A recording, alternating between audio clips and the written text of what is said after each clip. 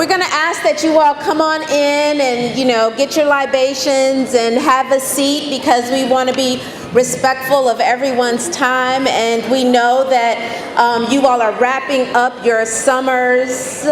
Well, the faculty are. Those of us who are 12-month staff members, we've been here the whole time. But so we know that everyone is sort of easing back into the day-to-day routine of being on campus. So come on in.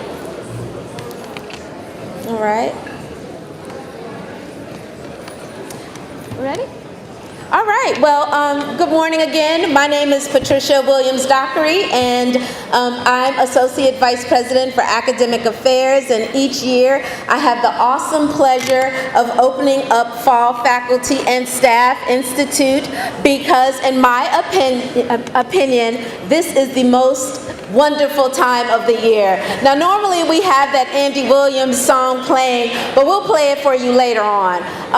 For sure, this is the most wonderful time of the year for us in academic affairs, especially those of us who work in faculty development, because we spend the spring and the summer really being intentional about what it is we want to bring for faculty in the fall.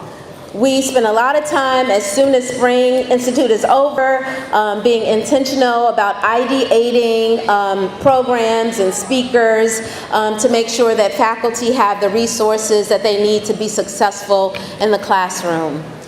Provost Yu, as you know, has demonstrated his commitment to really focusing on what faculty need, because he understands that faculty success equals student success. You have seen that with our IDC grants, our mini grants, and our Transform Oregon grants. And so you'll see a lot more of those really, I'm going to say, innovative initiatives coming out of academic affairs this year. Now, the theme of this year's institute, I'm going to let Dr. Dorsey Elson tell you about, but I will say that the team was really specific about wanting to have a theme that brought everyone together, faculty and staff. Because as my husband would say, who is a retired Air Force veteran, one team, one fight, right? So we all have the same mission here, which is to provide stellar education to our students. With that, of course, the world has changed since we were together in May, right? A lot has happened.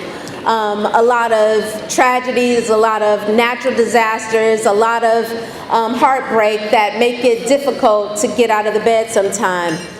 But there have been a lot of wonderful things to happen since we were last together.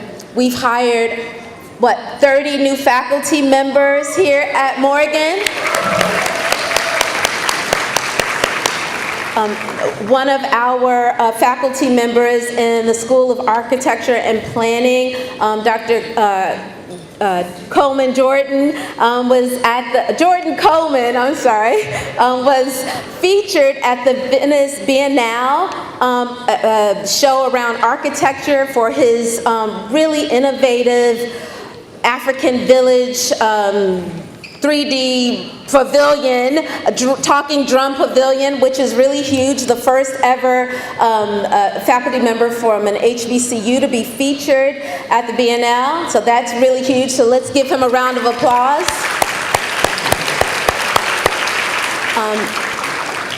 Morgan received its first ever Emmy for the documentary that came out of the School of Global Journalism.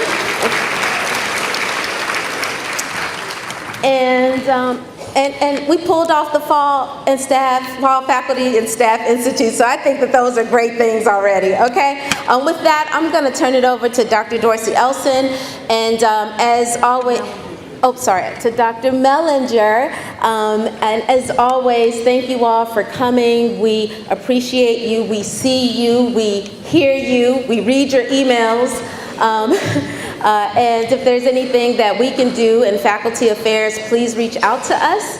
And I want to thank our staff who really put this together. And now I'm going to turn it over to Dr. Mellinger.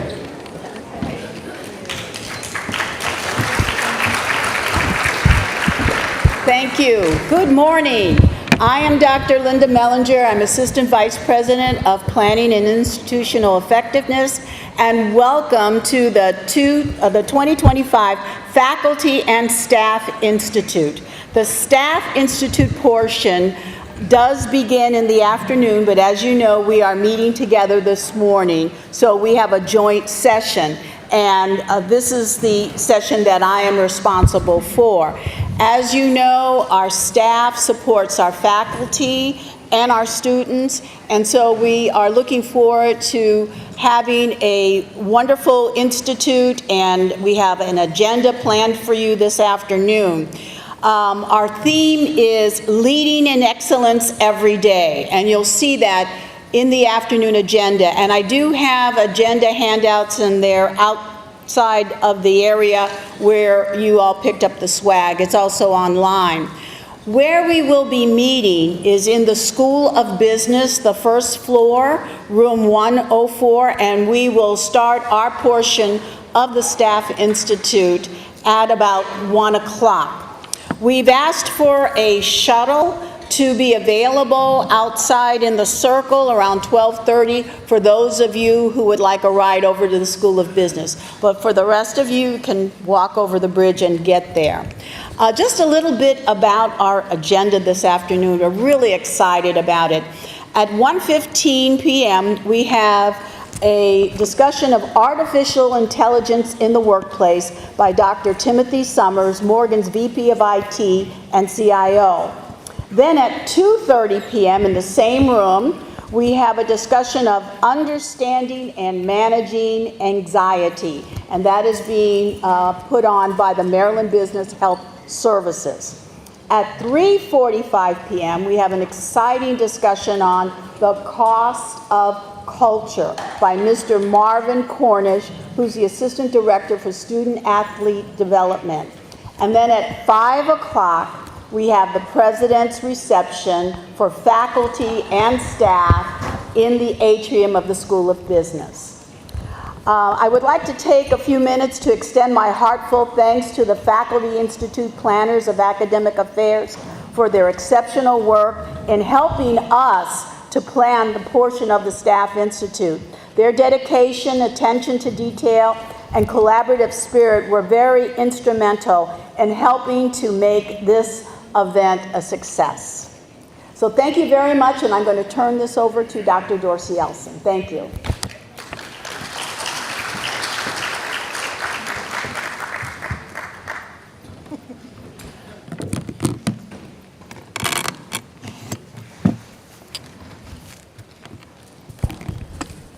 Well, good morning. Hold on, you all are getting so much attention.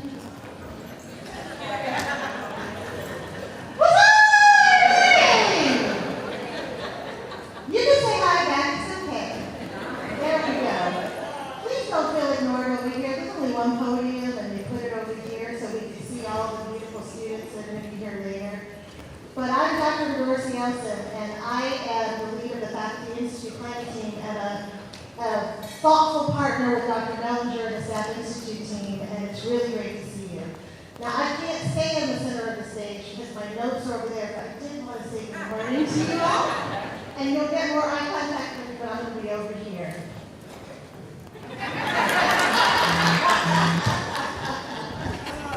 I already have the logistics. Somebody left a lovely phone on one of the tables. If you're looking for a phone, please check in with the support team. And they're all black, and we will hold it in the back of the room.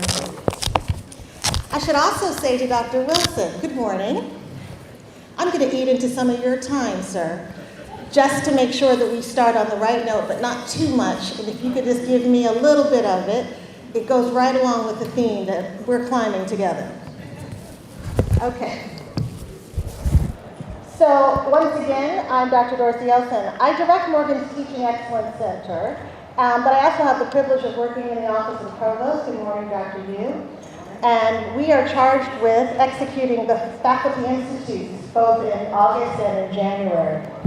This is a team effort, and so I must start off with thank yous, and I ask you to find all the gratitude in you now put it out into the room because it is deserved. Not everything happens by just thinking about it. It took a lot of meeting and planning. And we know we are imperfect. We are perfectly imperfect. Can I get a shout out there? Is anybody in here perfect? Let me meet you. Thank you. So I do want to thank Dr. Wilson and Provost Yu. I do want to thank Dr. Dockery and Dr. Beal for their senior leadership in mounting these events. But truly, I must shout out that next time we do this, we will make sure pictures are on the screen. You must know the following names. And if you know them, give them a high five today, for they have worked in ways that you cannot imagine. First, the project coordinator of my unit, Ms. Christina McShine de Jimenez. She's got a beautiful blue coat on and a swinging, and please, high five her. Ms. Yolanda Seabrooks from the Office of the Provost. In the back of the room always, but the one who leads us in ways we can't live without her, so eternity shall be yours. Ms. Cherie Eaton, also. Ms. Eaton, she's waving over there. I'm just send positive love and energy high fives when you see them. We want your feedback, but for now, lead with gratitude, please. Dr. Renee Lachman, who is also in the Provost's office.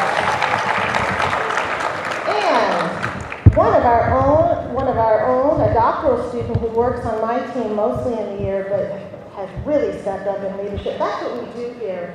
We try to build up our leadership in each other. Lauren Laporta, who is probably far from hearing this, but deserves.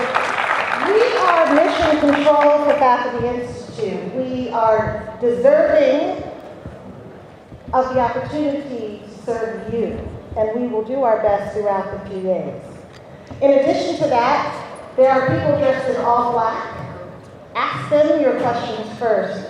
They are our support team, and they have volunteered. They were not voluntold. They were not. We asked, we want to help, and they said yes. Perhaps that can be some of you in the room next time we ask, because we need you. This takes an effort. Then, of course, Sodexo, the university's student center team, all of our students, yes, give them some love. All of our team from Sodexo, thank you so much. All of our panelists, presenters, and of course you, the faculty and staff. If you are faculty, give us a wave. Thank you. And if you are staff, welcome, give us a wave. We're here together. It's happening. And this is why we have all this seating in this way. Please work with us, as we've never had enough seating for people. And give a wave if you've got a seat next to you. Welcome a colleague in and kindly let them shift over you. We've done this before. We can do this here. If we could have our phones on silent, please. Okay, so Dr. Dockery did say I was going to talk to you about the theme. I need to be brief because I told the president I would only take a little bit of time. And so I do remind you that the theme for the Faculty Institute that we invite the staff to reflect on as well, while you're with us, is "And Still We Climb, Navigating the Now Together." Dr. Dockery noted the challenges that are the headwinds. We may hear a little bit about that from Dr. Wilson. But our charge as an institution together is to continue to climb. This show is not stopping, and Morgan State is on the rise. And it's because of our togetherness and our unity. Leaning in, digging in, exchanging ideas, and being together. Together. One team, united. Over the next 2 days for the faculty, and for today for the staff, of course, just work with us. Same team, hashtag same team. Give each other support and help. We will find answers together. Those blue cups have one QR code. Do you like the cups? That's a high five moment. Make sure you kind of go, thank you, Provost. Thank you, Dr. Beal. Thank you, President. Because that's just a token of appreciation for your work. But on them, anything you need to know about the Institute is on that QR code. Super easy. They are your guide. We also have an inspiration wall set up outside to write notes of gratitude and inspiration so we can get this year started right. Take a minute and write something. Somebody out here needs that inspiration. Don't hold it, give it. So take a minute and pop over to that wall. Don't forget tonight there's a reception for all of us in the atrium of the business school. Dr. Wilson is hosting us. And if you're on the faculty, don't forget to click on the QR code if you haven't already to set yourself up for your workshops tomorrow. You have a mandatory training today, but workshops tomorrow, wellness and development. Finally, if you've got questions, we do have a QR code you'll see. It's on that cup. You'll get to our link tree, but we'll post it on the screens. Post questions there throughout the day. Most will get answered post-institute, and we do follow up on that. We post it on the Academic Affairs Canvas board. We follow through. If you haven't checked in, make sure you're logged into your Morgan account and do so. And I'm going to give you a little bit of a task. When we get to lunch, be ready to be those people who are patient. We've got to feed all of us together, and so it will be a logistical collective. So I'm asking you to have your patience caps for that. In my closing thoughts, I just want to share one African proverb with you. It's probably familiar to you, and it's totally inspired by the theme for the Faculty Institute. And it goes as such. Listen.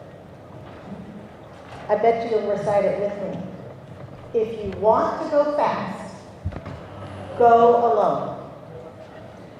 If you want to go far, go. This side of the room, go. Outstanding. That's what we're going to do, and that's what we've been doing. So now I ask you to please look at the screen. We are going to share a surprise video poem that we've asked our students, who we call the amazing FFI 25 student media team. Ariel Dickerson, Jamoke Oni, and Randy Smith have put together a poem. Once we watch this brief poem, Dr. Wilson will take the stage. That'll be the next voice you hear. Good morning. Welcome.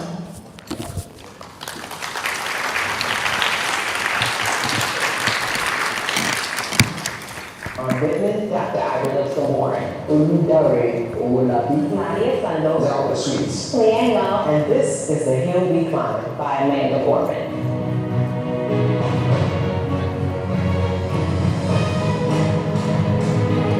When day comes, we ask ourselves, where can we find light in this never-ending shade? The loss we carry, the seed we must wade. We've braved the belly of the beast. We've learned that quiet isn't always peace. And the norms and notions of what just isn't always justice. And yet the dawn is ours before we knew it. Somehow we do it. Somehow we weather and witness a nation that isn't broken. But simply unfinished. We are the successors of a country and a time where a skinny black girl, descended from slaves and raised by a single mother, can dream of becoming president, only to find herself reciting for one. And yes, we're far from polished and far from pristine, but that doesn't mean we are striving to form a union that is perfect. We are striving to forge our union with purpose. To compose a country committed to all cultures, Colors, characters, and conditions of man. And so we lift our gaze not to what stands between us, but what stands before us. We close the divide because we know to put our future first, we must first put our differences aside. We lay down our arms so we can reach out our arms to one another. we seek harm to none and harmony for all. Let the globe, if nothing else, say this issue. But even as we grieve, we grieve. That even as we hurt, we hope. That even as we tired, we try. That we'll forever be tied together victorious. Not because we will never again know defeat, but because we will never again sow division. Scripture tells us to envision that everyone should sit under their own vine and fig tree, and no one shall make them afraid. If we are to live up to our own time, Then victory won't lie in the blade. But in all the bridges we've made, That is the promise to Glade. The hill we climb, if only we dare. It's because being American is more than a pride we inherit. It's the past we step into and how we repair it. We've seen a force that would shatter our nation rather than share it. We destroy our country if it left delaying democracy. In this effort, very nearly succeeded. But while democracy can be periodically delayed, it can never be permanently deleted. In this truth, in this faith we trust. For while we have our eyes on the future, history has its eyes on us. This is the era of just redemption. We feared at its inception, We did not feel prepared to be the heirs of such a terrifying hour. but within it, we found the power to author a new chapter. To offer hope and laughter to ourselves. So, while once we asked, how could we possibly prevail over catastrophe? Now we assert, How could catastrophe possibly prevail over us? We've known much back to what was, but we're moving to what shall be.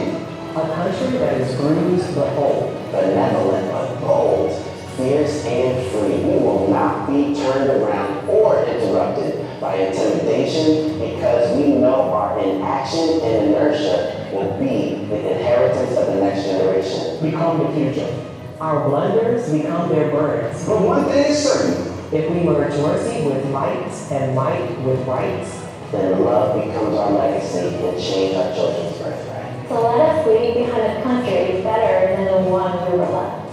every breath from my bronze-pounded chest. We will raise this wounded world into a wondrous one.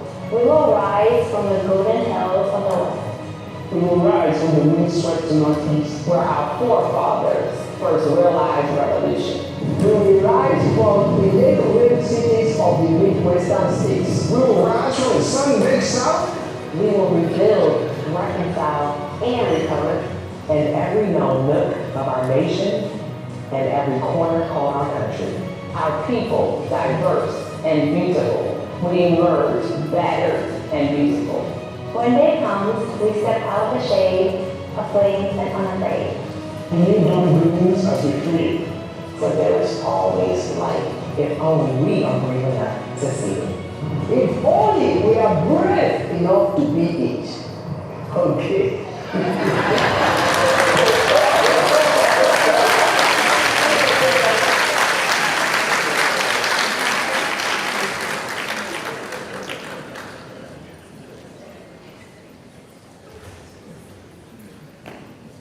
Good morning.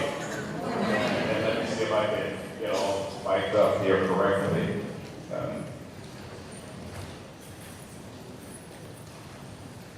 This is always one of my favorite times of the year as we come together at the beginning of another semester and really celebrate and honor the great traditions of our national treasure. So before I move forward and give you just a kind of a high-level update and overview of where we are, I'm going to, I see quite a few people standing in the back, and I do see some vacant chairs. Even the ones that are reserved here, they are reserved for you. And so just if you have vacant seats where you are, raise your hand, and we want all of our colleagues here, everyone's a colleague, to just come and take a seat if you care to. So, are we okay with that? Okay, very good. Raise your hand, and we'll have the people in the back to find a seat amongst colleagues. And that's who we are at our national treasure.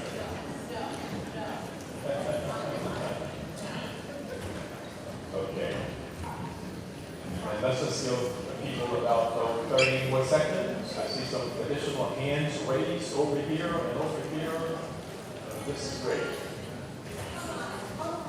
And the words of one of my favorite comedians, you look marvelous. It's great to have so many of you here for the opening faculty session.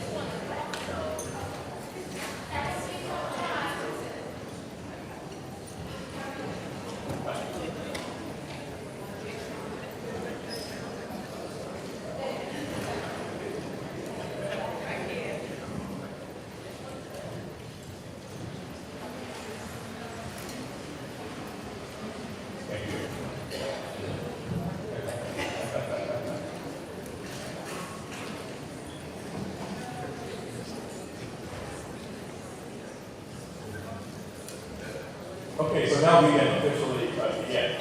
And so why don't we begin this way? I'm going to ask all of our faculty to just stand.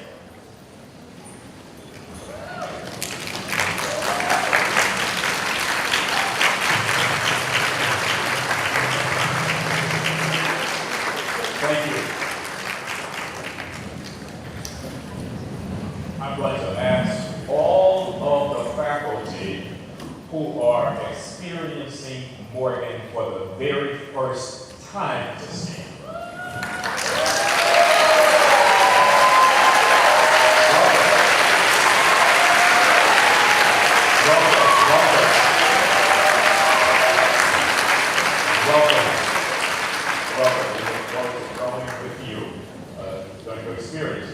I'm going to ask all of our staff to please stand.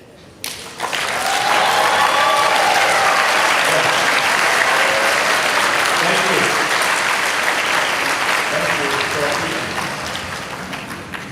I'm going to ask all of our staff colleagues, all of our colleagues who work in our physical plant, who are our custodians, and who play one of those critical roles at this institution, which is to make it attractive and presentable for all of us to experience. So, physical plant, custodians, those colleagues that sometimes we just don't see.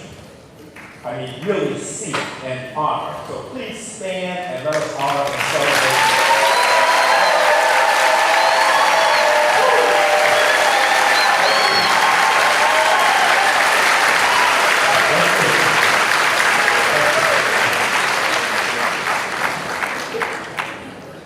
And so as I sat there and listening to Amanda Gordon, The Hill We Climb, that was so precious to me because I love poetry.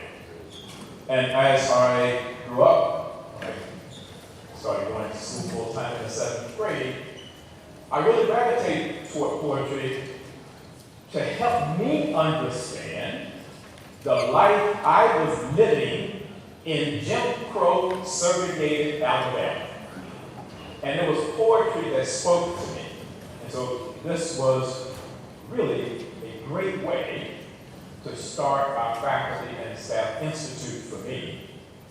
And I want to just extend that just with about 4 or 5 additional lines. But these lines are from Rudyard Kipling's Ilk, which, of course, I had to learn the entire poem when I was in the 11th grade. And I go back today and I read it repeatedly in order to really appreciate what Amanda Gordon is saying and what we are living through now.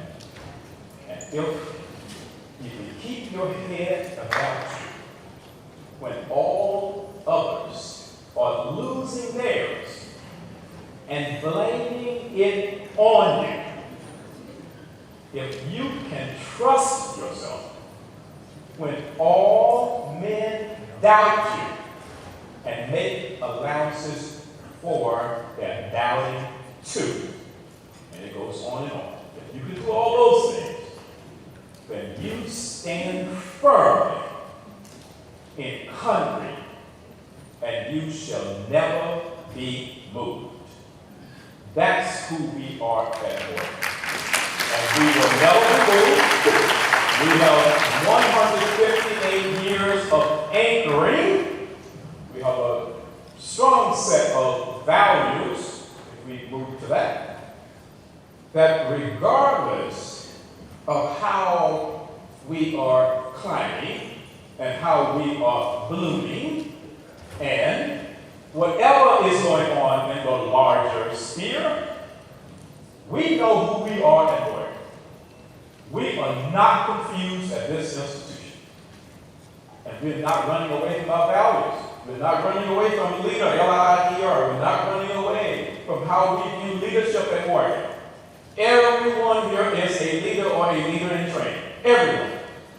And no one is more important or less important than anyone. As your president, I am simply the first among equals at this institution. I'm not more important or less important than anyone else. That's what leadership is. And it's about being humble in that. And then inviting others into that space. So we don't struggle with that. We're not struggling with innovation. Yes, you have to continue to ask the question. Yes, we may be good at this, but how can we be better? How can we improve? Yes, we're not going to forget our 158 years, but we're going to continue to innovate. And then, always, we must stand on integrity. And so, you have to mean what you say what you mean. And when you start lying, or prevaricating, I should say, when you start lying, well, you have to tell another lie. And then another lie. And then another lie. Pretty soon, someone calls you at 11 o'clock. So, well, what did you mean by, well, you told so many that you can't think straight? And so that's kind of losing integrity, if you will. It's just basically know what you are saying, say it, and do it. And diversity. I don't know when. Whomever came to believe that diversity was a bad thing. Are you kidding me? Perhaps you're not going around the world. Or perhaps you haven't gone to the 50 states. Oh, perhaps you haven't really digested the United States of America. When, indeed, I believe last time I looked, about close to 40% of the population in the United States is non-white. Every ethnicity, race. Really? And we're not a diverse nation? That goes against facts. So we're not struggling with that at work. Excellence in everything that we do. Everything. And then respect. And respect in the academic world can mean a lot of things, but it must mean for us, in a university environment, people have all kinds of views. It doesn't mean that I think the same way as you, but I will respect perhaps the way you think and the way one asks a question around that is critical. And so for those of you who work closely with me, I own the fact that I might not be saying things as clearly as you are if indeed there's some struggle there in terms of communication. I might phrase a question like, I didn't really get much sleep that night. And I'm just kind of struggling a little bit to kind of get to where you are. So help me understand how you got there. But I'm being defensive. And so that's who we are in Oregon. So with the Gorman Point, with all the cacophony and chaos going on in the larger environment, with the Morgan values, I can say to you, we are going to be okay. And so, let me go through this quickly. I want to welcome a few new members to our leadership team here at Oregon. First, you did hear the name of Dr. Timothy Summers being invoked. We are so pleased to welcome him as our Vice President, CIO of Information Technology. Dr. Summers, are you here? I believe to be the keynote speaker at the opening Staff Institute this afternoon. We're very fortunate to have attracted Dr. Summers. He received his undergraduate degree from Elizabeth City State University in computer science, went on to do a master's in that same field at Northwestern, and then his PhD at Carnegie Mellon, and was at Arizona State University, and really one of the top up-and-coming thinkers with regard to AI innovation. And we're very, very happy to have him on our team. Nico Campbell has joined us as our Assistant Vice President in Advancement. We are moving rapidly to prepare for what will be a historic campaign at Oregon. You'll hear more about that in the next year or two. But this is going to be a historic campaign. And and India D. Cordova, who now is celebrating her second year as our vice president. India, if you want to stand, I think you're here, is now populating her team in institutional advancement because we aim to raise tens of millions of dollars in the coming years. So we have a healthy endowment so we can take the interest off of that endowment every single year and reinvest in endowed chairs. Reinvest in those things that growing institutions invest in. So, Nico Campbell, welcome. Benny John, this is a new position at Morgan. He is our Chief Operating Officer. You know, we're a growing institution now, so operating budget at Morgan is north of $500 million. And so we can't operate the institution as if we are still in whatever, 2016 even, right? And so we welcome him. Benny was the vice president at Aeronautical at Rebel University, Emory-Rebel University in Florida. Was the CFO there, so we welcome him as well. Dr. Maria Costarin has been with us about a year.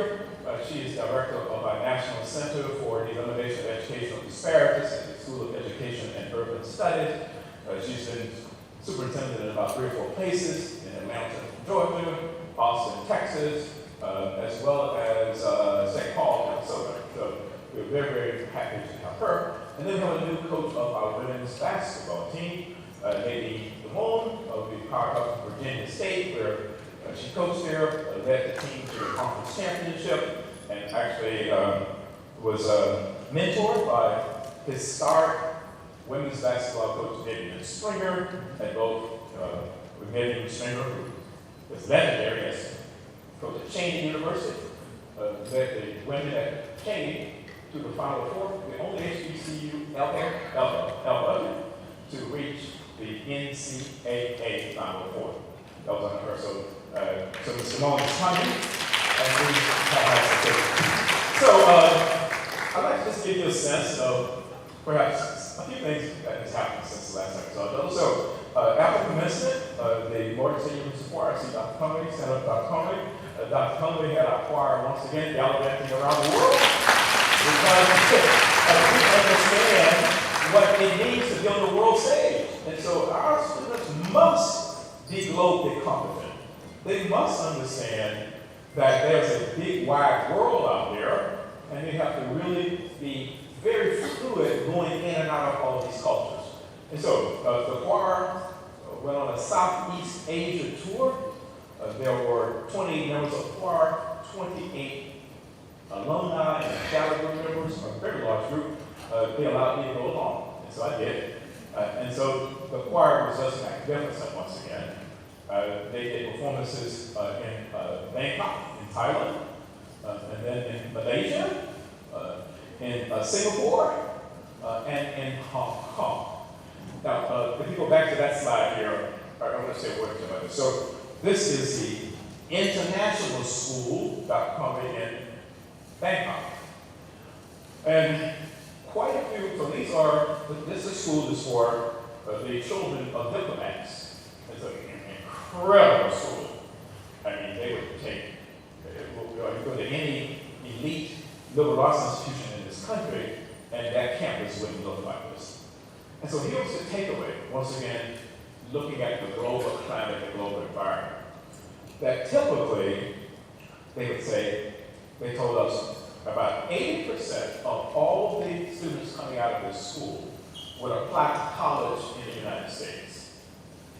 But as they came upon the college going season this year, that number had dropped to about 50%. And so then what you're seeing play out in front of us is rippling across the world.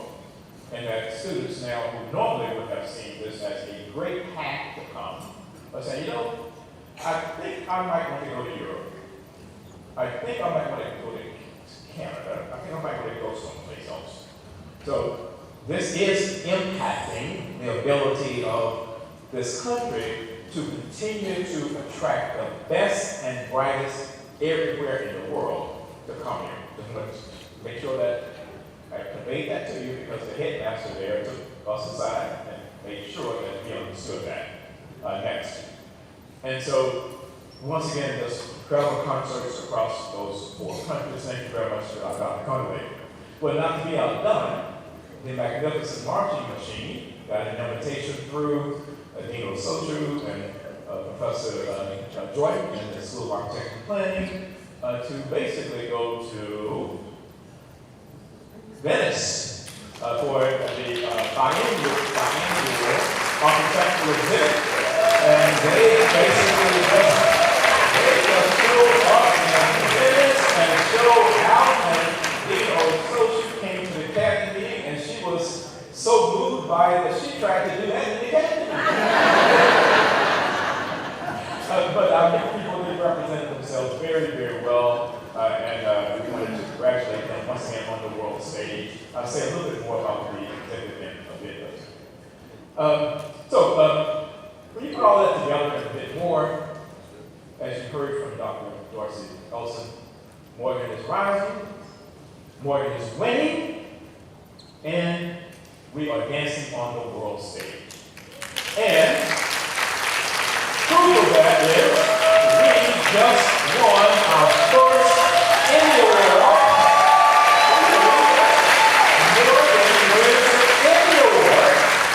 And I want to recognize Dean Emeritus Dwayne Wickham, current Dean Jackie Jones, and all of the incredible staff in the Center for the New Media for all the work that went into the history of a national treasure. If you have not seen this documentary, I really recommend it. 2 years, about 39 minutes. It's uncommonly well done, and that was really what brought Morgan his first ever Emmy Award. Also, we were named just 3 weeks ago by the United Negro College Fund as the HBCU Futurist. And they look all over the country, and basically this is one of the criteria. Which of the 100 plus HBCUs has visionary leadership, innovative practices, and a transformative impact in higher education in America, and that landed them to Morgan State University. And so we're very pleased. Dr. Maltese is here. Dr. Turner is not here, Senior Vice President, but we had Dr. Maltese, our Associate VP, to go down to Atlanta and to accept this award on behalf of the university. So Morgan is winning. Congratulations! And just notice this. Recently, Dr. Turner, are you here? Stand up. Let's celebrate Dr. Turner.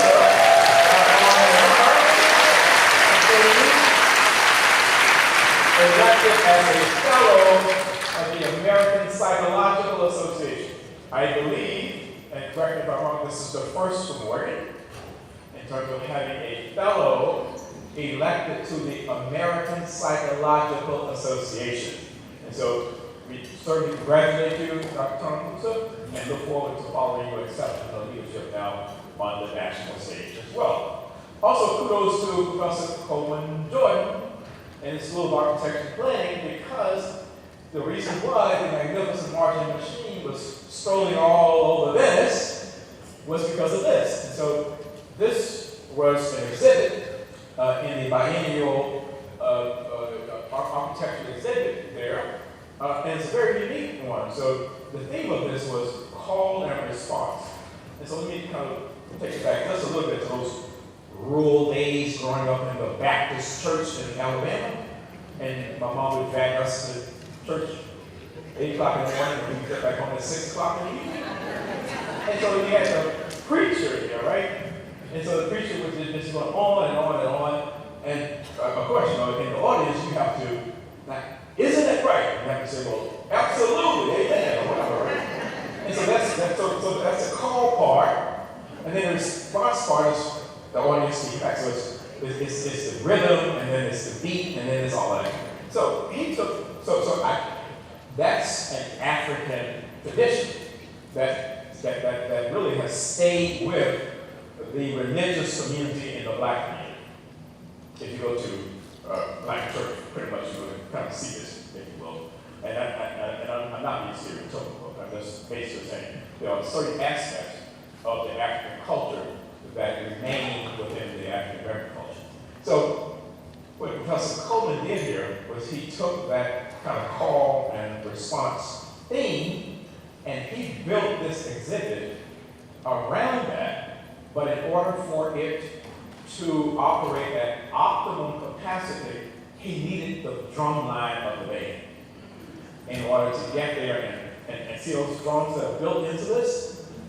And I am told that that was really one of the most rhythmic exhibits that that particular venue has ever seen. And so it will be there until November 15th. And so I was unable to go, but India Cordova and me will socially represent me, but I plan to make our way over before it closes so I can absolutely take that in. So Professor Coleman, are you here? Okay. Yes, that's yours in the back here. So thank you very much. Also, Dr. Jahani, congratulations to you and your team and to Dr. Yarko.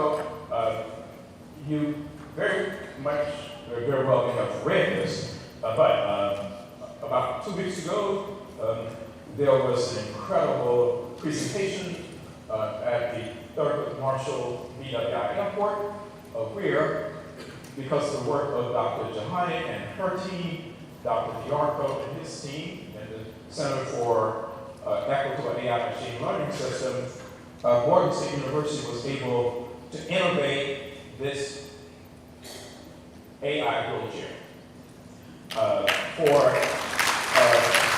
This is designed for passengers who come to gate 20, and they have a departing flight at gate 75, and you come out of your seat already and wait there forever for someone to come and bring a wheelchair.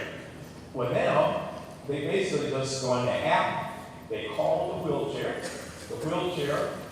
comes to the gate without a human pushing it, and basically will wait there until the passenger gets in the wheelchair, and then the passenger will push a button, say gate 70, and then the wheelchair will take them all the way to gate 70. And so, Dr. Jahani has also been a fellow as well with the Institute for Transportation Systems. And so, Dr. Jahani, are you here?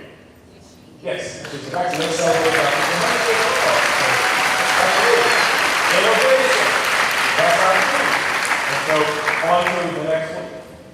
So, you will hear, I hope, a great deal over the next few days about AI. I think if you come through the Faculty and Staff Institute and you are not understanding AI, if you are not being almost saturated with what AI is, what AI is not, it will be time lost. So pay attention to these presentations. Here at Morgan, though, and that was a reason why I waited as long as I did to hire that vice president in Seattle position. I don't believe in hiring people who don't have skills. I just have to put that, we don't have that kind of money to basically go out and hire someone, and you don't have the skills to do what we want, and then, wow, you find another place at the institution. That's yesterday's thing. So I would much rather wait until we get exactly who we want, and we invest in that person, and that person takes us into the future. And that's what Dr. Summers has been asked to do, to come in, make sure that he and Dr. Diarco are working together, because Dr. Diarco runs the Center for Equitable AI Machine Learning Systems. I think we're the only HBCU in the country that has a research center in this area with stable state funding. Not a center where we got a $4 million federal grant, we put it in place, and now we're just praying that the grant doesn't go away. No, we have a state appropriation that is allowing this center to hire up to 14 faculty members. Hell, very few institutions in the country can say that. And so I'm expecting this center to be on the cutting edge of AI innovation on the research side. Now, there's one thing to do the research, but one of the things that we are trying to do here, and we've been very successful thus far, is to position the institution as a rising research institution very differently than the traditional model. We understand discovery. We're never going to abandon discovery as part of research. But we want our research to be also the research of application, the scholarship of application. And so if we're going to invest these millions and millions of dollars into this research enterprise, we have to be able over here to say, so why should citizen A care about it? Because it needs to address some kind of issue, some kind of problem, vexing, that is getting in the way of a community or an enterprise ability to basically live a full life. And so with Dr. Summers, he's bringing the experience. He's bringing the operational aspect of that, not the research. But he's been in the trenches building the systems, right? He built these things at Arizona State. And so here we are now, we are sitting almost on a goal line. We have a center over here, and then on the operations side of the institution, our IT, we are building capacity to say, okay, well, how can we use that in order to be more efficient in A, B, C, D? Oh, really? Okay. Or we can basically ideate this over here in the research lab, and then we have a laboratory here at the institution where we can test it operationally.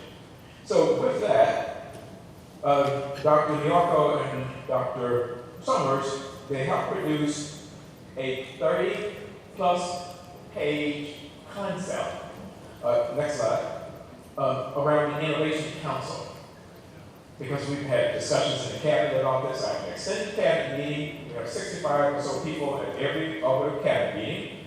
And I wanted the university community early on to kind of understand what we're doing in this space.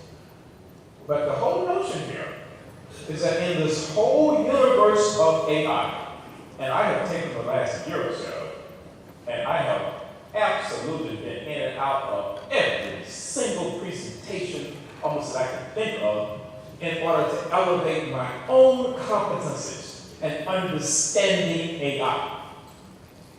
2 days in New York at the Google Lab, another 2 days in New York on a corporate board on which I serve, where everything was about AI. And I would come out of those meetings like, wait a minute here. On the university campus, if we're still thinking about AI as how do we prevent plagiarism, that's like 30 years ago thinking. And let me just say that for a moment. So for example, one of these presentations that was given at the Google Lab in New York was from Syracuse.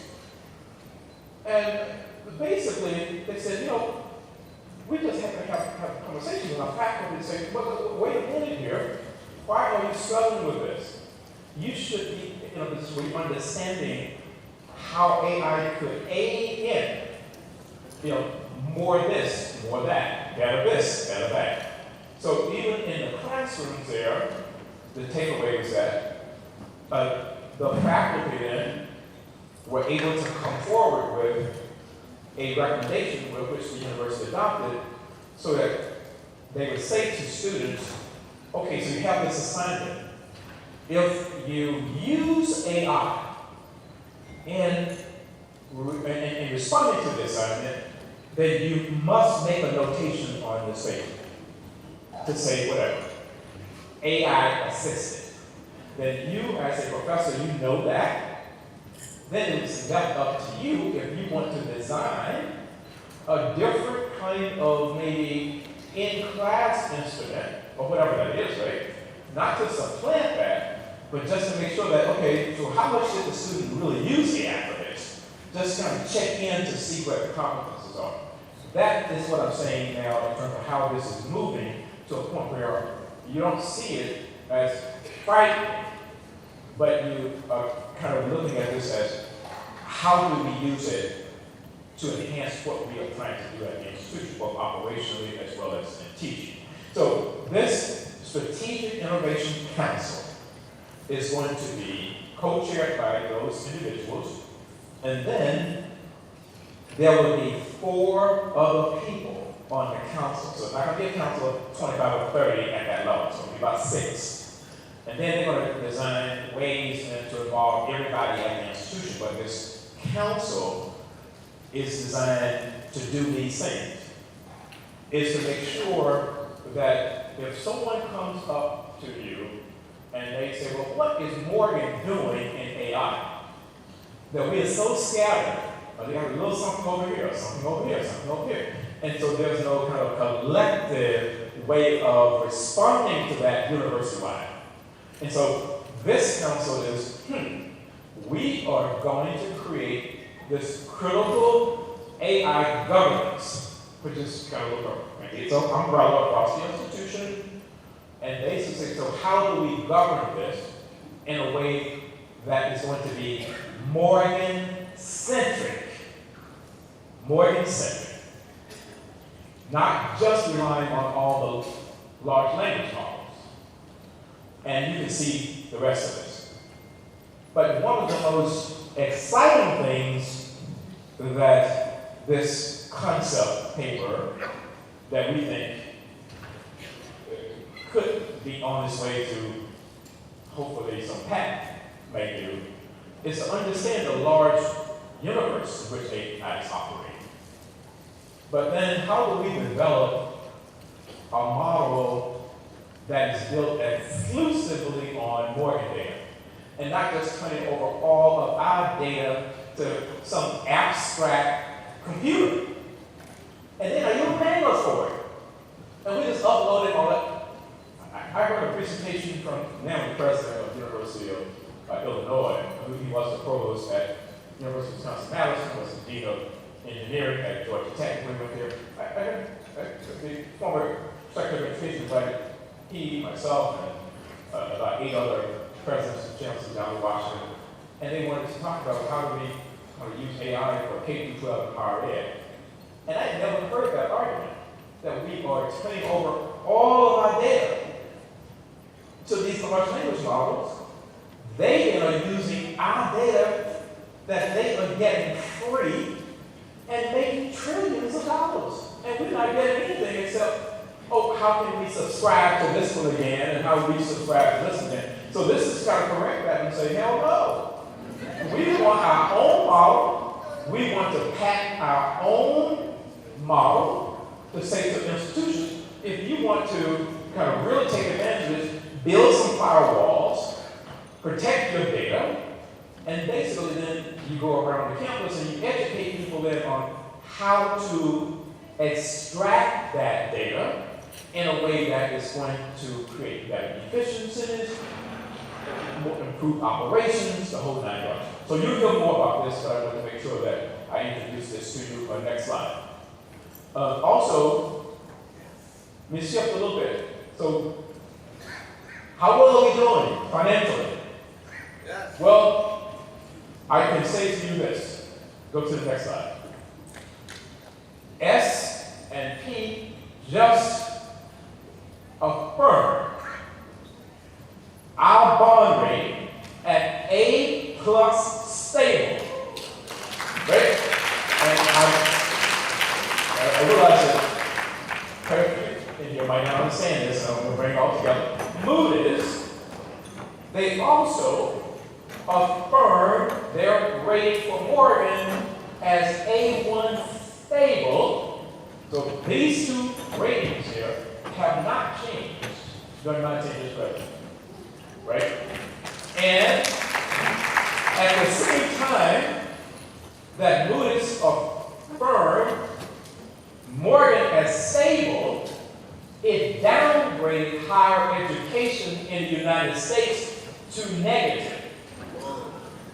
So the whole sector has been downgraded. That's the first time that has happened in my memory. The whole sector. So with all of that, we enjoy here at Boyd a solid, healthy financial position. Right? And that doesn't mean that we don't have needs. Of course we have needs. But you have to be able to manage what you have so you don't become one of those institutions that people are writing about because you're on the verge of losing your accreditation and you may have 2 years left before you are looking at a teach-out partner. And so that means that when you have the leadership in place, it's not there to ensure that everybody's happy. That you take $1 and you give everybody 1 cent of it, because the institution doesn't move that way. And so you have $1, you gotta make some tough decisions to say, okay, of this $1 though, 60 cents of it needs to go here, because this is going to be the greatest impact of this investment. And 20 cents over here, 20 cents over here. And while we recognize all the other needs, we can't just spread everything evenly amongst everybody. And that is really when you get into the healthy financial position. So I know you Google things, and I like to be transparent with you. So we do have a cash reserve that we have built up over my tenure at Boyd. When I arrived in 2010, our cash reserve was about $30 million, right? Our cash reserve right now is $170 million. And let me explain that to you. That should be, for an institution our size, about $500 million. Because that is money that once you go in there and you take $5 million out of it, it is gone. That's not recurring. And so if Moody's or Standard & Poor's, if they were to come and they were to see that we're now tapping our cash reserves for operational issues, that bond rate is going to go, because it means that we are not doing a good job of balancing the budget based on the resources that we bring in that fiscal year. And if the institution is in that position, it is not a stable basis to be. So we're stable. Our state appropriation for FY26 is the highest ever, $205 billion. So you say, well, how could that be? You have to get back 12. Well, what happens is that with the merit raises and the COLA raises, right? Those things lag behind what the state appropriation is. And so when they make this decision that, okay, this is what we're going to get in the next fiscal year, that's based on what you got the previous year. So if you're going to get less, then they've already made the commitments to those COLAs and to the merit. And so even if you downsize in personnel, when you carry that forward, if you will, you're carrying it forward, sometimes something greater, because that additional revenue has kicked in from the COLAs and the merit. A little bit more complicated, but want to come and have a one-on-one conversation about it, I will. So I can announce to you this memo has not gone out yet, but I believe it may have shown up in your paycheck today, but it not, it certainly will show up in your paycheck the next time. Every full-time employee at Morgan will receive a 1% COLA effective July 1. And so you'll get a 1%, a 1% cost of living increase, even with the budgetary challenges that we have. And so this, you can credit Governor West Ford. I'm sorry, that's it should be effective 25. Yes. You guys, I was writing too fast. Why are you guys laughing here? No. That's my doing. So that letter, email that Jerry wrote in your email box before the faculty institute yesterday. On to the next slide. So very quickly, how many of you know what we're talking about when I introduce this slide? The HBCU settlement funds. This is the long-running lawsuit that was legislatively settled here in Maryland, and there was $577 million that the state allocated, $57 million a year over 10 years, and that $57 million over the 10 years would be allocated to the 4 HBCUs in Maryland, Morgan, Coppin, Bowie, and UMES, based on a formula. And so that formula would be HBCU1, let's say Morgan, the enrollment, as the numerator, over the denominator. And the denominator would be the total enrollment of Morgan, Bowie, Coppin, and UMES, right? And then you get the percent of that total enrollment of that single institution. And if that percent is 40%, then you then multiply the 40% times the $57 million. And that is the amount that will go to that institution, with one exception. No HBCU during the course of the funding over the next 10 years can ever receive less than $9 million. And that was put there to protect Coppin and UMES. Because if that's the case, then Morgan would be getting, who knows, 65% of that money, right? So with that, we got our first funding in 2023. And that first year, we got $15.1 million. Now, we were supposed to get about $24 million. However, the lawyers, basically, that had really been litigating this case for, since 2006, their take was about $10, $11 million. Or $24 million or whatever, but they took that off the top. And so when they took that off the top, then what was left, then it went into that formula, which is why in that first year, we got $15.1 million. We're very transparent here. This is how we invested the $15.1 million. Understand, this money is not designed to be spread all over the institution. I have to go before the legislature every year and defend how we are investing this money, because it can only be invested legislatively by law in 6 areas. Not, I have a need, let's tap before. No.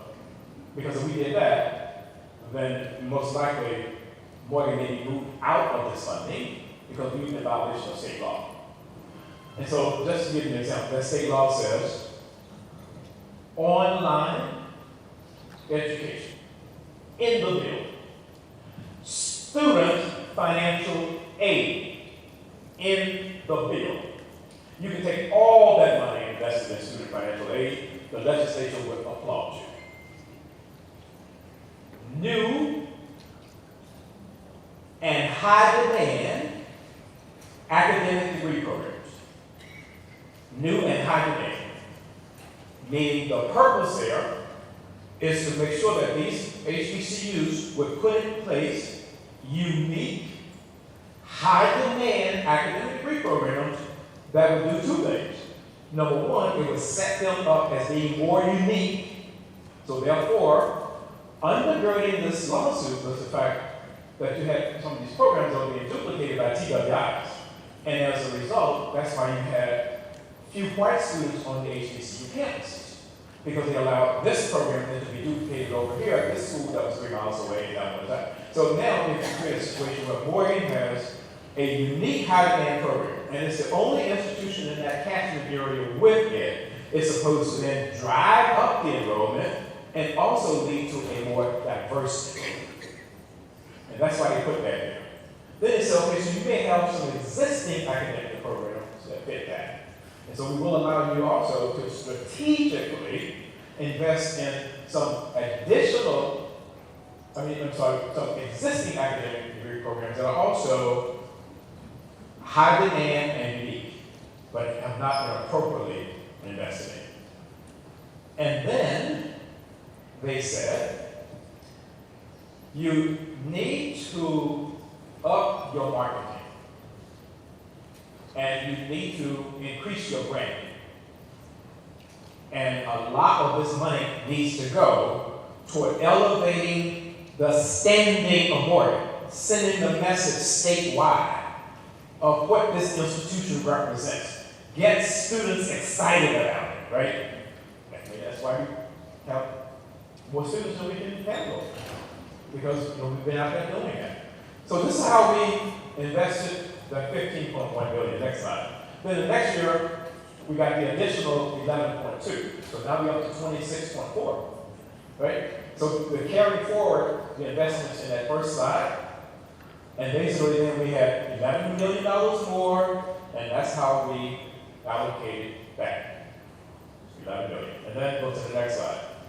So now we're almost at capacity, because now we're getting of that $57 million, about $27 million or so a year. And we were able to increase that from 24 to 27 because we had to jump in enrollment from whatever, 8,500 to 10,800. But that jump is not going to be that great going forward. So we wanted to say now that it's kind of leveling out, because the enrollment is, trust me, it's just not going to, we're putting a cap on that for the most part.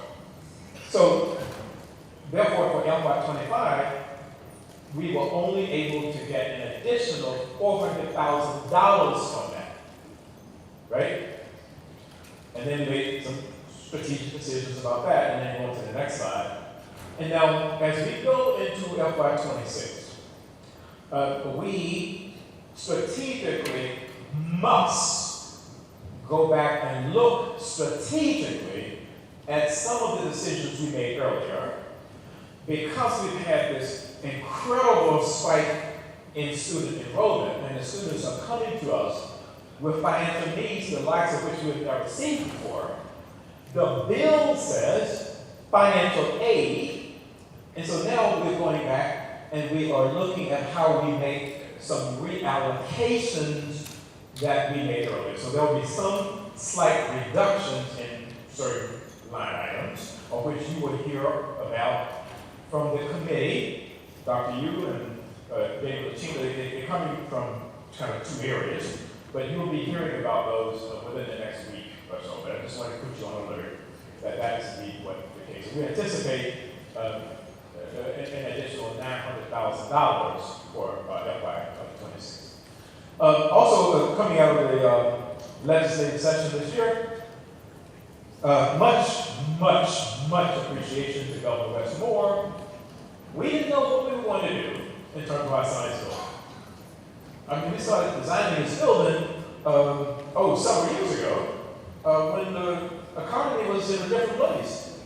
And so now with all the tariffs and all the other stuff, the amount of money that we had, $234 million or so, that was not going to even come close to building a science building, right? So it's very expensive to build a science building and engineering building. And so we really had to go down and excruciatingly make the case for an additional $100 million. And Governor Moore and the team, they understood in the end when and Kim McCallum, Kim, we just need to stop and also just show some Morgan appreciation for Kim McDowell.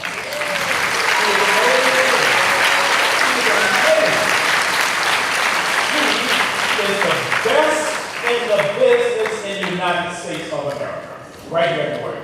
Every single building that you've seen on this campus, she has basically overseen the design, the construction, all of that. And her team is the team that will get together. And you should see the documentation. In the end, it's like this. But we came away with $324 million for a fully funded science.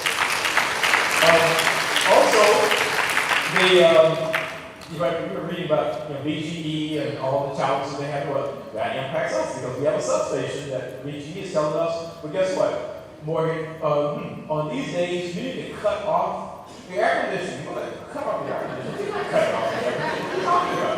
This is a campus. And so that's because the power is about to fail. They don't have enough power. And our substation is failing. The substation they have here. So we had to also, in addition to the $324 million, we have to make the case to the state that, okay, so Governor Moore, thank you very much, but this building is going to open in 2028, but we won't be able to use it because we won't have any electricity. You just want the whole state budget, right? I said, well, that would be enough, but we can talk about that later. But anyway, he added to that an additional $84 million. So, process this. For the first time in Morgan's history, we came out of the legislative session with $400+ million in infrastructure and capital improvements. And in addition to that, we had the Bird maintenance and Lake Clifton, where we're moving forward to demolish Lake Clifton High School. On to the next slide. Capital preeminence continues in Morgan, so let's run this real quickly, Stacey. And so 6 new buildings opened this past year. They're either renovated or new construction. We had the grand opening for the Hurt Gym. It's completely renovated. If you haven't been inside, go inside. I try to get over there about 2 or 3 times a week. Thurgood Marshall, we've never done the ribbon cutting there, so we did the official ribbon cutting for Thurgood Marshall Hall. Also for the Legacy Hall, and it really helped going inside of these student residential facilities. I just urge you, even during the Faculty Institute, to meander over, walk through the dining hall. If there's someone at the front desk, oh, did you see a room here? I tell you, right, that rooms like that, I'll still be in college. And so then Baldwin and Cummings, one of the things that we are determined to do here is not to destroy history. Not to destroy our legacy, right? And so, for these legacy buildings, we are not doing anything with the exterior. But we're going in and we are gutting the interior, and then we're rebuilding them anew inside. And that's what you have in these 2 buildings here, right? So, the looks that you see when you open that door, you go in the building, you go in one of those rooms, is no different than Legacy Hall or Thurgood Marshall. All new rooms. And so these are residential halls that we open. Health and Human Services, $171 million.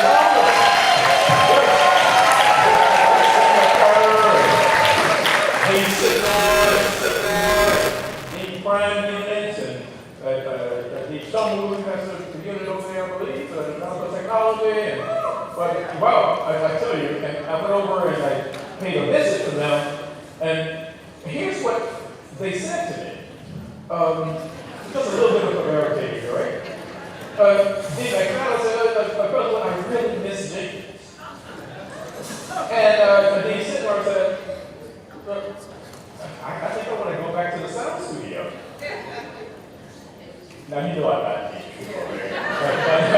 But we're so pleased with this facility, and we walk in and we see our staff, we see our faculty, we see our students. They just in a different place because these facilities exude caring.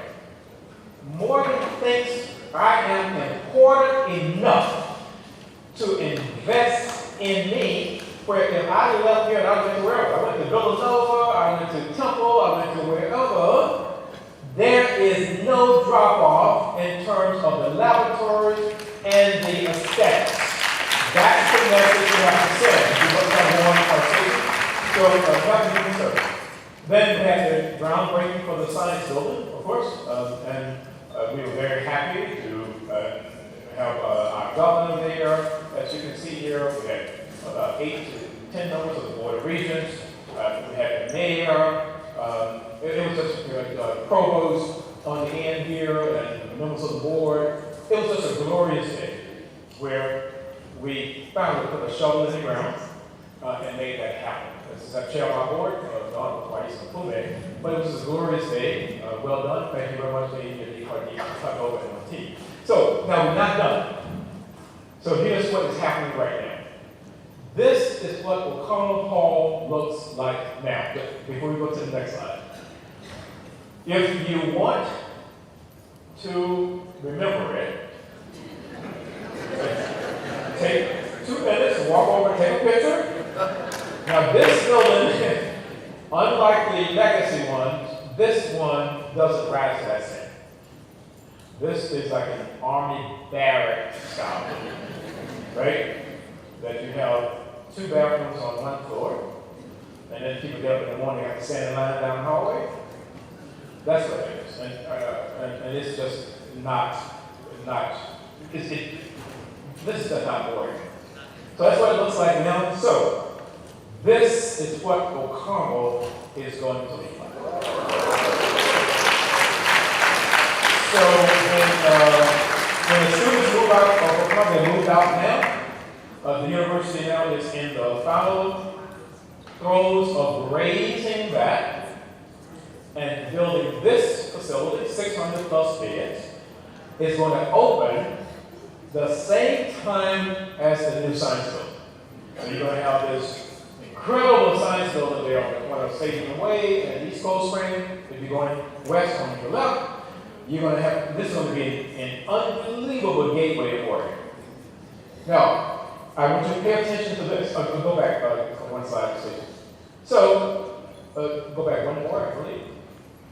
All right, so this is a pedestrian bridge, O'Connell. So this bridge is going to come across the Harriman, and it's going to land in the academic quad, so that the students will not have to go and physically cross East Coast Spring, and start connecting the campus and creating these communities where the students actually have to walk across the bridge there, and going to the next one. This is also going to be a new dining hall.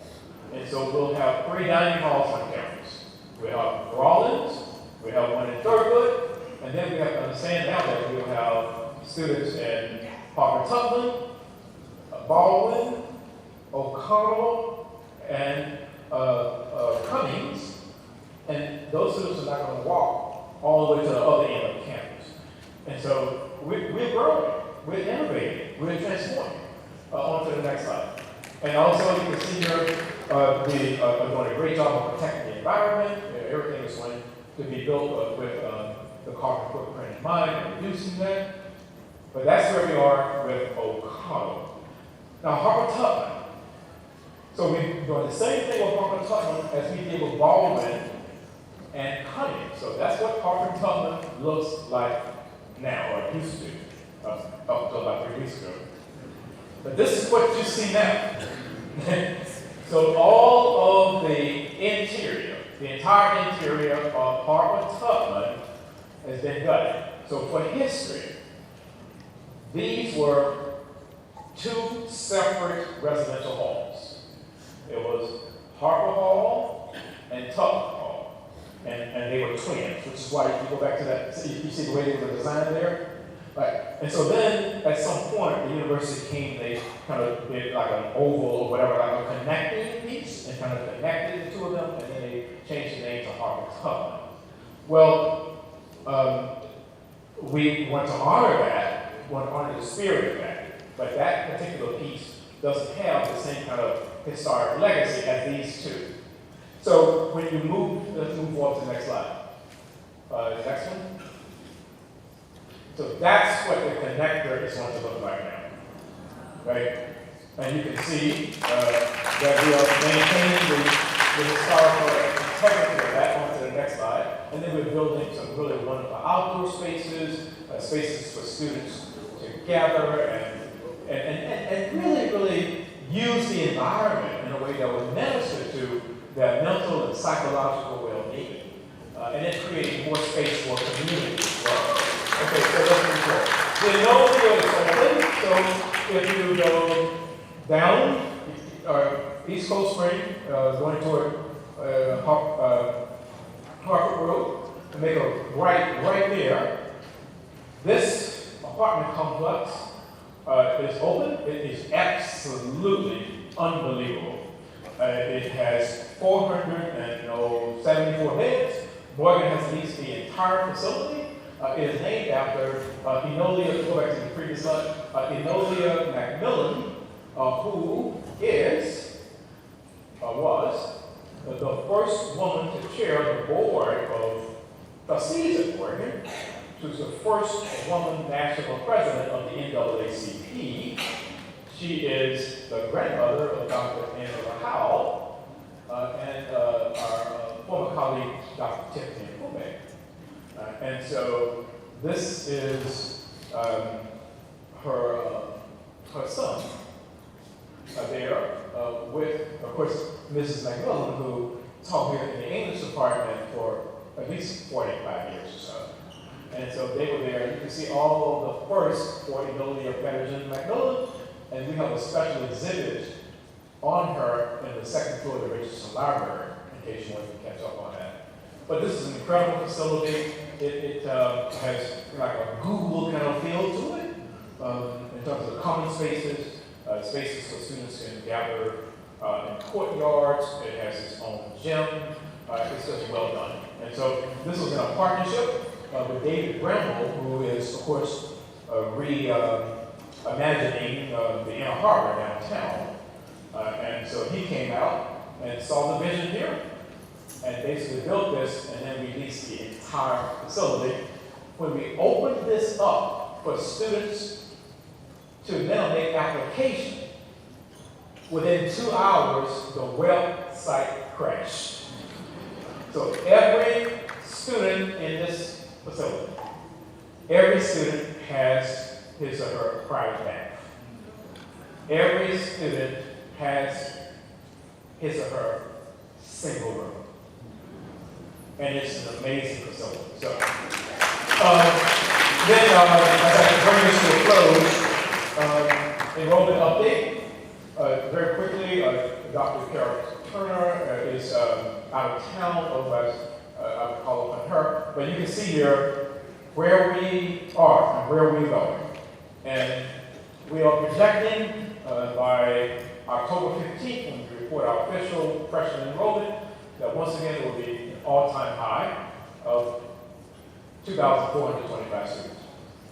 That number could very well be 30,000. But we meet in the cabinet, we work together, and we come to the conclusion that we cannot accommodate that many more students. But we don't want this trend line here.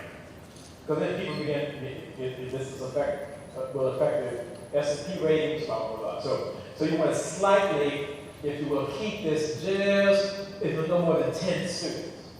Keep it on the ascendancy. As opposed to, wow, decreasing your enrollment by 500 or so, and then you start going like this, and then people begin to think that you're not as attractive anymore. So that's the only reason. Next. So also,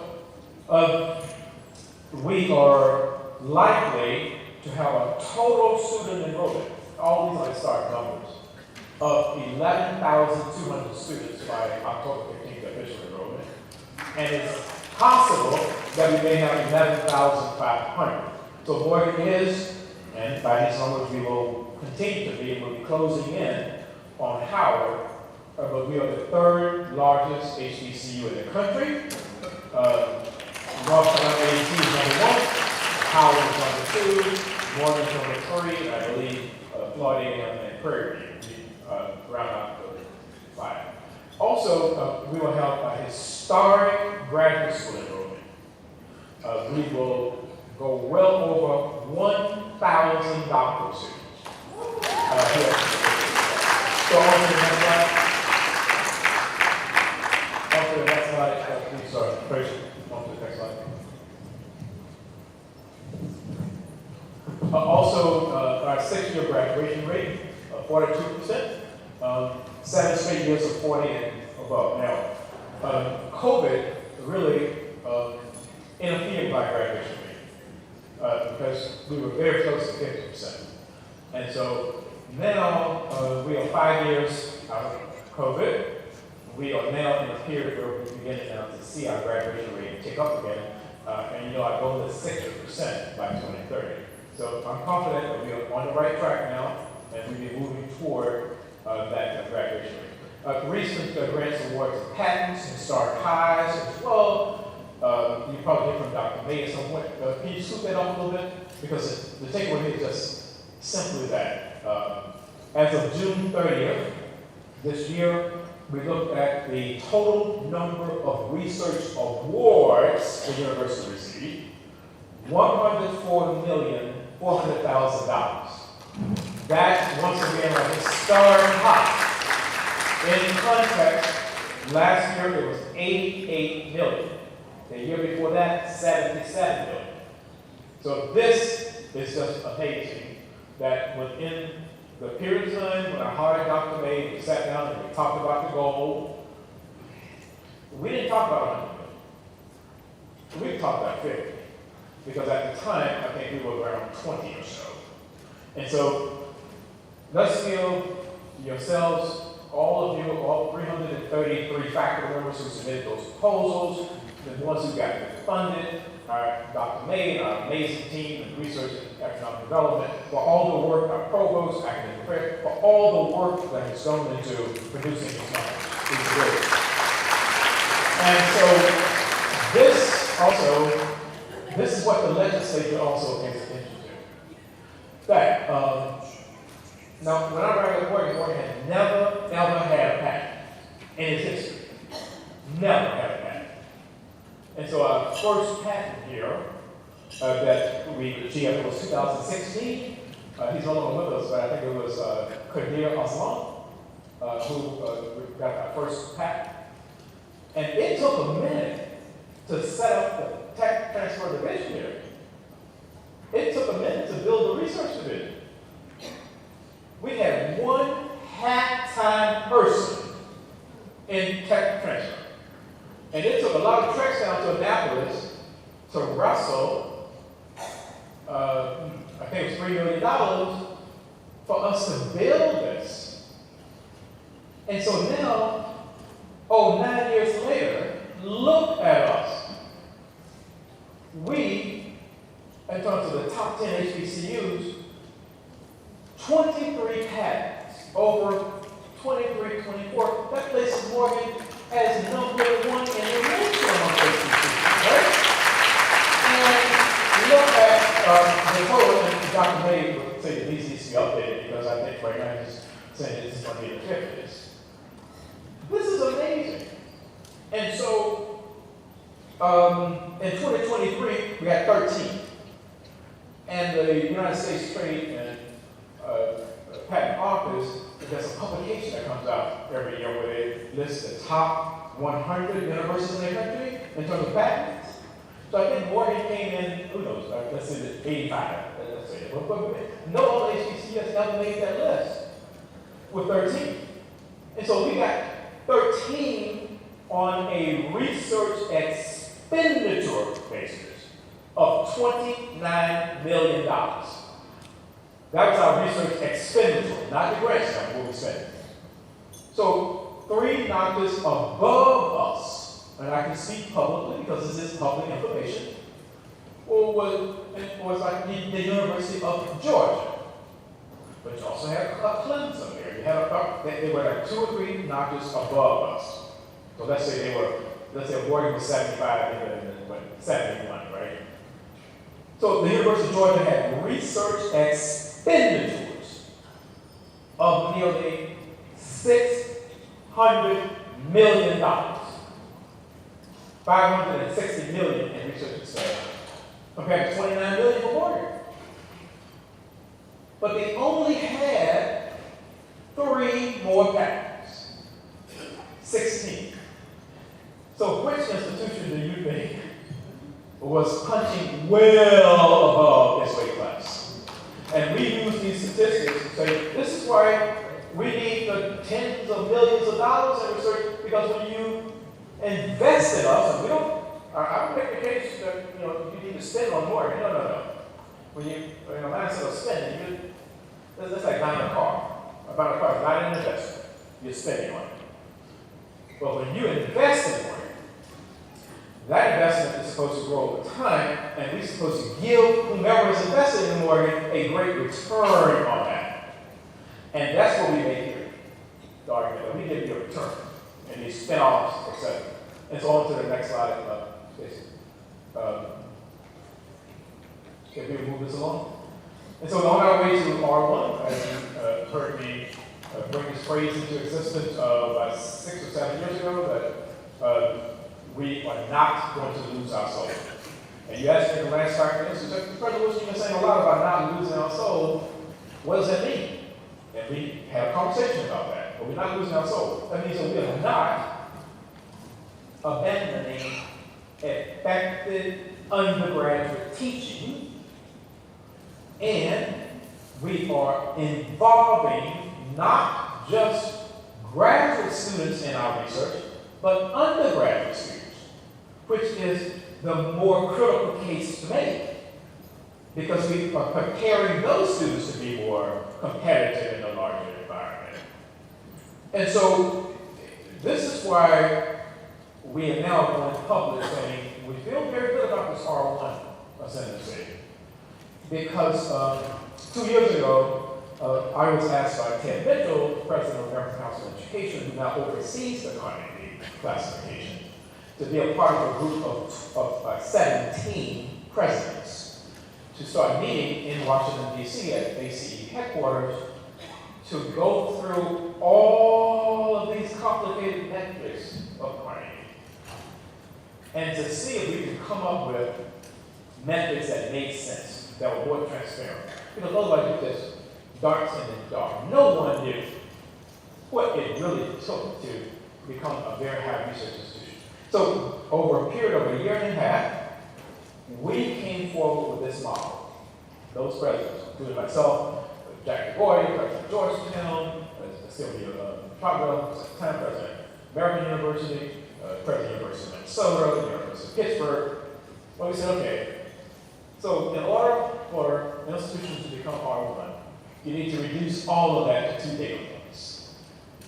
$50 million in research expenditures over a 3-year period. An average of $50 million in research expenditures over a 3-year period. And an average of 70 research doctorates over a 3-year period. Now that average piece is very important because you can have a dip 1 year of the 3 years, but an increase in another year, so long as when Carnegie looks at that 3-year average, you are above 70, or you are above 50. So with that, on to the next slide. Here's where we are. So now we have the data for 2 years into the next cycle, right? So what this shows here is that for that June 30th in 2024, and we have to submit these numbers to her. So we submitted $55.5 million in research expenditures. That's the first year that will count on the next 3-year cycle. Also, if you then look at June 30th of 2025, Dr. May has indicated that we are going to submit $68.2 million in research expenditures. So you can see here that we have $18 million above 50 for year 2 and I'm sorry, so 55.5 for year one, you're 5 million above 50, and then 68, and so that's 2 years where we have met that data point. On to the next slide. Oh, and go back to the next one. So he's projecting, he and his team, that for FY26, which will be June of 26, that we'll have research expenditures of 77 million. So there should be no question there that we will meet the third year data point. So let's go to the doctoral production. So with the doctoral production, let's go to the next slide if I can show that, Stacey. This is why I like to point, have my own slides. So with regard to our doctoral degree production, so in the first year that will count in terms of the next 3 years, we basically have 62 for year one as of 2024, June 30, 2024. So then, how many doctorates are we submitting as of June 25? Because the way you count would be, in our case, our December commencement and then our May commencement. So Dr. Yu and our institution research team indicated that when the last student walked across the stage at our last commencement, we would have 93 doctoral graduates from Morgan this past year. So now remember the average, right?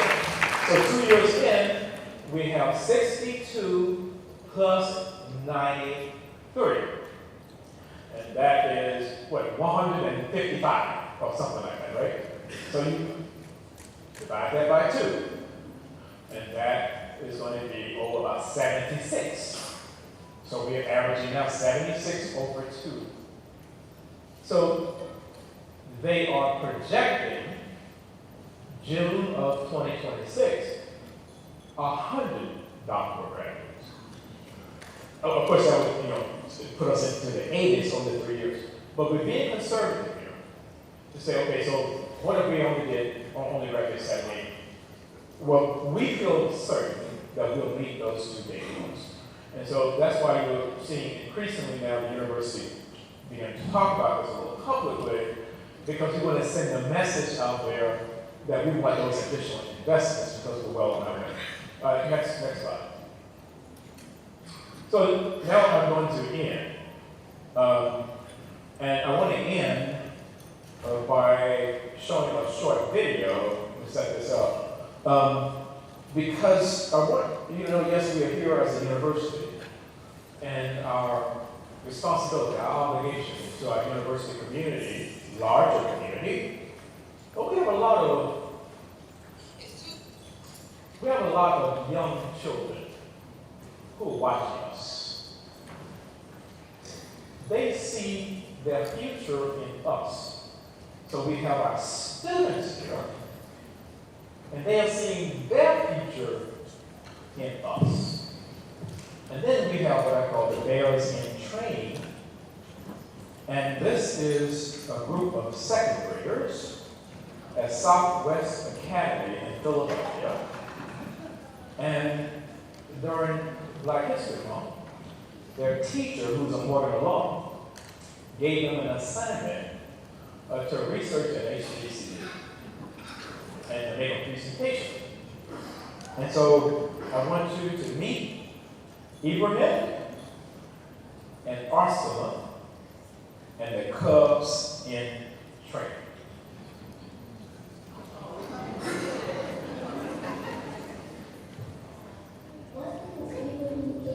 And I'm going to tell you about Morgan State University.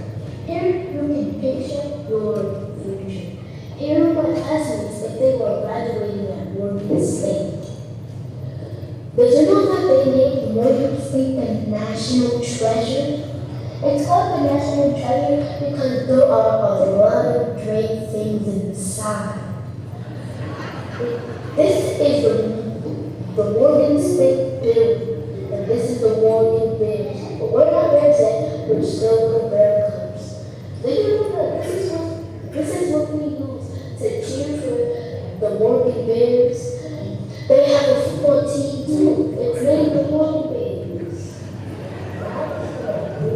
The Morgan Bears. Whoa! They're inside. I can picture myself as if I was a deer.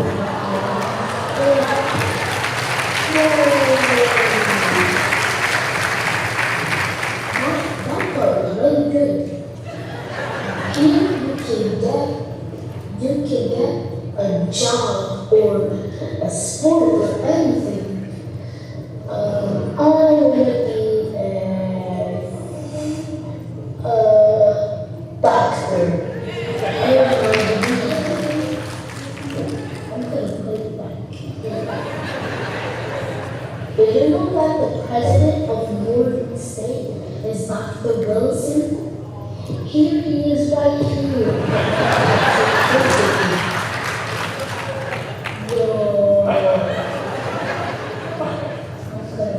I could have put his name back in. Do you want to know who else got a degree at Morgan State? Right, it's Miss Stewart. She got hers at Morgan State too. Whoa.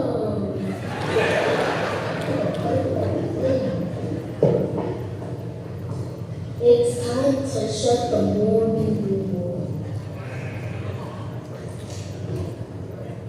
Now I'm gonna introduce you to my friend Arsenal. Take it away, Arsenal. Hi, my name is Alfina Turner, and I'm going to show you about Morgan State University. Here, this is April Bryan, and she worked in the White House at Morgan State University, and she trained to be a journalist. Here are all of these famous people that went to Morgan State University. And these are all the companies that maybe want to go to Morgan State University. And this is me. If I went to Morgan State University, I would study to be a gymnast or a doctor.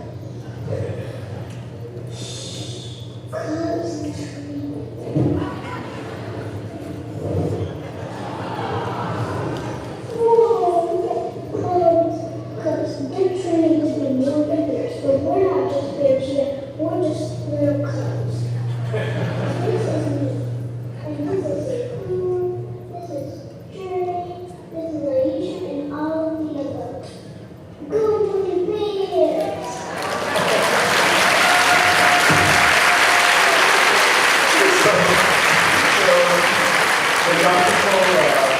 The young people are watching us, and so we decided to pay for transportation, and we worked it out with the school, and we sent a bus to Philadelphia, and the bus picked them up, brought them here to Morgan. You see how that swag there. And so Arsenal and Ibrahim, they came and they went to the board. Both of them were standing behind me here, all right? And they went to the boardroom, we have that picture, and I was making my way in to greet them, and there is Abraham sitting in the seat that the president was. And did not move. Right? And that's why I just politely went to the other end of the table. So in this group, well, it just goes to show that what we do travels far. Thank you very much, and have a wonderful rest of faculty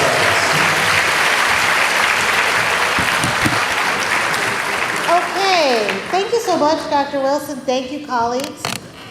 We do want to see if you have any burning questions you need to ask in the room. We have time for one, and if it's a 3-4-parter, then that's it.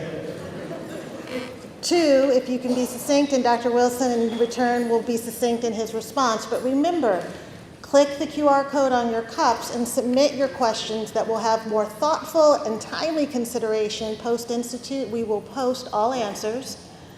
But is anyone in the room, please raise your hand. We'll get a mic to you. Like no pressure, I know. But we do want to ask. And Dr. Wilson wanted me to ask. Then he's the perfect president. Then we just give him the applause and say thank you for spending your morning with us. And Dr. Wilson, I would like to personally invite you to remain with us as we have a student panel coming up, and we hope you can stay with us through lunch. If not, thank you again for joining us. Thank you. I have a couple of housekeeping announcements, then we'll put you on your well-deserved and earned break and keep us on time-ish. Couple things. On break, please, of course, self-care, but remember, we have a photo booth and inspiration wall outside. Remember to give a little bit of you to someone who may need it. We have opportunities, but also capture some of the joy of being back together again after what we hope was a restful and productive summer. 2, pay attention to the slides while you're walking in the room. We have lots of shout outs and announcements of things happening during the year, and it's sort of that commercial break, but also that we want to feed your souls with information break. So take a look, don't ignore what's going on there. You'll notice we're adding more chairs in the room. They're coming in the side doors. We estimated 700 people. We have met capacity, shout out Morgan State. That's very good. Next year, watch out, because you're telling us we want to be in the room. So we're trying to add what we can. Please, again, be generous and remove your purses and bags if you can, and give a wave to a colleague to come and sit next to you. Finally, HR wanted me to let you know that there are a couple of service tables out in the hallway if you are interested, and they include Tia Cruff, Fidelity, our PNC Bank colleagues, Aflac, our insurance colleagues. The Enoch Pratt Free Library is at a table out there if you're interested in setting up a partnership or reaffirming one with them in your classroom and research. They are available, and their resources are vast and complement ours. They are a working partner that Dr. Richardson from our library constantly wants us to advocate for.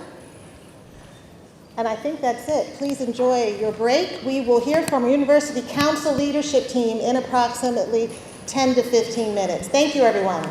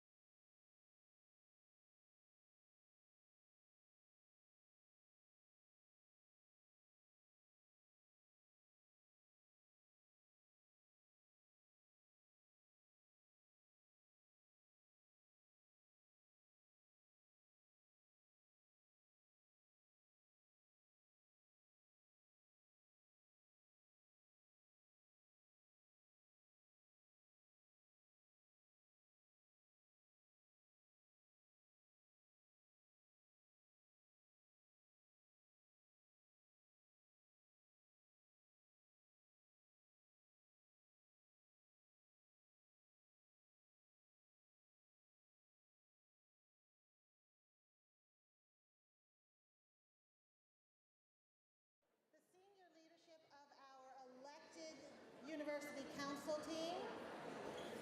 President of the University Council is Dr. Samia Kirchner. And so please let us quiet down and hear the remarks from our University Council. Dr. Kirchner.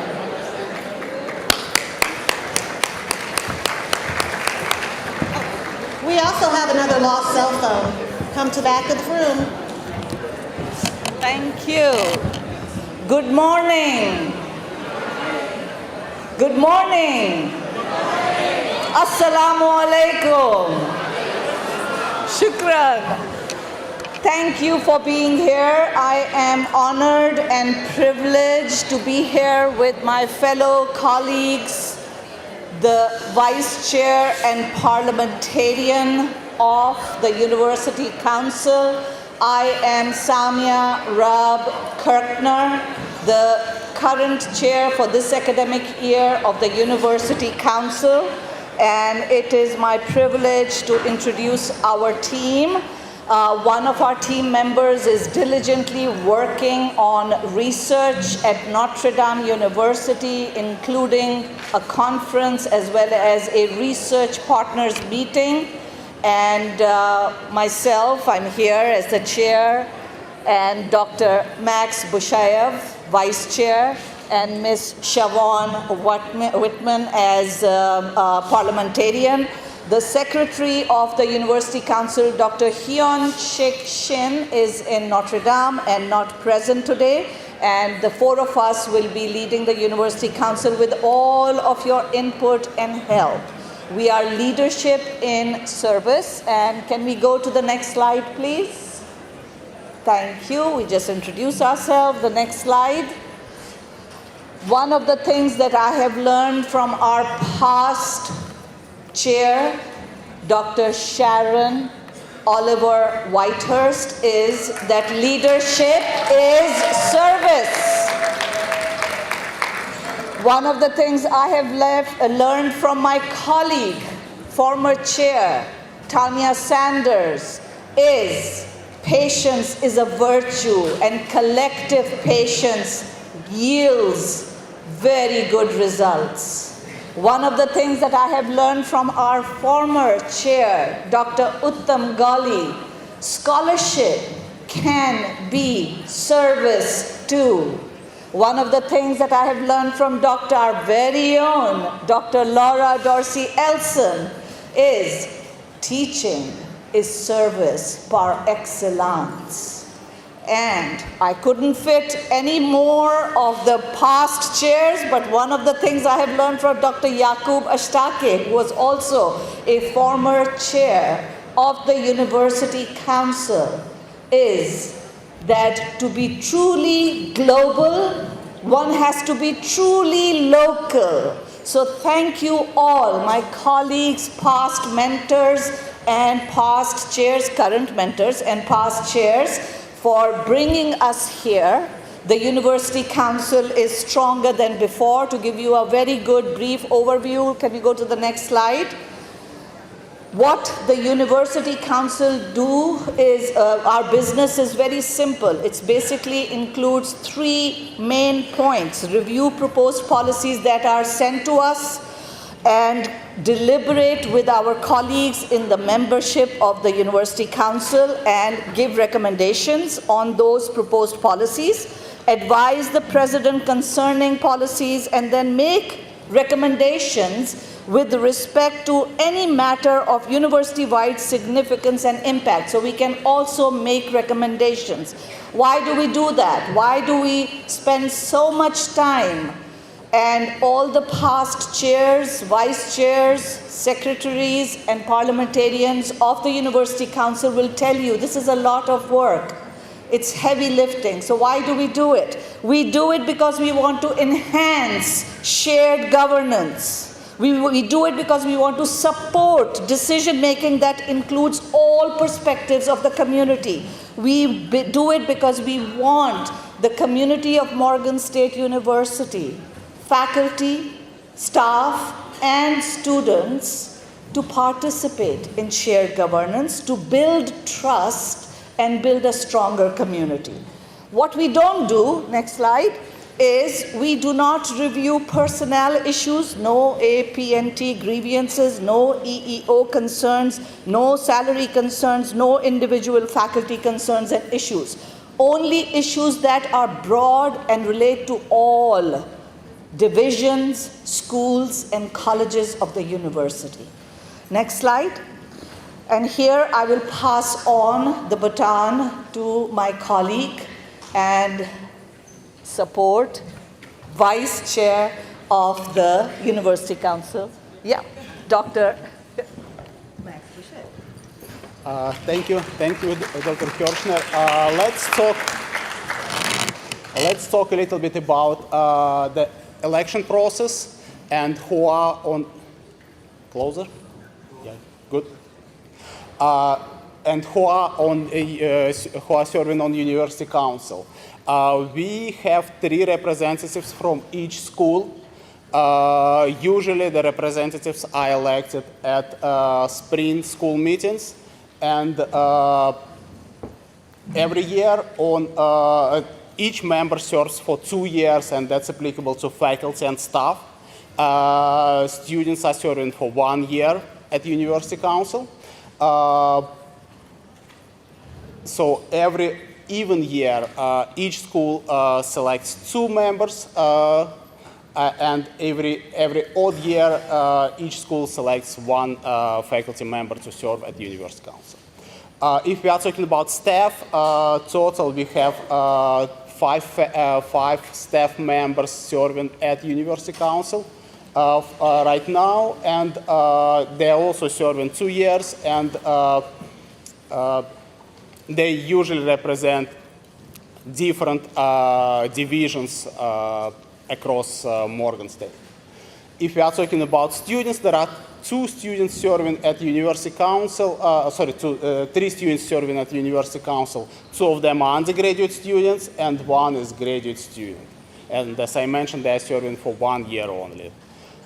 Next slide, please. Duties and responsibilities of members. If we are talking about members, their main duties and responsibilities are attending monthly meetings. We have meetings every month. Participate and serve at on standing and special committees. Usually, in the beginning of each year, the members are allowed to select the committees they want to be. They want to serve on. They have to serve on at least 1 committee. And that's also extremely important because we believe it's not always done properly. Members of University Council, especially if we are talking about faculty members, should report to their schools and departments on what's happening at University Council. Because the whole university should be aware of initiatives we are having at University Council, and it's extremely important part of their responsibilities. Next slide, please. We have 7 standing committees plus 2 special committees at University Council. You can see all of them here. They're pretty much grouped based on the main functions of our university. We have research and creative work, we have budget and finance, academic affairs, and so on, so on. In addition to that, 2 special committees are election committee, and it serves for a pretty short period of time in spring semester, running elections at University Council, chair, vice chair, and secretary. If we are talking about special committees, for now we have only 1 special committee, and that's University Council Bylaw Committee. We are trying to revise with bylaw, and that's our goal. That's one of the main goals for us for the next academic year. Next slide, please. How to get involved, and I believe that's probably the main slide or the most important slide for our presentation. And this slide, and I want to highlight that, this slide is applicable, or everything I'm talking about here is applicable to any member of our Morgan family. It's not only about those who were elected to serve at the University Council. Anyone can participate, anyone. The only difference between elected members and all other members of our Morgan family is that you cannot vote, but that's a small difference, nothing else. You can, as any member or any elected member of University Council, you can definitely attend any monthly meetings, and we have pretty good representation there. We constantly getting around 100 people attending our meetings. The meetings are face-to-face, but also you can join us in Zoom, so it's pretty convenient, I believe. We want to increase the attendance. You can, if you cannot attend the meetings, you can review monthly minutes of the meetings and just to be aware of what's going on at University Council. You can also review standing committee meetings, but moreover, you can participate in standing committees. If you are really interested in doing something, if you have some ideas how we can improve Morgan in areas of research, academic affairs, budget, whatever it is, you can definitely join the related committee and participate there. What else? You be active in voting for your University Council representatives at your division if you are talking about staff, at your school if you are talking about faculty. Become University Council representative. You can serve at University Council up to 4 years. As I mentioned, you can it's 2-year term, and you can serve 2 consecutive terms, so that's 4 years total. And volunteer to work on the committee, as I mentioned. Even if you are not elected committee member, you can always volunteer to join any committee. You can always bring your ideas in, and we will definitely discuss them. Next slide. Considerations for membership, and that's mostly applicable to faculty. Partially. Applicable to everyone. We encourage everyone to consider becoming elected University Council member. Anyone, any full-time employee can be a University Council member either as a staff or faculty. If we are talking about faculty, we strongly encourage schools to have diversity in their elected members. So different ranks from lecturers, assistant professors, up to full professors. It's a good idea to have different departments of your school represented at University Council. So if you we have 3 members from each school, so if you have 3 or more departments, it might be a good idea to have at least one for each department to be represented by just one person. Why we are asking for that, even though it's not mandatory, it's not anywhere in the laws. Why we are asking that? Because we want to increase representation across university. Next slide, please. So a few words about what was done in the past couple of years. If we are talking about 23-24 academic year, the main initiatives, not all of them, but the major initiatives we took were, we submitted a draft of University Council bylaw. There were some suggestions. We are planning to revise it and present it to University Council again. We talked about possibility of creating research clusters at Morgan. That was part of a research committee. Okay. There were several other activities like research initiatives. We did survey on that. There were a couple of policies we revised, including anti-bully policy. Next slide, please. In 24-25, the main focus was on new policies, including rotating chair policy, which was initially actually initiated at University Council a year before. We talked about workload policy. We did survey on faculty experience on grants, and we also discussed graduate student assistantship and the policy related to that. Next slide, please. Yep. Good morning, everyone. So round us out. I won't keep you long. These are our tentative dates for the upcoming 2025-2026 academic year. These are not yet finalized. Once they are finalized, they will be published on our university website. Next slide, please. Oh, and just to reiterate what Dr. Bushev already said, we meet on Thursdays in the Earl S. Richardson Library boardroom. And we do have a Zoom feed as well if you are unable to attend in person. Next slide.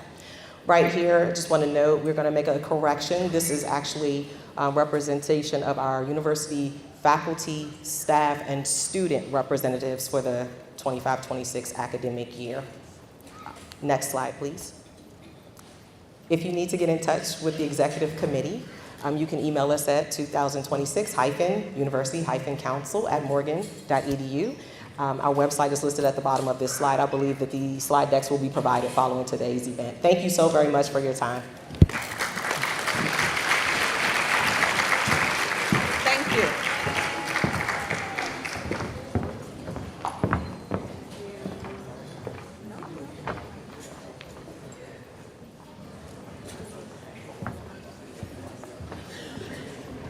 Good morning. Thank you, University Council, for all of that very important information. And colleagues, please, we did not have a chance for Q&A, but remember to use the QR code on your cups, on the back of your cups, to submit your questions where they will get answered. Right now, we're going to move into our next segment, and that is our student panel. Yes! Good morning again, and welcome to one of the most vital conversations of this year's Faculty and Staff Institute. I'm Dr. Renee Lachman, and I'm honored to serve as co-moderator for this session alongside my colleague, Mr. Wayne Hill. Today's panel is titled, "And Now a Word from Our Students," and it invites us to listen closely to the lived experiences of Morgan students. These students are not just navigating college. They are building futures, carrying responsibilities, and bringing purpose to every part of their journey. Mr. Hill. Thank you, Dr. Latcher. This conversation is grounded in our Institute's theme, and still we climb, navigating the now together. Our panelists represent a powerful blend of undergraduate and graduate voices. Please join us in welcoming today's student panelists.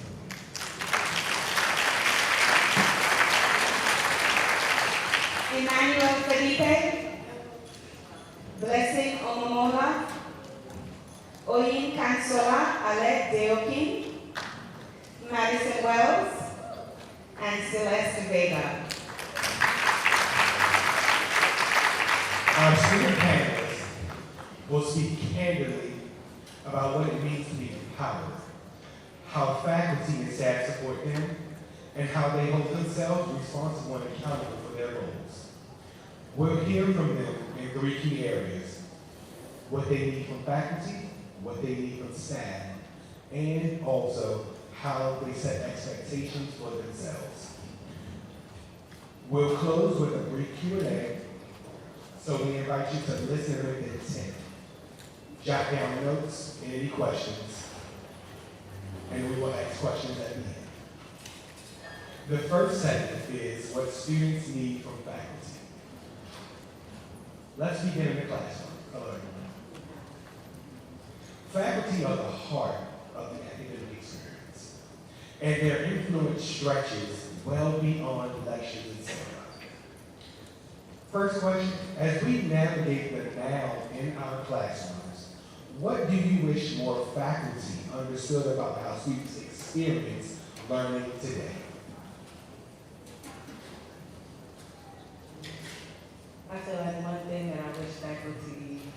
understood more is that when it comes to the things that affect like productivity and mental health and like how students perform in class, I feel like financial burden isn't one of the things that really get talked about. I feel like workload and things like that get talked about, but the financial struggle of doing school is a very taxing on everything, like on your mind, on your body, and I feel like the same way that regular like adults outside of higher education have these struggles, we do as well. Because I also feel like there's a notion of when you're in college, you're not doing life for real. Like you're doing it like this is the life before life, and it is.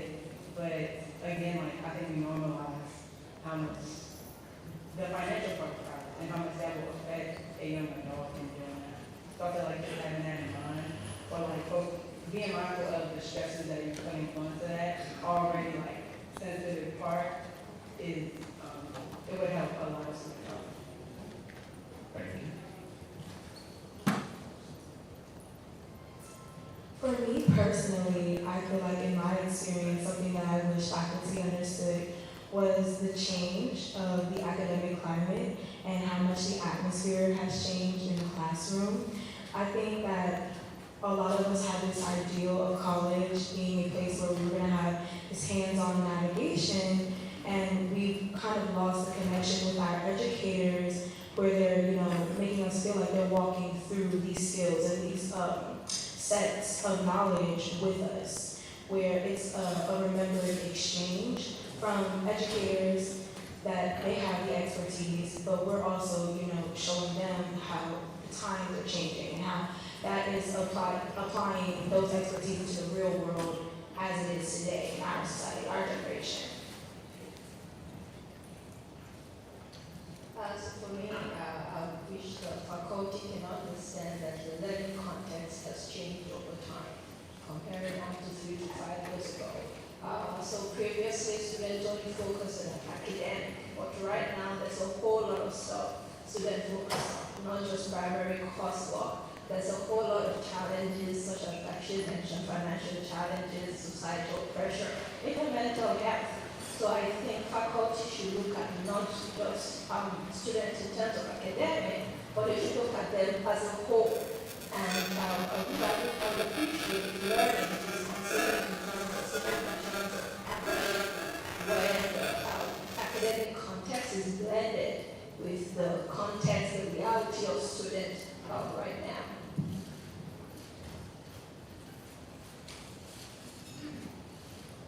So shooting off Senator point, I think professors already used to their subject, right?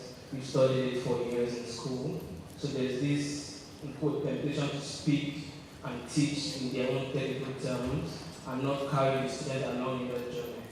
They should also be aware that, for instance, graduate students, you might have left university like years ago, so they need like a partner to drag them along that journey to like refresh them of what they learned before, right? And starting from like a beginner to an expert kind of. So I know you don't need to start from the very beginning, but having the idea that the people you are teaching are people that are just new to that subject.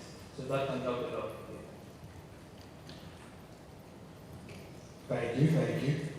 Can you describe a moment where a professor's teaching approach made you feel not just included, but equipped to climb towards your goals?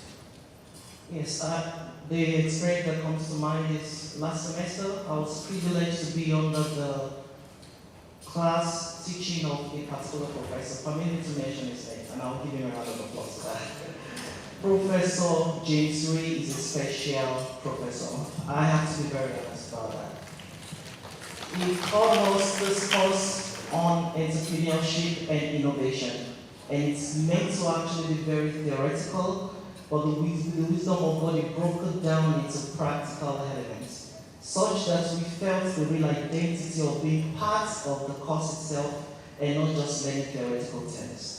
And when we finished the course, he challenged for me, as an example, to make the Animal Credits Academy, a particular app that I never thought of making in all my life, and he mentored me till it was accomplished.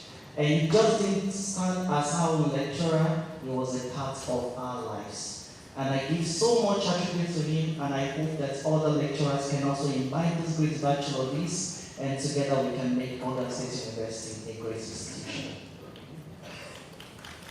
Thank you. So what I'm hearing so far is the need or the ask for more relationship building, not just professor-student, but kind of filling that gap in between where we're walking hand in hand. You're leading me in a way, not just from an academic space or from an academic path, but in conjunction with building that character, that person who I am as a student. More experiential learning, more hands-on, that kind of, am I hearing that correctly? Okay, okay. And to segue to our graduate panelists, how has mentorship or academic advising played a role in your progress and sense of empowerment?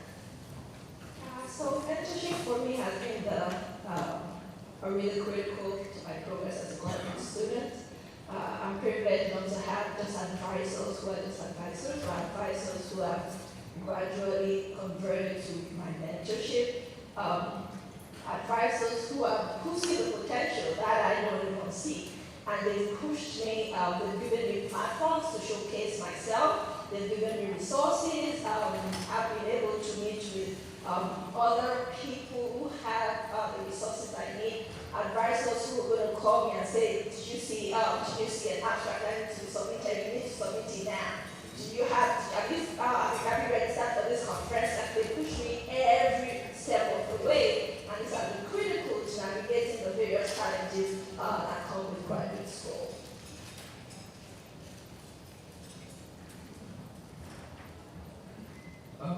For me, college advice has been very key because when you're doing a master's at different concentrations, you need like guidance on some courses to take. So like going to your college advisor and asking what are the available courses and what pathways can I take if I'm focused on this particular concentration. And that helped me when I came in spring semester, went to Dr. Chen and we had a conversation concerning that, and he recommended some courses based on my own strength as well, asked me about my background, and by understanding me, he was able to know the courses that will fit me better. So I really appreciate that. Okay. Mentorship, a key theme that's coming onto this conversation. Great, Dr. Lasher. All right, so as we move into the second segment, what students need from staff.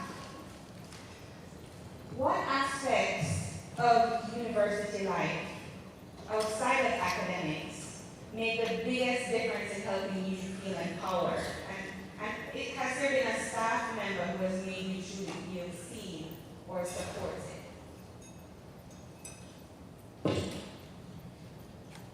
So I would like to maybe call out someone, Dr. Isaiah Mason. She's the person in charge of the International Student Office. So in June, I and my research team went to Canada for the ASE conference. Before we went there, she came to just advise us, because some of us were international students, to just advise us on what to do, documents to carry, and all of that. She even gave us her personal phone number, that if anything happens, I can always reach out to her. And something happened to me. So out of everybody, when we were coming back, out of everybody that was coming back out, I was stopped by customs and delayed for like some seconds, nothing much, just some questions. I think they did it randomly.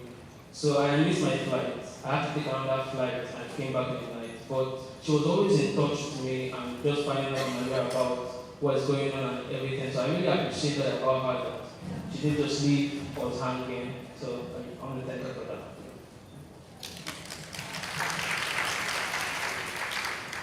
For me, I want to appreciate the staff in the Dean and Graduate Studies Office. So I'm with the Department of Civil and Environmental Engineering, and they started this process last year where you can transition from bachelor's to PhD, but along the way they grant you a master's in passing.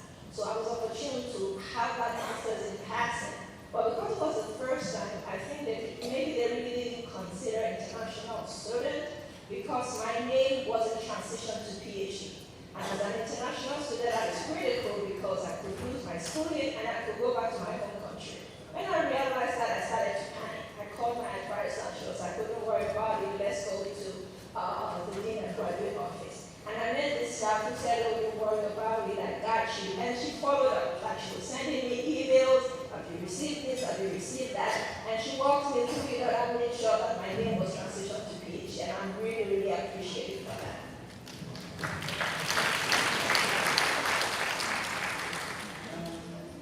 I would like to give a shout out to my favorite person and Stephanie faculty. Lauren Laporta, she has been there for me. She was my high school teacher first, and we came to Morgan together. But she has been there for me for everything. And I think she's more like a role model in the sense of way that she empowers me, because I feel like a lot of the problems that students have, the conversation between students and faculty can't get us so far because those problems are problems that faculty has as well with people higher than them. And a lot of those problems are beyond them. But watching an adult that will go against those systemic problems, regardless of how big they may seem, because a lot of people, I feel like, subscribe to the like, "Oh, well, this is what it is, so we can't really get outside of that." But watching an adult that does not care about that, like watching an adult that will correct other adults on it, watching an adult that will put herself on the line for her kids or her students, it is very touching. Like, it is very like, you can tell who is there in it for the people and who is there, you know, for themselves, which is also fair, but like, love her for that.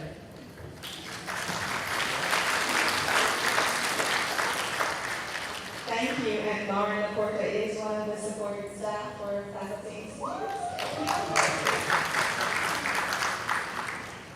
What institutional practices or communication patterns do you think we could evolve to center not just on efficiency, but on empathy? I feel like a lot, again, it speaks to the thing of like a lot of problems are above staff and faculty. I feel like maybe some explanation to students to ease the concern amongst them and the concern that they bring to the staff and the offices and the thing. Like, for an example, like a conversation we had before this, a lot of students are worried about housing. You know, like when it comes to like the emails, the mass emails that people get, like, you know, you get emails like, "Oh, like we get enrollment hard," or things like that. And a lot of students don't necessarily understand the complexities of that. They really only see, well, I don't have housing, and y'all are enrolling a lot of people. And it's like, I think we should trust students more with the explanation of it all. I think it would ease their concerns a lot, especially when it's something that is above staff. Because when they don't know that, they come to staff and come to faculty and come to offices and they bombard y'all, and it's a lot of these questions that y'all yourselves can't answer. So I think just trusting them with, like being young adults, trusting them with the explanation and knowing that they can take that and it will help them out and help y'all out.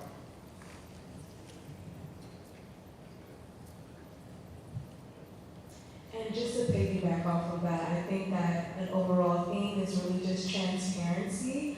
I think that, you know, a lot of the time as people who work in public service, because essentially that's what it is, you know, we as customers, clientele, students, parents, we also get wrapped up and lose sight of the fact that you guys don't have all the answers. So when, you know, you give us that transparency and you let us know this is what I can do and this is what I can do and this is where I can meet you, can you meet me halfway? We once again build that relationship and that connection that we were talking about prior, and it gives us that empathy for you guys as well, that we are working as a team. You know what I mean? Like, it's not just that you guys are in this alone or we're in this alone. We both need to feel that comfort from each other, because it is frustrating to have a lot of systemic challenges and things that are above us, that we all have to work as small integral parts of a machine to make, you know, work for everybody's best interest. So just, you know, opening that door for this is where I am would be amazing. Another thing to add is like responding to emails, because there's some of us that we live outside campus and we need some information. Most of the time you have to come to the campus, you travel like an hour or 30 minutes to come to get like the response from some of the staff. I think responding to emails can help a lot. So, yeah. I understand the fact that everyone is busy, including members of the staff, but I want to make a special shout out also to Mr. Hills. He's one very fantastic individual. I have to really appreciate him for that. We understand the fact that there are thousands of emails that might be waiting for a particular staff member. That's absolutely correct. But if you make a follow-up call to Mr. Hills, he starts with, "I'm sorry, I saw your email. I will respond to you as soon as I can." And that's the real depth of empathy. Putting yourself in the situation of the person that sends the email and not just justifying the fact that you have a lot on your table. So that's what I would like to add. And thanks, Mr. Ayers, for being here. Thank you, Mr. Bell. Segment number 3, what students expect of themselves. So we're focusing on how you hold yourselves accountable, your responsibility. What do you intentionally sustain yourself? My apologies. How do you intentionally sustain yourself mentally, emotionally, or spiritually while juggling your responsibilities? For me as an individual, having a lot to do at the same time, having my PhD in Germany and at the same time having my second master's here in the United States of America, that's 2 different continents and it's a lot. But what I try to do is I put all of my expectations into my hobbies. Anytime I feel I'm mentally crowded, I try to listen to music. I'm a Christian, I listen to worship songs, I listen to country music, thanks to Dolly Parton.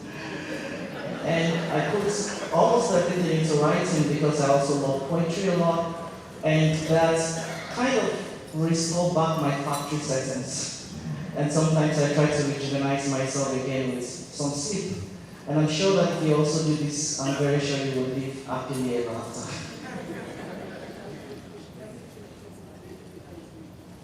What I do, I try to build like a community around myself, get friends. At the end of the week, we just go out, hang out, and talk about like the week and all of that. But what I'm currently doing is I'm building like a volunteering community where students volunteer for non-profit. I like volunteer for non-profit or volunteer for on-campus events. So volunteering is a way of meeting people, just relieving your stress, serving, and also making an impact. And that would also do to just to take out the emotional stress, the mental stress by focusing on something else, something that is your passion and probably, yeah. For me, I would say I'm a little bit more conceptual, a little less tangible. I just try to give myself grace. I allow room for mistakes to live, to understand my faults, to really sit with things that, have such negative connotation and understand how those things also push me forward, where delays and challenges might have opened room and doors for me. Where setbacks can possibly, actually put me on a better path than the one I was before. Just doing things that remind me that even with darkness and badness and, what's going on, regularly burnout, overstimulation, we can transmute that. And it's really about the perception. For me, this is critical because it's essential for my mental health. So I'm a wife, I'm a mother, and I'm doing my PhD. Thank you. And unfortunately, earlier this year, my mom passed. So it's been really, really overwhelming for me. But what I try to do is I go to the gym, although I don't look it, and I run. This doesn't only help my physical state, but it helps my mental state. Trust me. And like I said, I have kids, so I try to create time with my kids. Trust me, kids have a way of just putting your worries aside and just focusing on them. So I try to do that. Then I have a small circle of friends who are graduate students as well. So when I feel overwhelmed with my coursework or research, I just send a phone text message or a phone call to them, and we come together. That space gives me an understanding that I'm not walking this path alone, and I have that support. Thank you. We're going to move into our last question of the segment. Can you share a moment when you had to advocate for yourself in a way that changed your outcome here in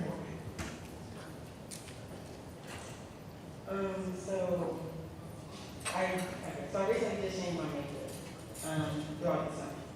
And towards the end of the spring semester, before I did that, I was in class in Muslim. And it was in this class, and it was like a preparation class, like how to prepare yourself to get into the workforce and how to carry yourself and all the things like that. And the professor at the time was just sharing what he thought was necessary or how much of yourself to put on the line to get an opportunity. And I did not personally agree with that, especially seeing like societally, politically, like where we are and how many people are getting taken advantage of right now. It just didn't sit right with me at all. And I could not agree with, especially like being in a room where you're teaching a lot of young Black students, again, in the space that we are in right now, to put their whole selves on the line, it just didn't make sense to me. And especially in the business world, I feel like it's too much of a push for a parent for me to put all of that on the line. You know what I mean? So that was like my last try in changing my major. So I was an entrepreneurship major and a culinary arts minor, but now I'm a hospitality management major with a culinary arts minor. And I feel like I have a lot more directions to go in, a lot more like streamlined learning rather than entrepreneurship being a little bit of everything. And now I'm a lot more excited and a lot more forward.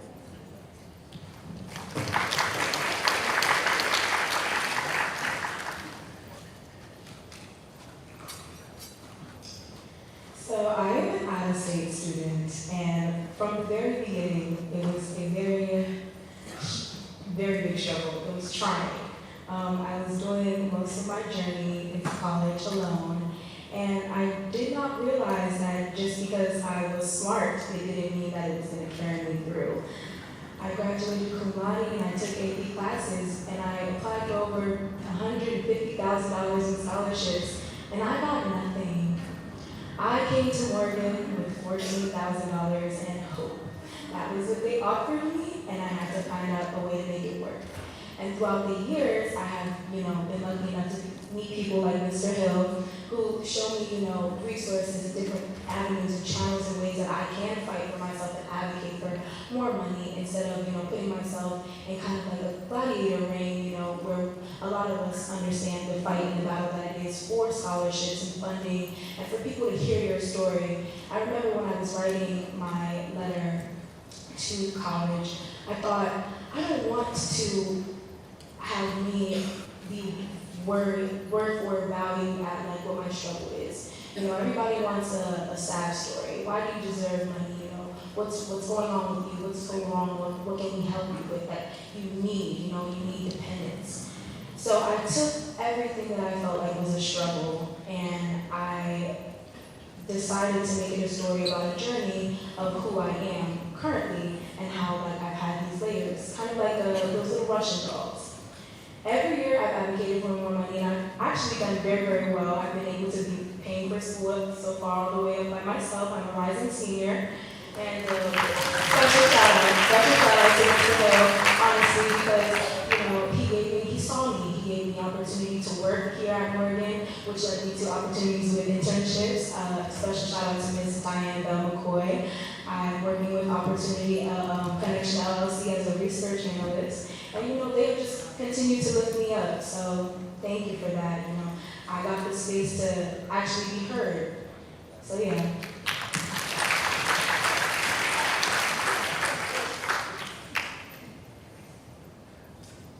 Yeah, so I've had the opportunity to be sponsored by the university as a teaching assistant for the last 3 years.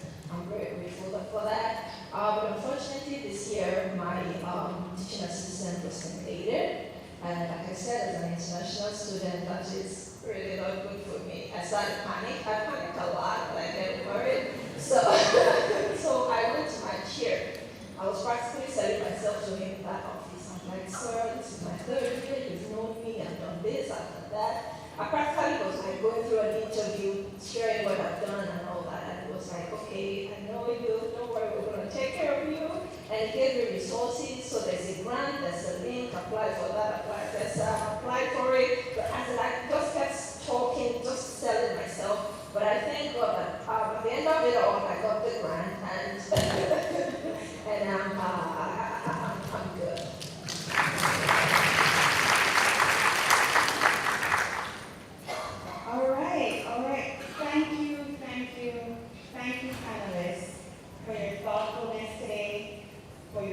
ability, but most of all, for your courage, for being in front of everyone here, and for a big round of applause.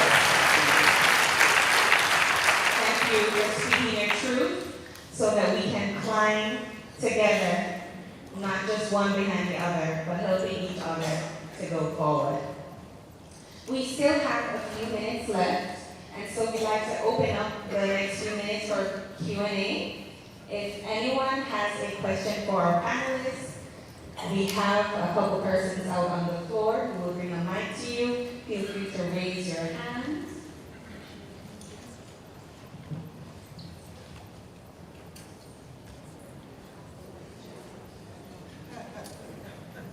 Don't be shy. We have one more question over here. Thank you. Hola, I really don't have a question, but even though it's already been said by the panel, I just want to say I work for Physical Plant, and the Physical Plant Department. We come in and we work for offices such as furniture, there, hanging pictures, paint offices, renovate offices.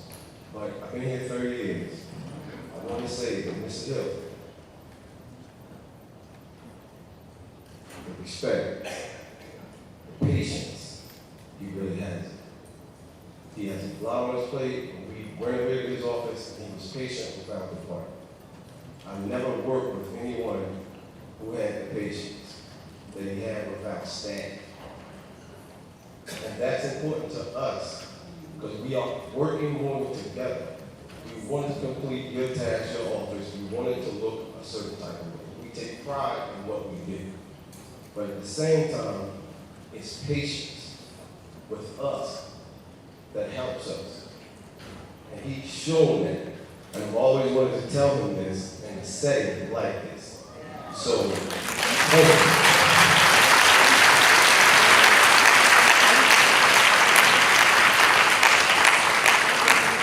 Thank you.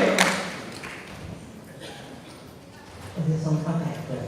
Hi, I'm Miss Jolie. I work with student employment. You guys are wonderful, by the way. I'm new to Morgan. It's my first HBCU. I'm very excited to be on. And I wanted to ask a question of just how you were, because it's my first HBCU, right? I really want to know the secret sauce to like reaching back and working in a predominantly black and brown face, right? How are you reaching back to help another? Everybody sounds like they're upper level students. I would love to know kind of what's your plans, what you've been up to, how are you in committees in support of the student next to you who's still trying to figure it out. I want the secret sauce. Okay. Okay, so as I said earlier that I'm starting a volunteering community. Right? It's called To Be a Blessing Foundation. The idea behind this is connect students to volunteering opportunities. And when you volunteer, you gain access to plenty of opportunities. I've met a lot of people who are volunteering, and that's what we're trying to do. So when you volunteer with us, you get certificates, and you can put it on your LinkedIn, you can get many more opportunities as well. So that's what I do to reach out to other people. And what I do is when I get opportunities, I share with people. So I don't just like hide it to myself or something. You just share it around. If you know someone else needs that opportunity, maybe it cannot benefit you, share it to someone. So that's what I do. So just yeah.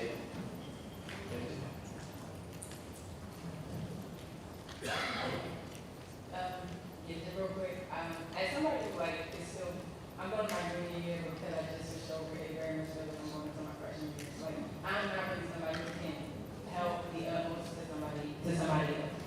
But I feel like what goes along with, especially student to student, expressing that you also don't know what you're doing. Like expressing that to the next person who is also worried and also doesn't know what they're doing, let them know, hey, I don't know either. It really helps out. Even if you cannot give them any resources, you at least have somebody in it to we are going to find out together.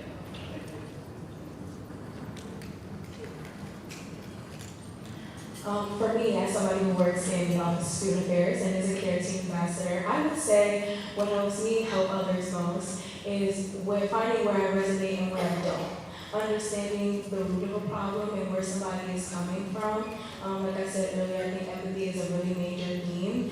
And every day when I'm talking to students, whether it's a financial problem, housing problem, personal problem, you know, there's so many instances where I'm like, I've seen this before. It's like deja vu. whether it's with me, my personal friends, my family. Shout out to Dr. Renata, as he was one of my philosophy professors my freshman year.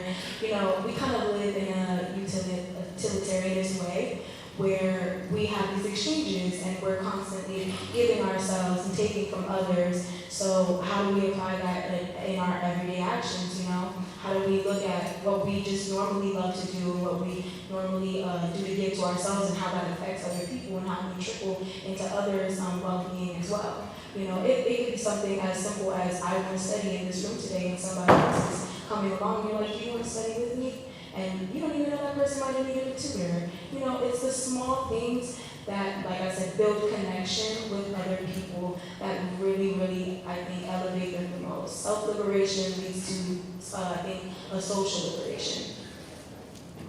So for me, as I mentioned, I've been a teaching assistant for 3 years. And one of the things that I appreciate about that fact is because students don't see me as like the grandpa professor. I asked one of the students one time, like, how old do you think I am? She said, 28. I smiled. I said, okay, good. So they kind of see me closer to their, of course I'm not 28, but they kind of see me closer to that age. So it gives them it makes them relax that this is someone they can relate with. And as a female engineer, thankfully we had a lot of female students last semester, and I kind of made it such that, oh, I'm the friend. Like, we're not different. And I had an undergraduate mentor the last internship. When she sent me a text, oh, we're supposed to start at 9, and she says, oh, professor. I said, first, I'm not a professor. Call me by my middle name. I said, that's fine. So when she sends me a text, so I'm not able to come in, I have this, I have that. I said, that's fine. Come in whenever you can come in. So when they see that, oh, they can relate with you, it's not that you're high up there and they're low there. I think they kind of open up, and it's easier for them to work with you. I'll say for me, empathy is the core of everything. When you come into a new environment, you're very aware of the challenges you faced. And even though you were able to survive it, it's important that you try to put yourself in the shoes of those that are coming after you. And you already have it at the back of your mind that I'm going to be a problem solver, and I will not leave that person to have the same ugly experience I faced.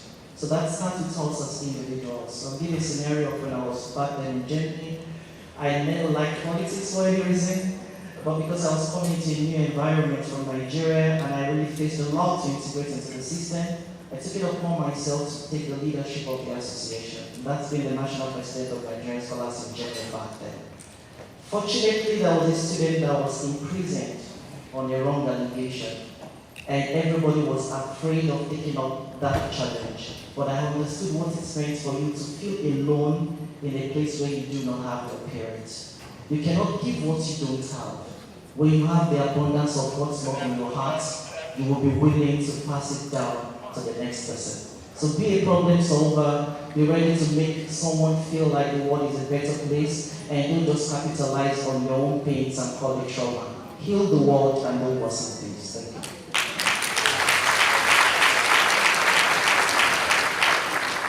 And we now have our last question. Sorry, lunch. Good afternoon, everyone. My name is Elizabeth Ransom. I am currently the manager in the purchasing car department here at Morgan State University. I am a two-time graduate of Morgan State University. I have recruited over 11 family members to come to Morgan State, obtain degrees, and continue their studies.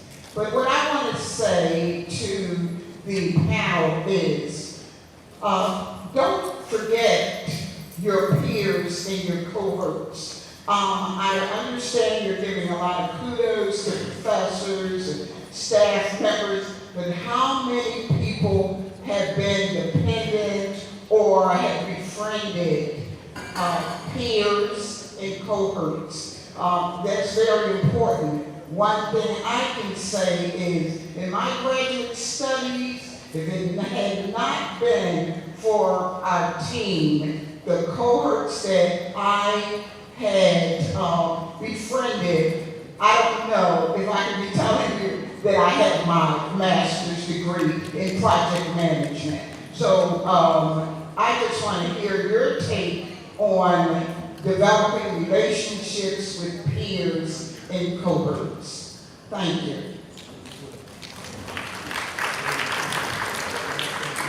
I think that developing relationships with your peers is extremely essential, especially getting involved in works, organizations. I think that's one of the easiest channels for students.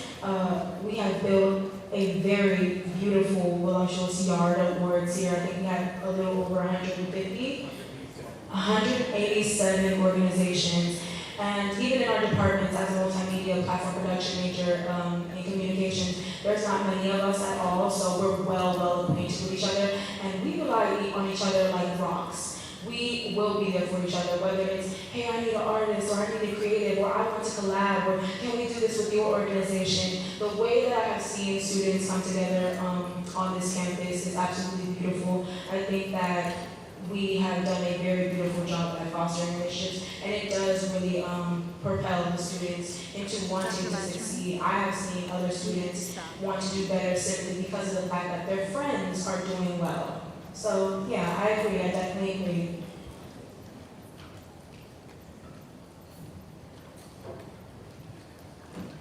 I know they said that was the last question, but I'm going to take liberties. I'm Phyllis Keys, Associate Vice President for Academic Affairs.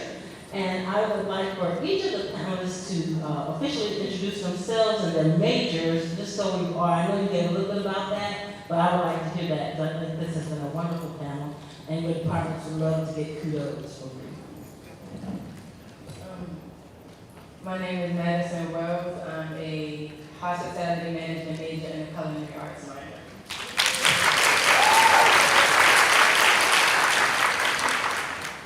My name is Lynn Consoler. I'm a doctoral student in the Department of Civil and Environmental Engineering, but my major is resilience and sustainable infrastructure engineering. My name is Sylvano Fratipe, and I'm having my master's in project management at the Greek School of Business and Management. My name is Celeste Vega Richardson, more formally known as Selby. I'm a multimedia platform production major, and I plan to master in audio engineering. My name is Blessing Mamala, currently a master's in industrial engineering from the Great School of Engineering. Okay, thank you everyone. As we bring this conversation to a close, because the food is inside, we hope that what you've heard today stays with you, not just as insight, but as an invitation. An invitation to rethink how we show up for our students, for each other, and for ourselves. Our panelists reminded us that empowerment is not an individual act, it's a shared responsibility. Let us move forward into this academic year, holding fast to the truth and still be kind, navigating the now together. Thank you, and onward we go. Thank you. Give them some more. Give them some more. Give them some more. What? Thank you. And to the moderators, we give some love. Oh my God. You know, this student panel is the brainchild of our team, and it has gotten better and better. And now it's a highly anticipated event in our institute, and we're very proud of that segment. So it's good to be in the learner and listening mode, isn't it? Okay, got it. Anyway, we know that you're hungry, right? Yeah, there's always such a quick yes. I got it. So we have about 5 minutes, and then remember I told you to prepare for working with us for lunch? It is not a just stand and go and brag. We have to do this organized. We have to get all of you to the lines, and we have a strategy and plan. You can see our support staff is already in place, so please stay in your place. Please don't just stand up and do you. We're doing the together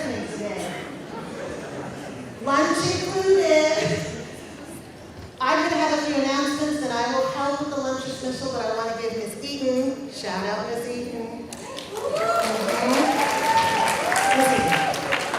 Thank you, Dr. Dorsey. Elson.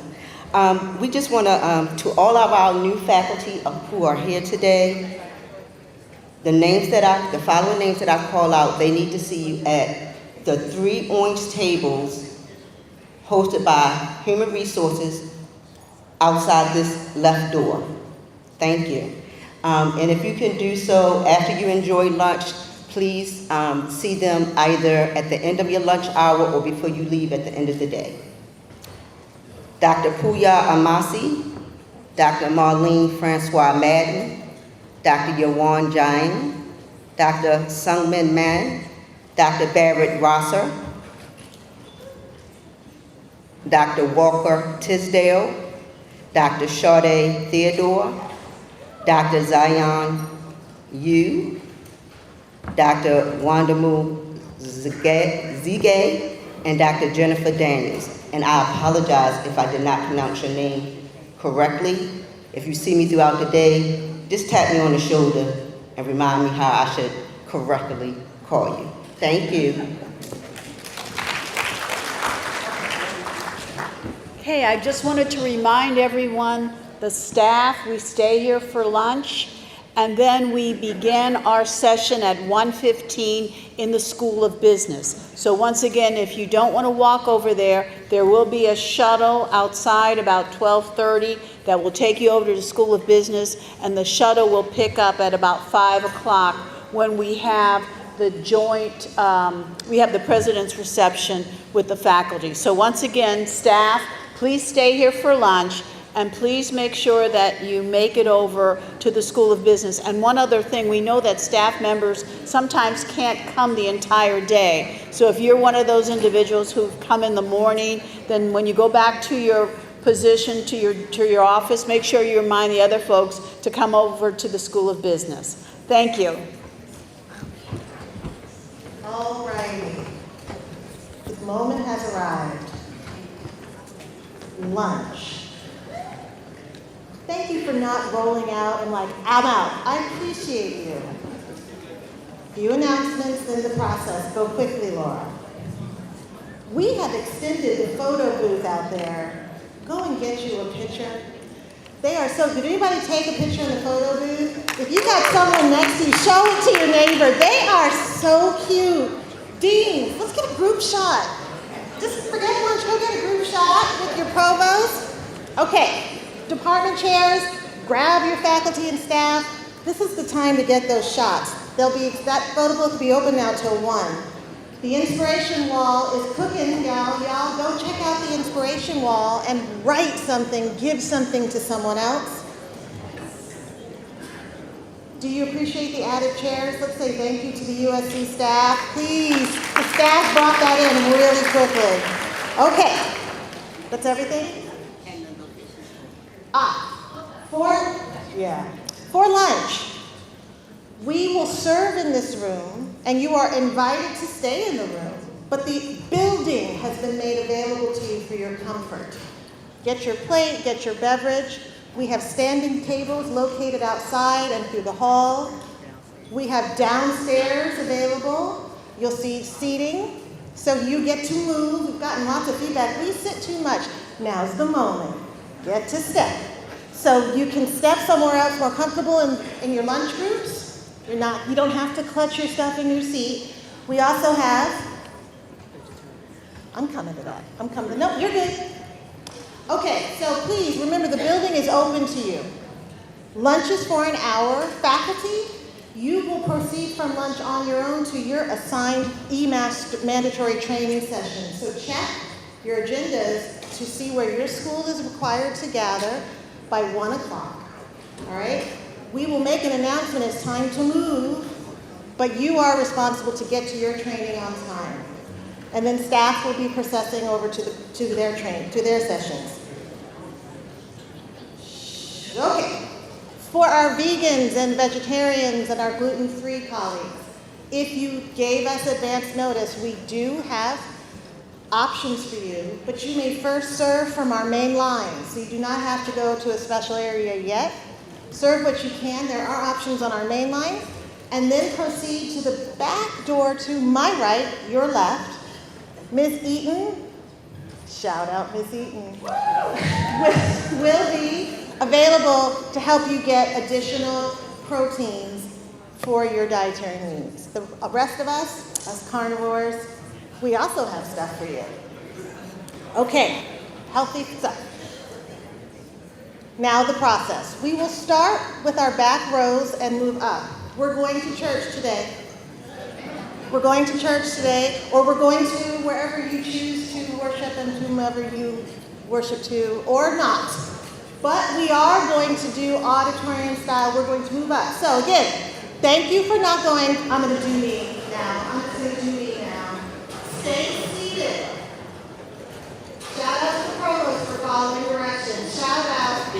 Okay.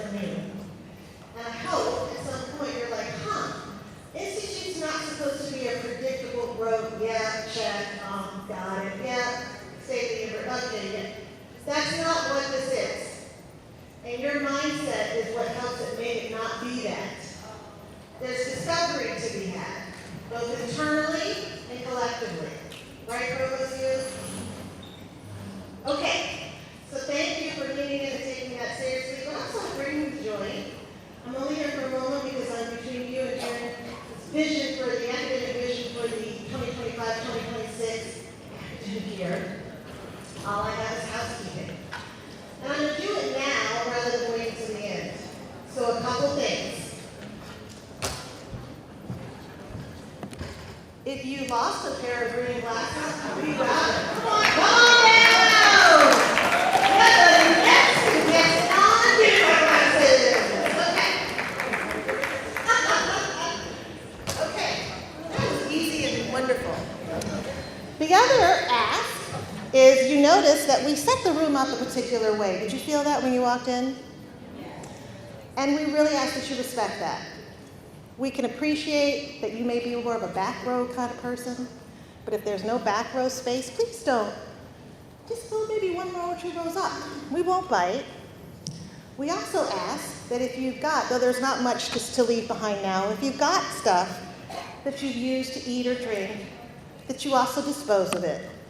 I'll be truthful, it was a little tough in here while you were at the training. So I'd like to give the support team a huge round of applause because they cleaned up. Not part of the job. That wasn't part of the assignment, but we're here climbing together, And they leaned in, and so did I. Please remember to pre-register for your workshops or wellness sessions tomorrow. Whatever spaces may be open, please don't forget to do that. Click on your cups, go to the link tree. This afternoon we have water stations for refills both in this room and down at the room 200 level. And I'm going to say this now. Day 2 of the Institute, since we're all faculty for the main in here with our administrative professional staff with us as well. The virtual university stakeholder session begins day 2 tomorrow. Make sure you're reading that. You may log on to Zoom from anywhere you like. 9 to noon, critical information will be delivered and a really cool panel.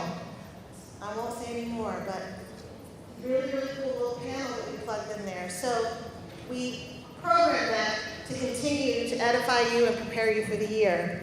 But the afternoon, there's stuff on campus, there's stuff that's hybrid. You have options. Please utilize the day. I think that I'm done, sir. So now I'd like to bring to the front our senior administrator, our leader of academic affairs, Dr. Hong Tao, you.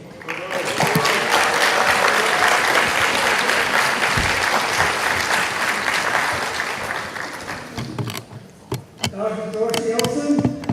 Yes.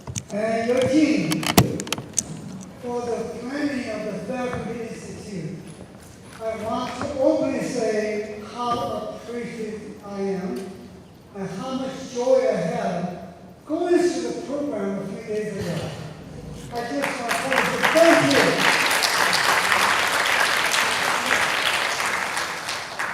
Thank you for delivering this year in and year out with innovation, excitement for the university family, right?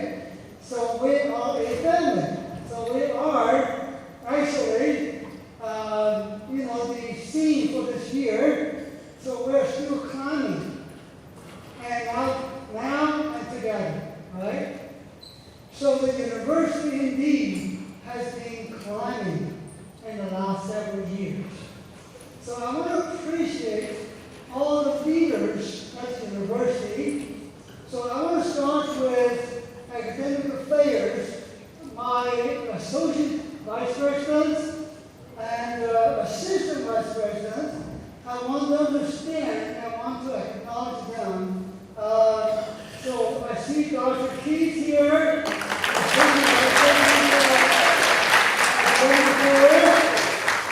Dr. Doctor here in the corner, assistant vice president,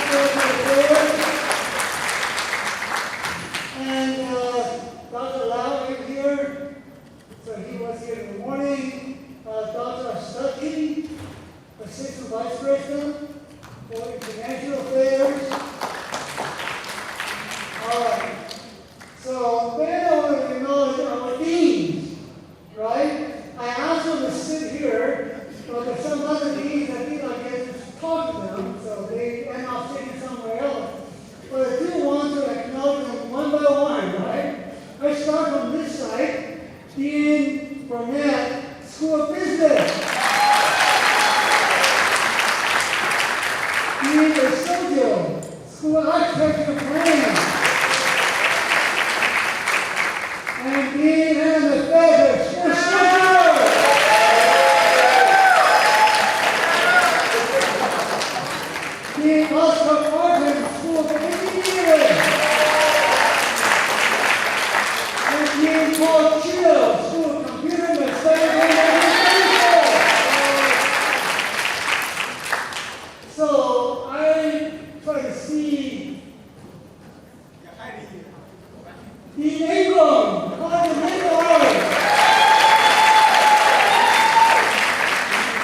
Dean Mark Garrison, Graduate School. Where is this other one? One somewhere. Dean Prime is not here.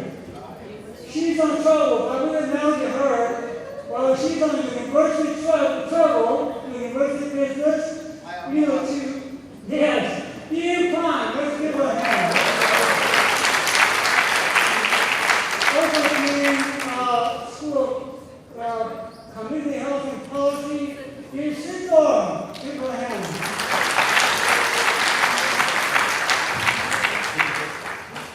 Dean Nicole Westridge, she was here this morning, so she's here with the staff session. And Dean of the Honors College, Dean Toast, Big Bola Tosin. Okay. Have I missed anybody else? Dean Jackie Jones! Yeah, Dean Jackie Jones School.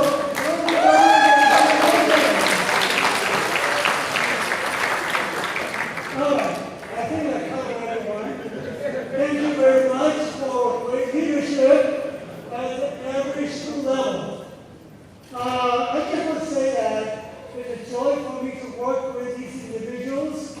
Don't allow them to join in that, but our assistant vice president for assessment.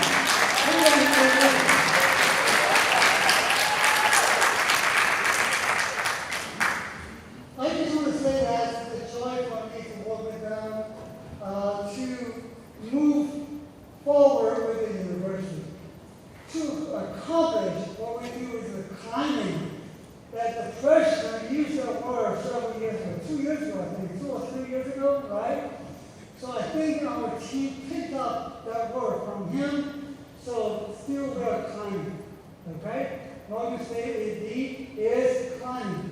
So I'm going to tell you a little bit about the climbing. So, of course, you already heard what he said. This morning, he already showed you about those climbing. Some of the special accomplishment of faculty. But I will give you a different aspect of that climbing so you can see, where we are with the university. Especially for the 30 new faculty members that come in this year.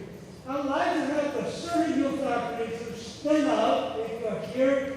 New faculty coming in this fall. Please stand up.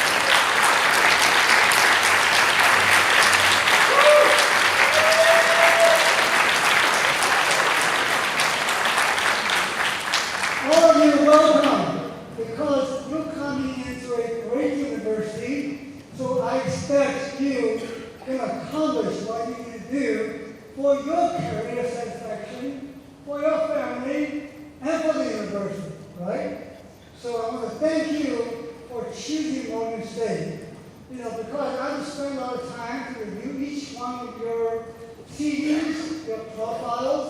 So sometimes when you see me, I talk to you, or when I see the name, I told you something, you're surprised, oh, how do you know that? Because I did spend time to get to know you on paper. So now, I need to get to know you in person, right? So we have a new faculty orientation on Monday. I'll be there to meet with this group in person, so we're going to get to know more of each other. So in addition to the new faculty, we have some new leadership at the university. This year we don't have new deans, but we have to become a chair. So on this list, the first one, Dr. Cameron Tucker Works, Chair of Political Science. Dr. Tucker Works, stand up please.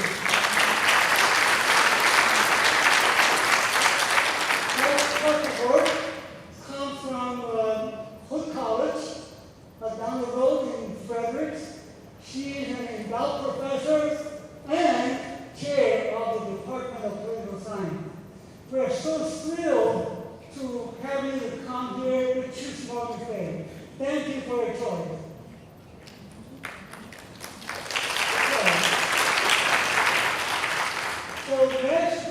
Dr. Damaris Hill, Chair, Department of English. I think Dr. Hill was here.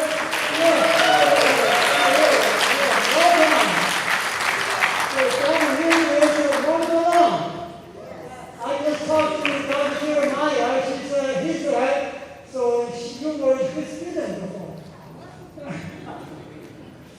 So thank you for coming back after your doctorate degree from University of Kansas and became a full professor of English in the Department of English in University of Kentucky.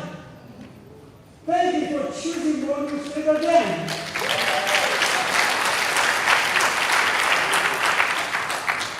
In addition to these individuals, we have 4 new interim chairs. Dr. Jocelyn Taliaferro.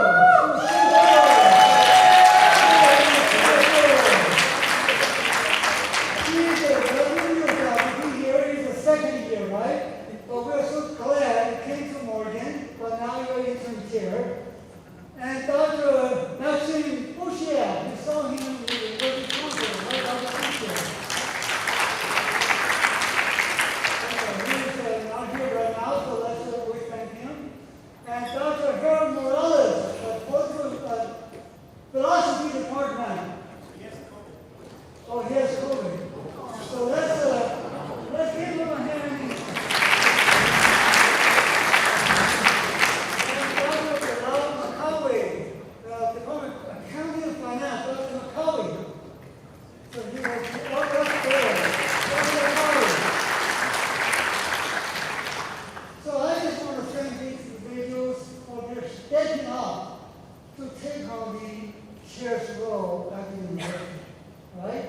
I just say, the Department chairs, you have the contact with the faculty, and you have the contact with the students, and you have the contact with the middle and upper administration, okay? That's the most important job. I see looking at the chair here. On camera, all right? I just want to thank each one of you for stepping up to take on these roles to continue the Morgan climate. So we have, I will go through some of the major accomplishments at the university. Next slide. Just to show you where we are with them. So we have 6 members of the fellows of the American Association for the Advancement of Science. I don't know how many HBCUs have 6 SSS fellows. So I really want to, to make sure this is a proud university here, whereas Dr. May and Dr. Holman being the first 2, right? Dr. Holman, are you here still? Okay, I know Dr. May is not here because he's traveling to North Carolina. So Dr. Holman is not here because she's retiring. Okay, she will be Professor Emeritus, and of course now with Young Dean, Dr. Chido. There's a super Dr. Chido is so wonderful. Dr. Cornegay is here. She's not here. So Dr. Cornegay and Dr. Kamaga. Dr. Kamaga and myself.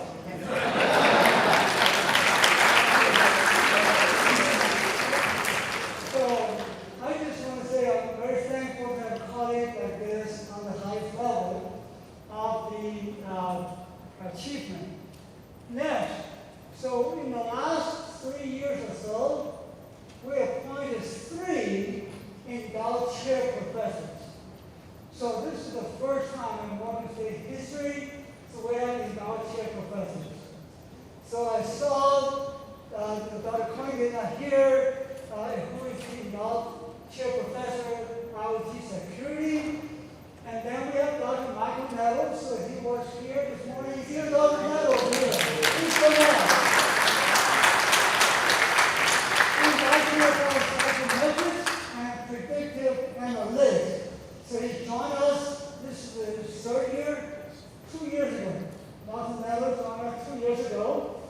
And then we have Dr. Walter Royal, who's in Dr. Brayside. Dr. Royal has been here. He was here all the day.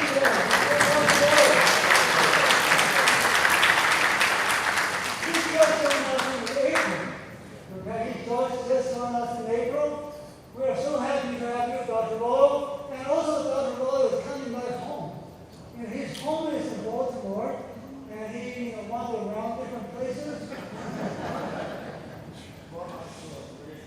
So now he's back. He's happy to be back, and I'm happy to have you, Dr. Royal. Thank you, Dr. Royal, Dr. Mello, and Dr. Connery. Next. Look at this panel here. These are the fellows of the National Society. The fellows of National Society. See Dr. Ramesh Badani. Dr. Badani, American Physical Society. Dr. Badani, I saw you came in.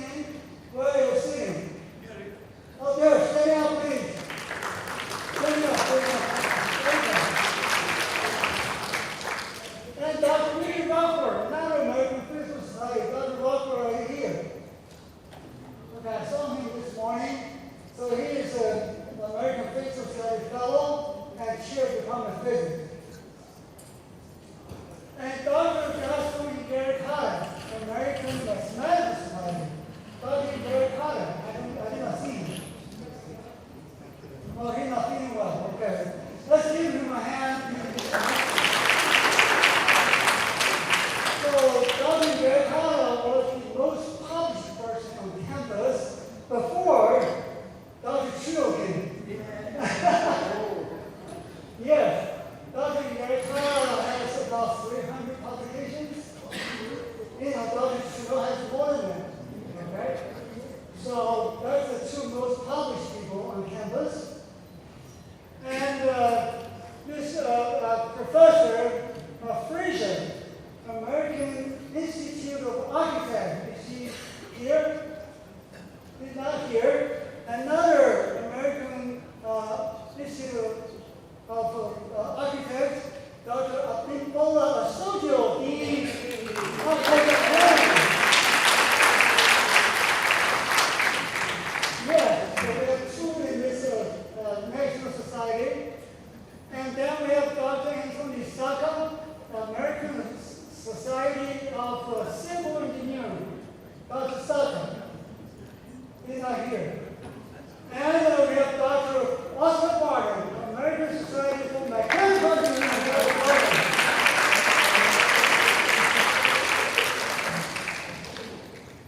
And we have the newly elected American Psychological Association, Dr. Jocelyn Turner-Liza.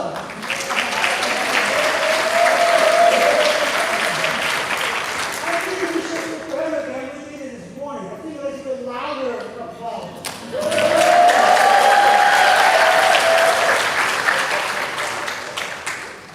I'm so proud of everyone. So that's the pinnacle of a professional achievement in our society.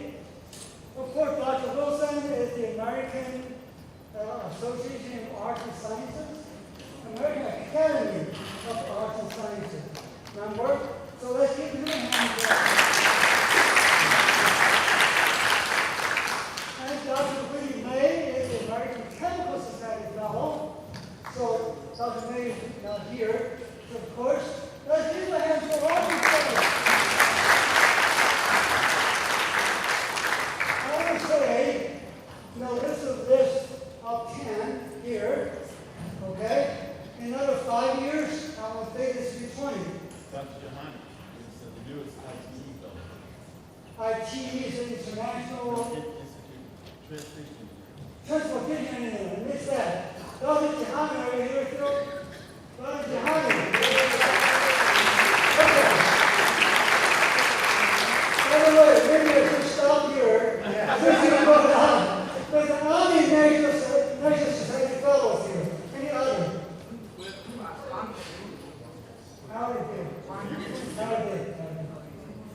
Any other National Society fellows?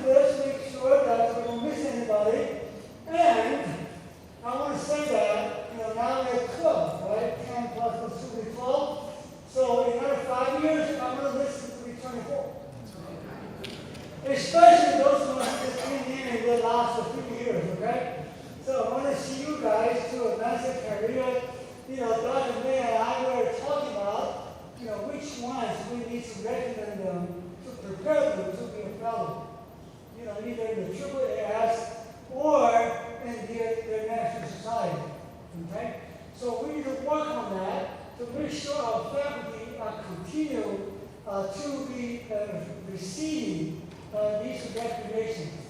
So we already saw a few people referring to getting it, okay? So, you know, it's coming. Next. Okay, we start talking about enrollment, okay? So you already heard from the president about enrollment. So I just want to give you a historic perspective. So we have been, you know, kind of flat through these years, around, you know, 7,000 undergraduates, 6,500, 63 to 6,500 undergraduate students. And, you know, from 2020, after the pandemic, so we started to go. So during this last 5 years, we increased 44%. Okay? You know, nationally, it's only slight increase, or most people decline. Most universities have increased enrollment. You know, we must have done something right. So 44% increase.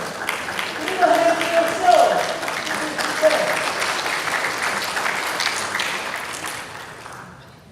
So this is a tremendous increase. I'm going to stay here because I said that in other places, you know, being a federal minor ed, because we're saying this to the university at large. What the deans and chairs and faculty did in the last 5 years, we did not experience the issue of no classes in a significant way. So anybody heard much complaint from the students? We don't have a class, we don't have a class. Oh, we hear a few, right? Any university, anytime we have it. But with an increase like this, we hardly heard that. Okay? You know, this year, I want to say Dr. Keith and I, we spent a long time to discuss, you know, how many seats we have left, how many potential students have to register. So we want to make sure students have enough students. I want to give a big shout out to all of you to offer the classes needed for almost 50% increase of enrollment. Thank you very much.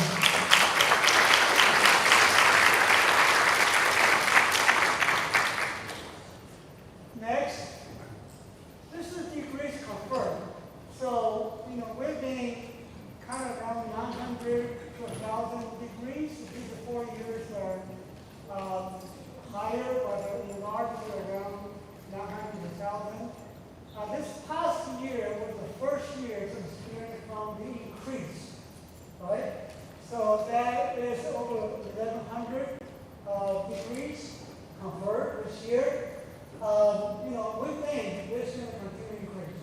This is going to be the first year, and next year it will be 1,200, you know, 1,300, 1,400, 1,500. Okay. Look out! Look out! We're going to continue this climb. Next. Let's look at graduate students. This is the enrollment for doctoral with the blue bars, and the orange one is master's.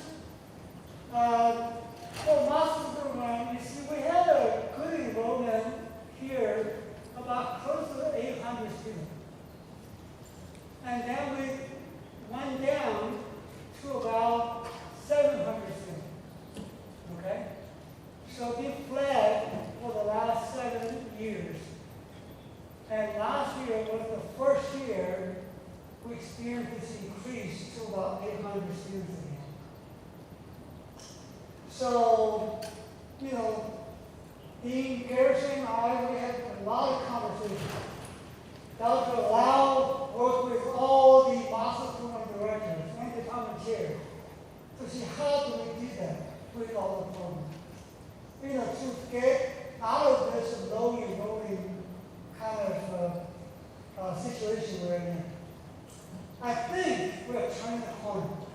Okay, with the master program, we're turning the corner. So I set a goal for master plan to double this number. So this number about 650 or so, 700. in 5 to 8 years, I want this number to be 1,300 or 1,400. Okay? So, I feel this is very doable if we all work together. Okay, a lot of things need to be done, but this can be done. Okay? We're putting out a great advertisement campaign at the university level. We're updating the websites for all the master's programs. Make sure we have a good master program. We're working with you to update the curriculum and the offering and so forth. So we want this to be different. We don't want to stay this way. We don't want to average about 18 students per master program. Okay, or 15 per master program. Actually 17 students per master program, other than social work of 200 students. If you take a social worker out, the 17 becomes 13. Okay? So that is where we need to do. So we need to really work on our master program to really fit what the students want. Okay? Not what we want to offer. I don't think it's we need to consider what the society wants, what the student wants from the master program, right? We cannot say this is what we want to offer this program, we're going to offer this, and we're going to continue to offer this, whatever they want to say. And you are going to die. No doubt, you're going to die. You're going to have 10 students, in a few years you have 5 students, in a few years you don't even know. Okay? So we have to get out of this. So this is the good sign that we're seeing. So we really want to see this increase. Actually, this year, in comparison, we're looking for about 900 master's. Is that right? Okay? So this year, we're going to have another big increase. Okay? So we're on the way, but going to 1,300, there's a lot more to be done. On the doctoral program level, so we have been flat here about 600 students, and since 2019, we have a linear increase. I just for linear analysis, you can say fit to straight line. So we're about a linear increase from here, about 600 to over 900. Okay? So in the last 5 years, in other words, we get about 53% increase in doctoral work. So now, I want to say that at the end, I have some slides about those great education things. I want to say here that on the doctoral program side, this increase can continue because there are new doctoral programs and all the doctoral programs are doing really well. I can say, on the other master program, a lot of them are doing well, but on the other hand, all the doctoral programs are doing well. They have a good and a healthy enrollment. Okay? So the problem is we need to make sure the students graduate in time. Okay? We don't want a student to take 8, 10, 12 years to graduate. So we had an analysis, Dean Garrison presented that to the doctoral program directors, to the dean, to the chairs. So we need to turn that around. Okay? The freshman was excited about 93 doctoral students graduated this past year. So we look much higher than that. Okay? We'll not stop there. We're going to see much higher than that. Okay? So we're going to probably continue to see some increase in doctoral enrollment this year. And then we're probably going to see increase in the next few years because of several new doctoral programs just came on board in the last 2-3 years. I can show you. So including the advanced computing program, from the computer science department. So that's a hot area that people want to get in that area. So we're going to see a lot of increase. So we want to see at some point, we want to limit the increase rate. Okay? The reason is, our faculty need to catch up with the increase of doctoral students. Our faculty need to be trained the professional development need to have, that they can still like a dissertation student. You can chair a dissertation. They know what to do with a doctoral student. Okay? Not everybody has a PhD degree and know what to do with a doctoral student. That's a whole 9 yards for development for our faculty. I know the graduate school doing that. I encourage the program and the dean's level to do some of that in your school. So we'll continue to do the professional development for faculty to become a doctoral advisor. So that's what we do with the doctoral program next. Okay. Yeah. So this is degrees conferred. Masters will be kind of leveling off a year about 260 to 270 per year. And doctoral, we see here, we have 50s, now we're in 60s, so this is high, 2070. So we have 2-year low, and then we set out in 25 and 93. So we think this will be higher in the future. All right, next. So these are the new programs. In the last 3 years, 22, 23, 24, we've launched a total of 15 new degree programs. I think this is a large number. In 3 years, launched 15 new degree programs. So on the basic level, you have mechanical electronics engineering. You can see they're shooting up from 30 students to 70 students to 100 students. Okay? And the next is musical theater. I forget where the theater is. It's a music theater from age 23 to 36. But look at these cybersecurity and campus management. We started last year, 2 years ago. The first year, 50 students. The second year, 149 students. I think this year it could be over 200. Okay? So, we are putting out these high demand, good programs forward, so we're going to high enrollment. So we're going to continue to innovate in this area to put out new degree programs that fit what society wants, what students want.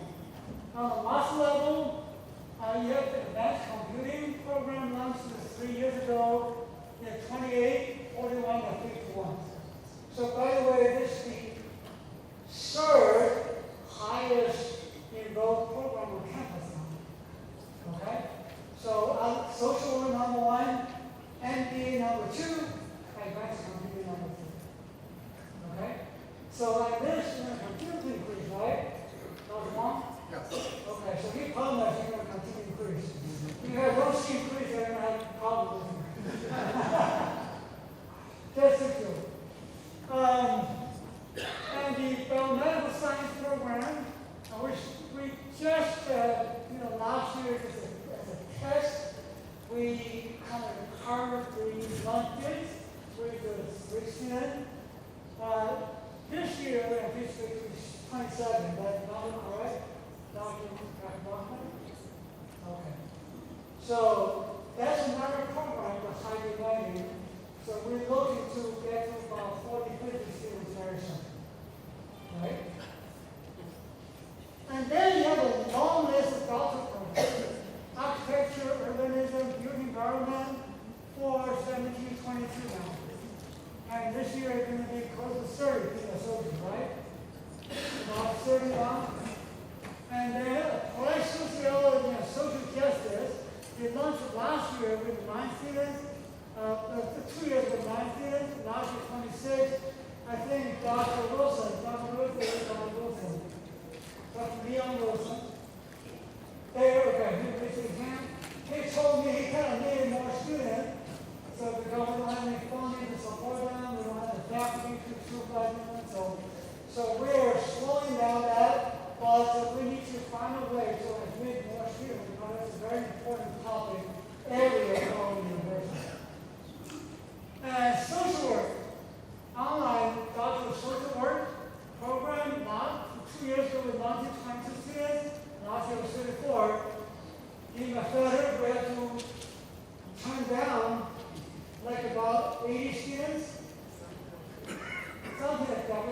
about 80 of them. Okay? So because it's an online program, the faculty and the staff are taken off yet, so we need to, to be aware of that. And education, start your PhD in education the first year of 2014. So industrial engineering, sustainable resilient, structural engineering, computer and electrical system engineering, all these started their PhD program on the previously a doctoral engineering program. So now in the first year you see they have healthy enrollment. And then integrated material science, the first year we have 6 students, this year we look more. Advanced and equitable computing, so we are launching now in computer science. I think we have about 60 applications. 60 applications. 68 applications. So we're going to take a 20. Around 20 students. So we're going to turn down a lot. So this is another program on the rise. Please look out. They're going to get 50, 60, 80 students very soon. Okay? So, these are the new programs. So, we're going to continue to innovate in the space of AI. Okay? Because AI now is everything, so I can have some time to talk about, AI needs to be infused in some of the degree programs, whether it's a certificate or a standalone degree program. Next.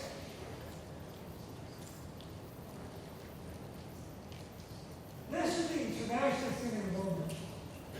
So it's international student on F1 visa.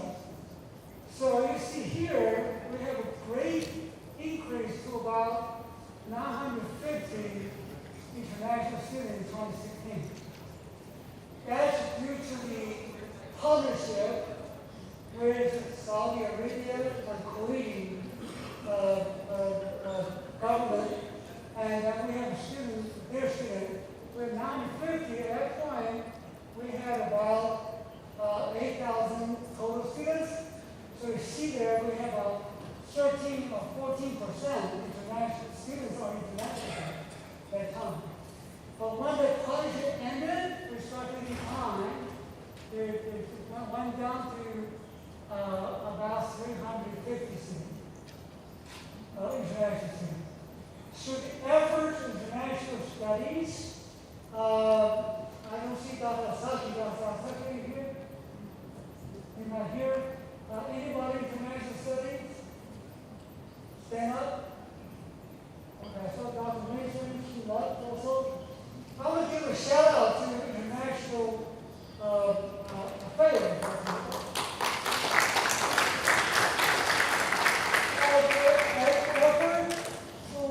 Getting this back up from 350 to 530 also this year. That's 530. And even this year, in when the political climate is not with one international student, throughout the country, not universities, everybody crying. They lost a lot of international students. We still have a slight gain. Okay? This year, we increased from 530, could be about 570 or something, international students. Okay? A slight increase. A lot of our students admitted that they were not able to come because they could not get a visa interview, or their country being banned from coming to the U.S. to study. So, we'll see how this politically affects us. So how to move forward. Next. So I want to give you some profile on the faculty firm. Right now we have 485 faculty members, full-time faculty members, 485. So that's 95 of assistant professors. This is before the new one, okay? You guys are not counting the new one, okay? So 95 assistant professors, 144 associate professors, and 61 full professors, and 46 department chairs, and some specialized program directors. And the chairs of direction mostly are full professors. So that's why this one should be about 100. Okay? About 100. So that's where the faculty are, and then we have 139 for lecturers, professor practices, and so forth, with the title there for mainly for instruction. So the total head count with the part-time faculty unduplicated, okay, is about 840. Okay, unduplicated. So in the last several years, so this is the number of promotions and tenures. So the assistant to associate level, 8, 14, 13, and 8 last year, and from the associate 4 level, 5, 7, 10, and 10. So, we have a initiative at the university is to help associate professors to get promoted to full professors. So we have several, Dr. Golai, so the chair of the committee, the faculty attendance committee, thank you very much for you and your committee. So we're implementing some strategies for faculty members to be promoted to a full professor. So this 2 years we had a 10 and 10 each. So we want to keep that number increase. But however, people have to earn it. Right? I heard this year we have a large number of faculty apply for promotion tenure. Large number, largest we ever got. So I will see how that will happen. Okay.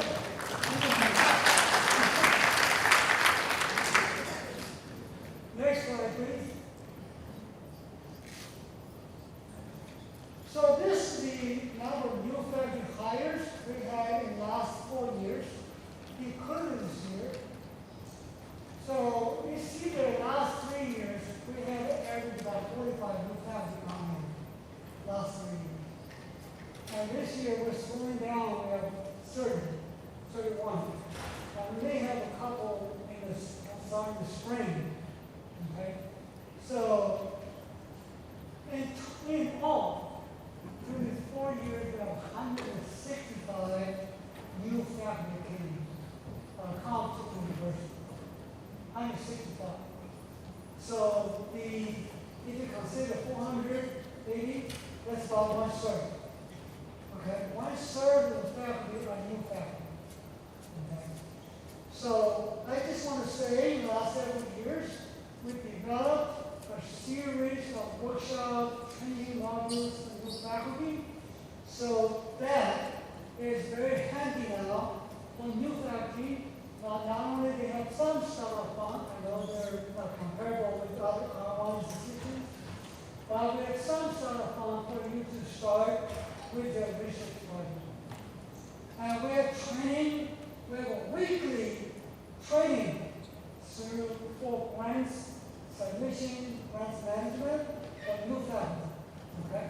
So weekly. So we're going to tell you in detail about on Monday about those training. We give you reduced teaching load. We come in with 50% teaching load. That's other people for first 2 years for you to engage in writing and submission of grants, and to also have a series of workshops on teaching, how to teach, because most of the doctoral training programs don't teach you how to teach. Okay? So we have to do that to fill the gap, to teach you how to teach. So this is what we had in the last several years. So we even hired 25 people who are tenured. So in the past, we focused on the assistant profession. So now, we're even wanting to hire tenured either associate or full professor. So, of course, that includes 3 deans, 4 department chairs, including the 2 chairs who I just announced a moment ago, who came in as a full professor, and 1 associate dean and 2 endowed professors, right? These are full professors. So Other than that, we have some other faculty who came in as a full professor or associate professor because they have accomplished on the level of the qualification. Next.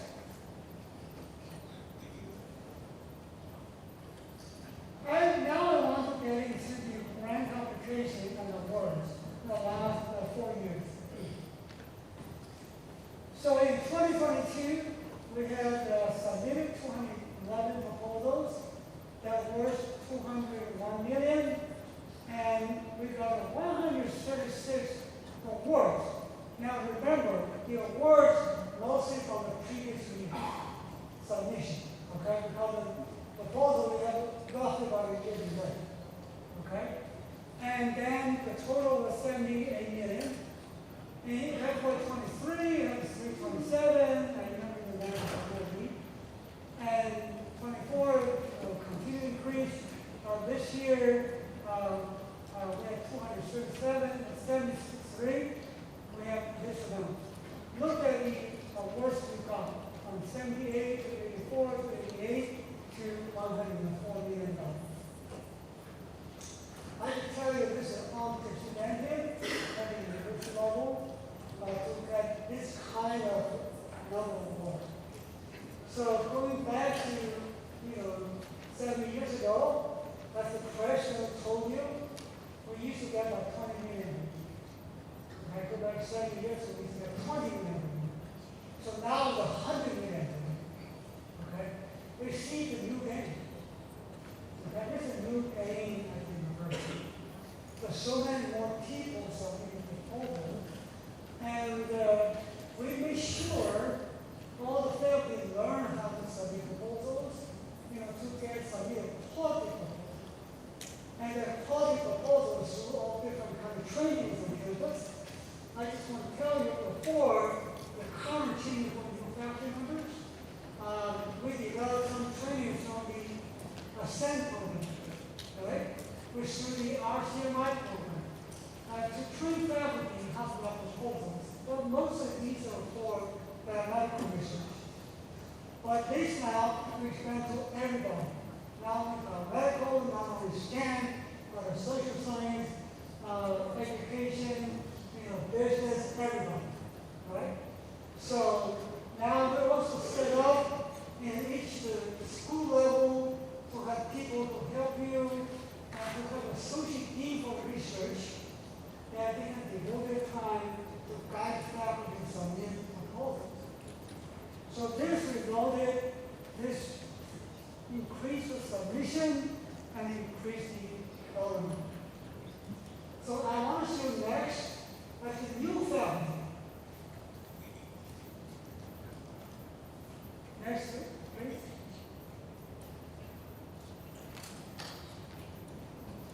Next slide.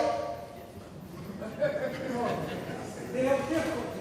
I think it's very good we just have a break here. Break in action. So this showing the list of the faculty who submitted, new faculty who submitted plans. These are new faculty came in the last 3 years. And look at that.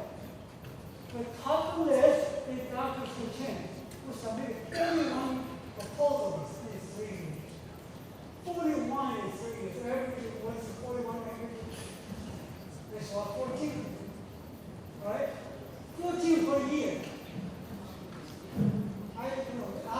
That's a dry sleep.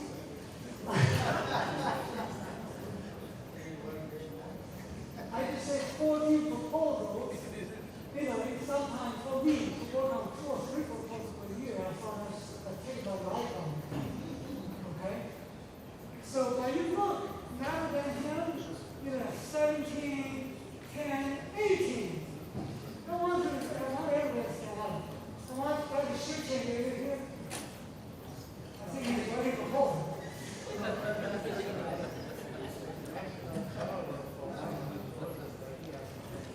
Okay, here's a good answer. Okay, Dr. Del Mara, are you here? She's on sabbatical. She's on sabbatical. Sabbatical, I'm sorry. Dr. Chiu, you're here. So you're a top earner for grants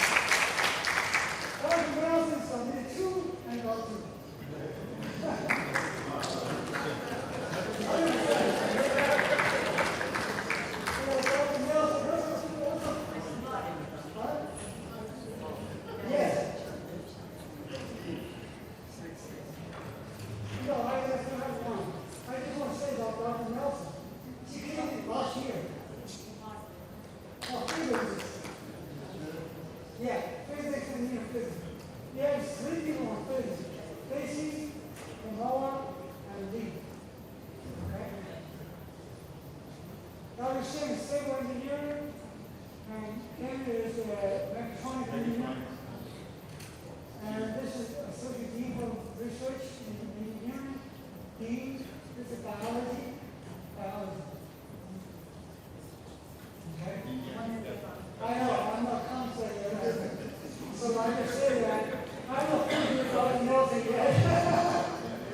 Dr. Nelson gave me last year. We look at that, in 1 year, she submitted 2 high-quality proposals, those are funded. And, you know, she's really enjoying those, you know, setting up all that to get the process. A lot more work to be done. So the last time the chair kind of blocked it, Dr. Yang, who submitted 21 proposals. Last 3 years, Dr. Yang is here.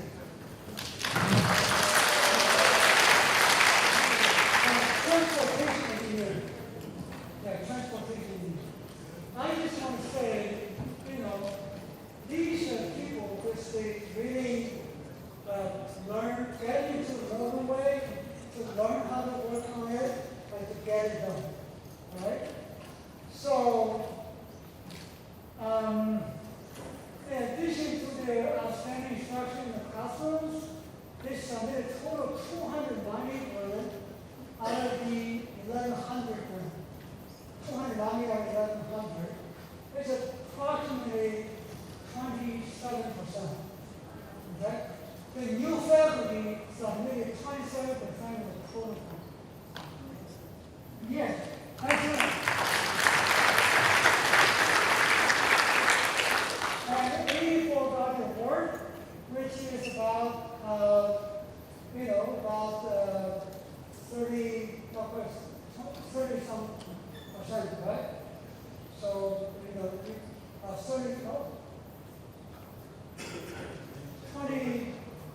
20 some percent, okay? So, this, the rate is not very high, but overall, compared with national rate, it's a good rate. Okay, nationally, it's roughly what, 50? Something like that. So we're even 90%. And totally 53 years. Okay. So congratulations to all the new faculty, others that didn't mention names, or thank you for the welcome.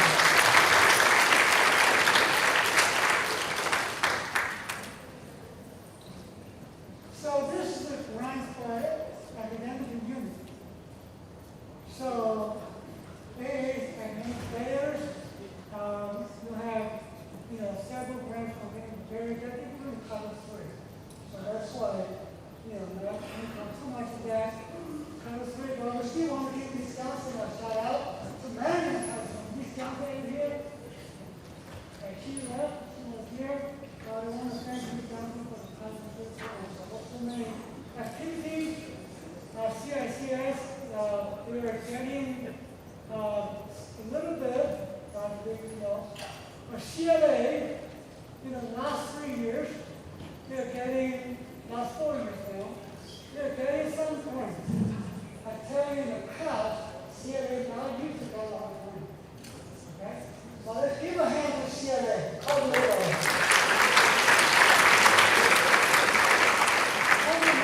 it seems small, but it's a large number compared to where they were.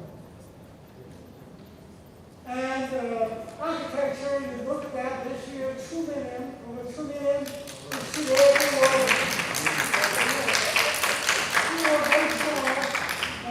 were very small, but now we're getting there. And business, so we're 1 million or so per year. That's a kind of steady there. So these and that is working on it.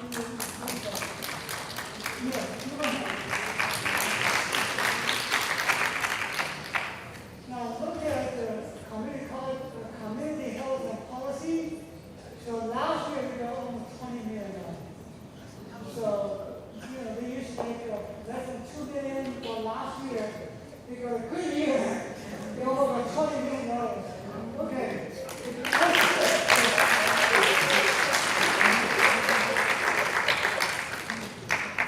Well, of course, school computer and mathematical sciences, they're consistent. 14, 14, 18, and 26 names.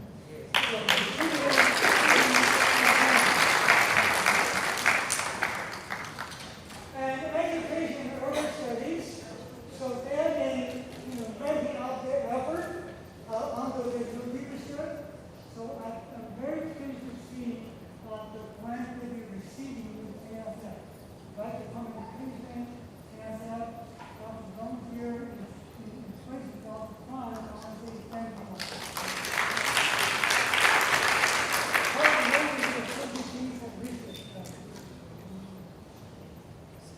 And graduate study, they don't use to get a grant. For last year, they got a $500,000 grant. So for graduate training, right? Yes. TA program. So that's the TA program we're launching. So with this support this grant. So for first time in a long time, right? And school education. Oh, give a hand.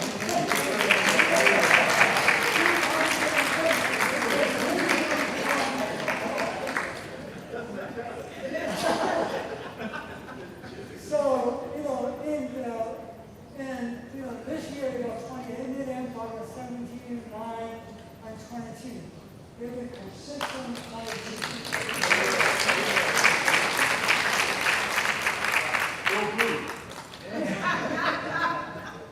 Now, finally, school social work.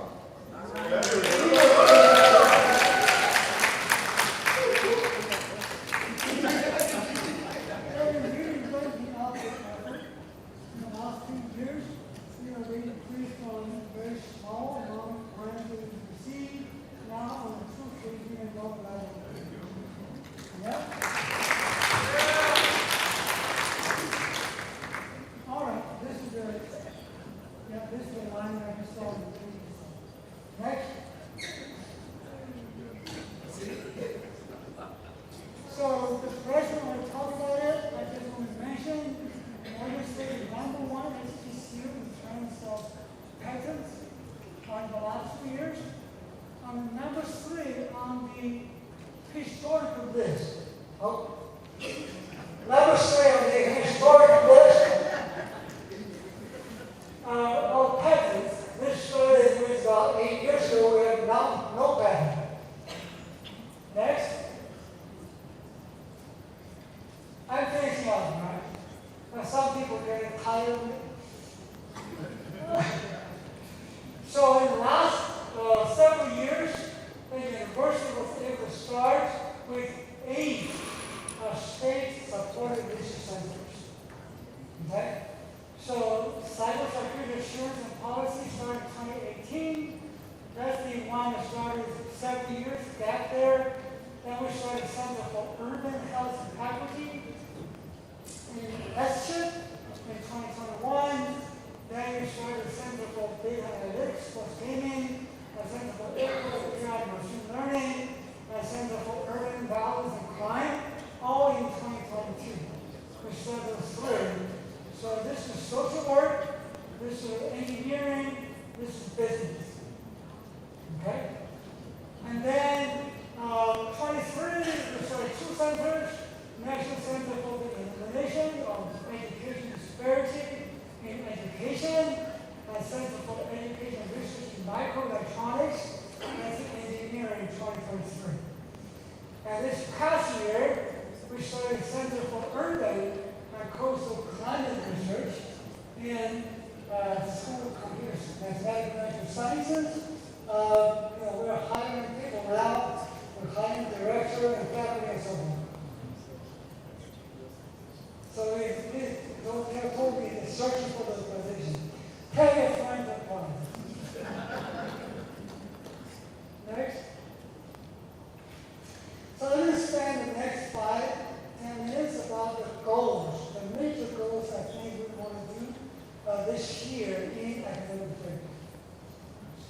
So we want to offer more strategic faculty professional development opportunities for instruction, student advising, and for student consistent graduation. So I will work with our scholarship, CIIS, to offer a workshop in these areas. Okay? We're going to continue to do those grants, submission workshops for the faculty, for others. So, but this one, we're going to do a little more in this area. So we're going to explore ways to offer more online degree programs and online courses. So we compared our offering with the national online degrees, online offerings. So we found that we're behind. Okay, comparatively with other universities, we're behind in the online degree offering and online courses offering.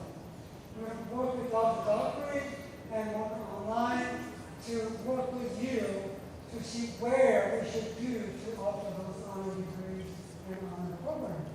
And I need some more online courses to get our faculty trained in quality matters. We will offer more online courses. Put out more online courses.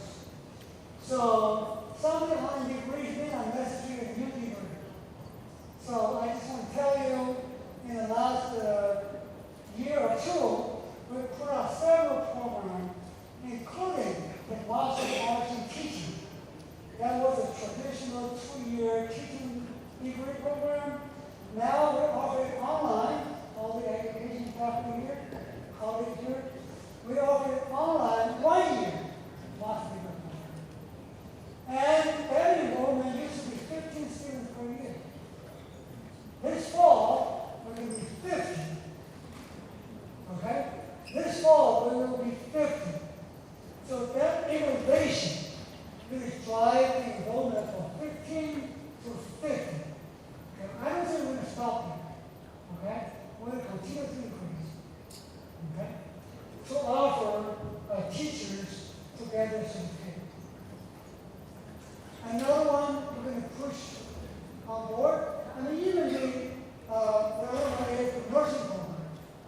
We have a master in nursing, so do I have the nursing faculty here, nursing director, Dr. Anderson? Okay, nursing faculty. Okay, nursing faculty. So thank you for putting out this new online. Dr. Anderson? No, I cannot see very well. Okay, thank you, nursing faculty. All right. Nursing faculty, give them a hand. So, I just want to say that they put out online nursing degree for students who already have the clinical rotation. They don't need to take clinical training anymore. They can take courses to get an online degree. So we are admitting students now for the fall. Well, we are admitting some students for the fall for trial.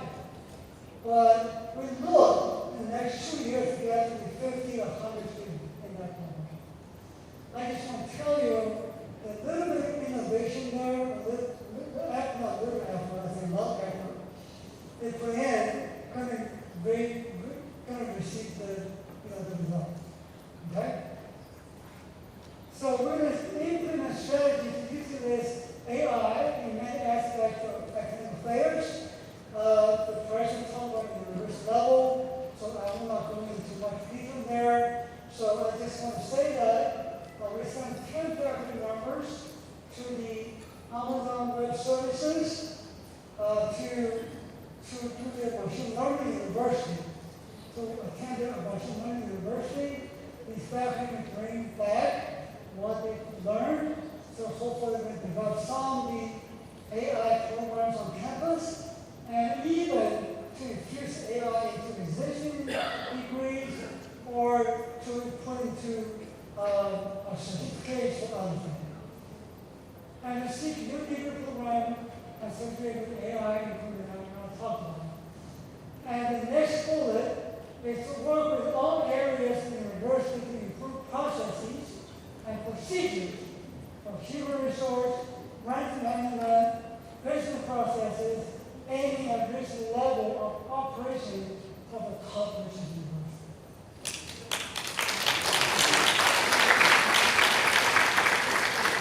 I think this should be a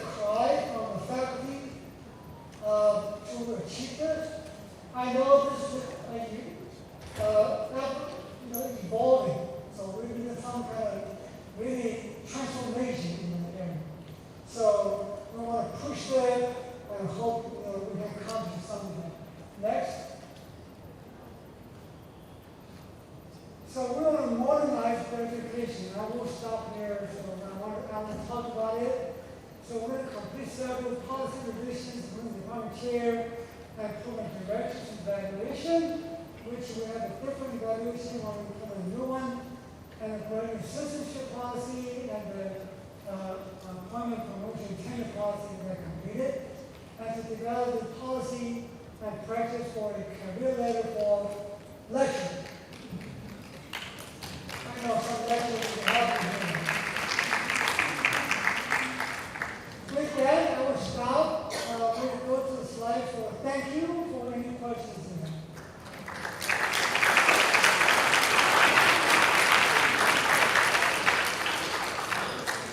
Okay, thank you, everyone.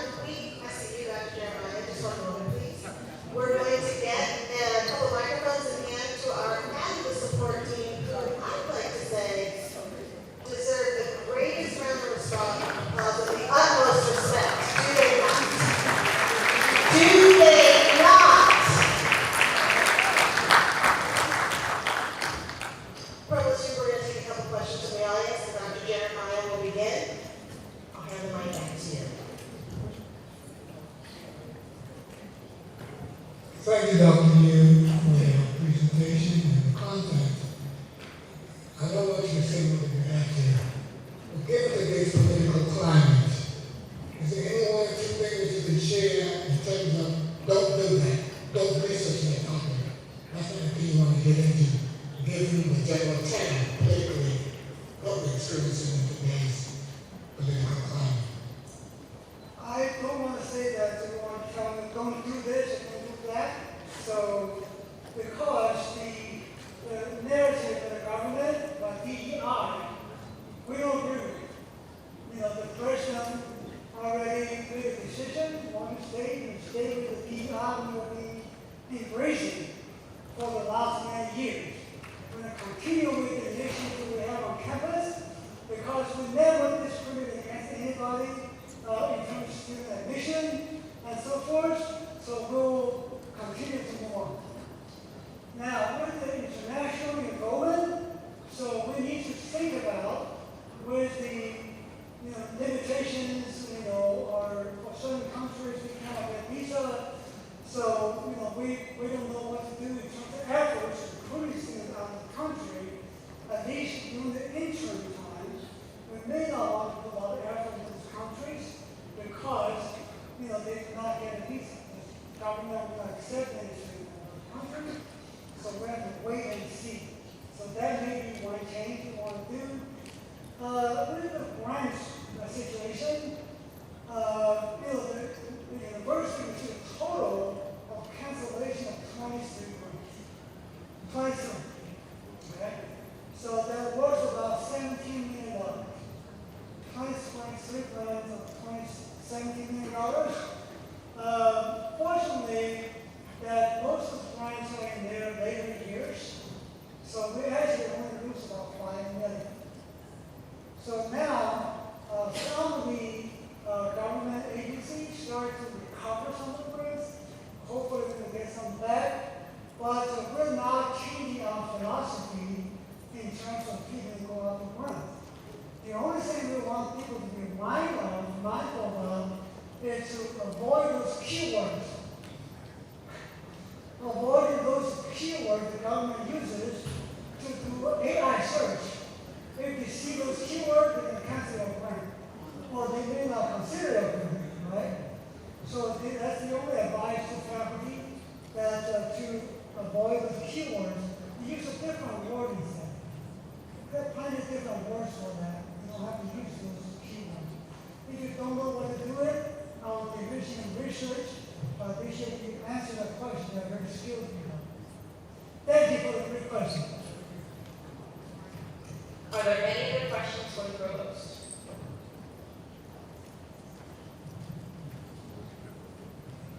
Good afternoon, everybody.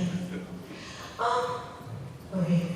I wanted to ask if there's an update on the Fulbright Scholar Program. Say it again. If there's an update on the Fulbright Scholar Program. Scholar program. Fulbright. Fulbright Scholar Program. Yes. So I did not have the slide up, but I say that last year with Dr. DiBergil,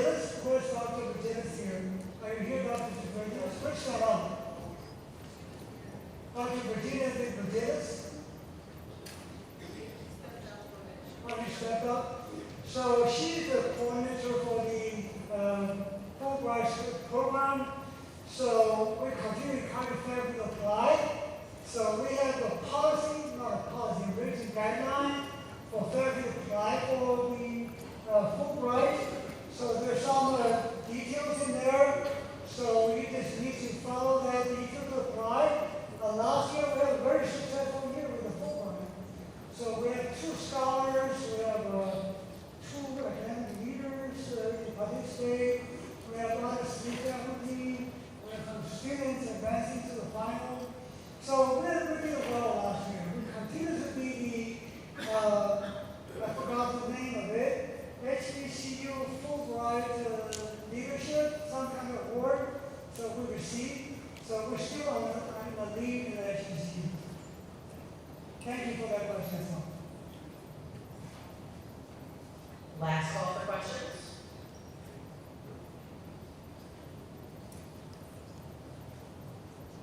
If there's anything else that comes to mind, there is a QR code that was on your cup. Please make sure you scan that, and anything that you want to ask later can be sent to the provost. Thank you, Provost Terry. Thank you very much.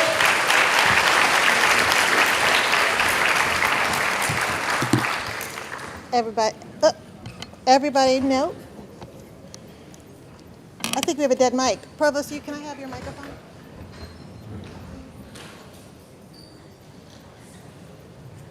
Okay, everybody look at your watch or your phone. What time is it? No, it's break time, but we're early. By 1, don't spoil it. We're gonna end this with class and dignity and positivity, and I have to just fall out on stage. I'm gonna make it happen, but that's pretty impressive.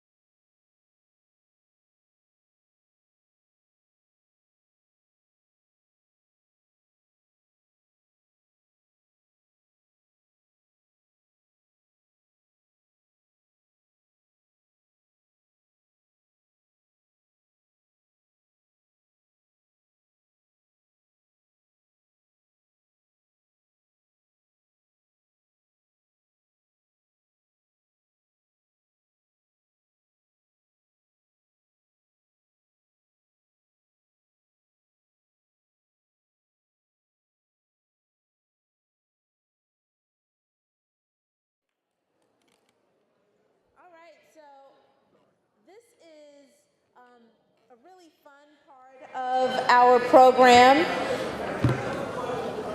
Colleagues, Dean Garrison, you're over there partying. Okay. All right, this is a really fun and exciting part of our program because we really get to acknowledge some of our faculty who have been honored for their accomplishments.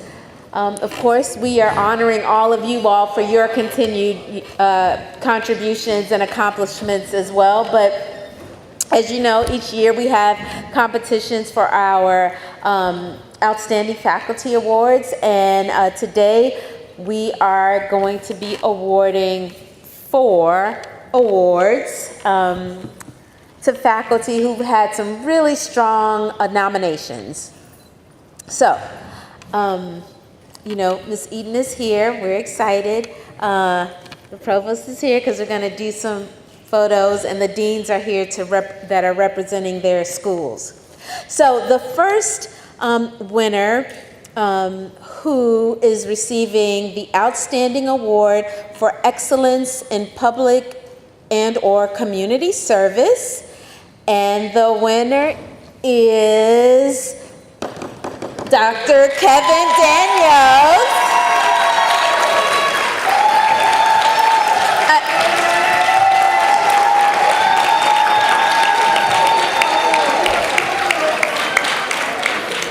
All right, so based on the round of applause, what school is he from? All right. All right. Yay. Yes, come on up. So while Dean McFadder is coming up, let me just tell you a little bit about Dr. Daniels. So Dr. Daniels is a respected community leader, and he is known for his advocacy work with numerous organizations. His roles include president of the Affordable Housing Trust of Baltimore. He's a member of the Baltimore City Trauma Task Force. God bless him for that. He's a member of the University of Maryland State Community Advisory Board, a member of We Are Us Men's Collaborative Baltimore Rites of Passage program. All right. And he's an active collaborator with BUILD, Baltimoreans Unite in Leadership and Community Development, and he served on the Governor's Executive Order for Baltimore Vacant Reinvestment Council, and he helped secure roughly 7.5, is it B or M? Billion, B, whoa, for community-led development. Get down, Dr. Daniels. Congratulations, sir.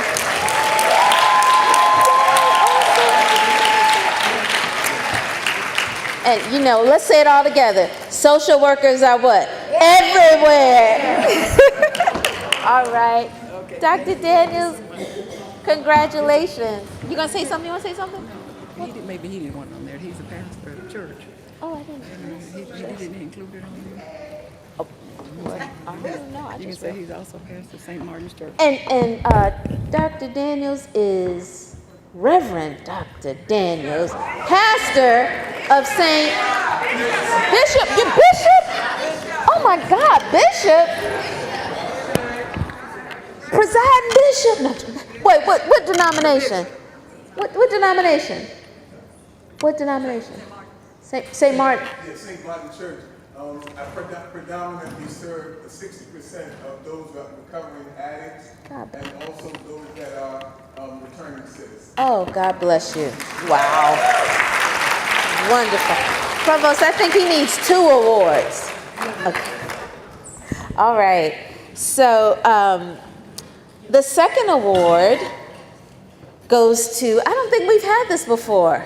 It's a tie. We have a tie. We have 2 recipients in this category, which is the category for Outstanding Excellence in Research or Scholarship. And the 2 winners, I guess I should do one and then the other. The first winner is Dr. Dina El-Mahdi. Hey, Dr. El-Mahdi, come on down.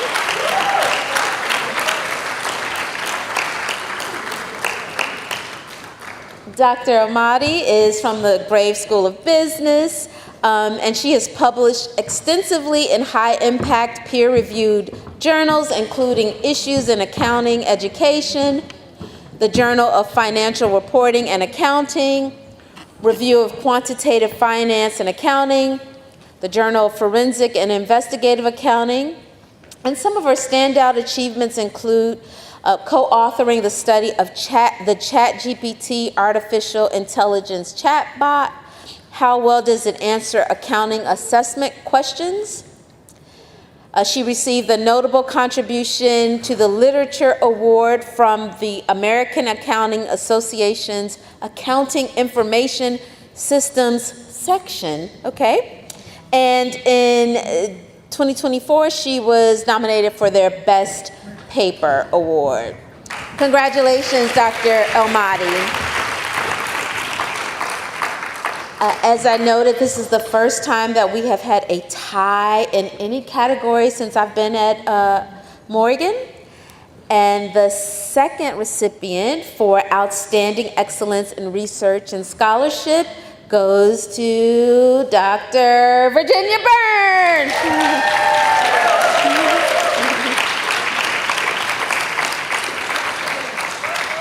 All right. Dr. Byrne hails from the School of Education and Urban Studies. Yay! And in her short 5 years at Morgan, she has published, are y'all sitting down? I guess y'all are sitting down. 27 peer-reviewed articles. Who are you? 2 book chapters, 1 book review, and she delivered 13 invited talks, 26 conference presentations, and in the last academic year alone, received a prestigious NSF award, earned an IES fellowship, and secured over $1.7 million in external and internal funding. All right, congratulations, Dr. Burns. And our last category, but definitely not the least, because we are a high-touch instruction university. We prioritize teaching excellence. And so this award is the Outstanding Award in Excellence in Instruction or Pedagogical Innovation. And this goes to Dr. Kamalesh Panthy. Dr. Panthy here? Well, Dr. Panthy comes to us from the School of Architecture and Planning. And so congratulations, Dr. Panthy. Oh, come on up, Dean. Dr. Panthy is a highly motivated faculty member who serves as the program director for MS in Construction Management and PhD in the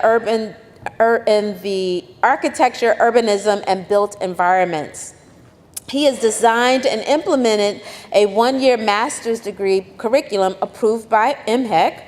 We like that it's been approved by MHEC. He advises master's and PhD students, supports academic and career development, leads student recruitment, outreach, and mentors students.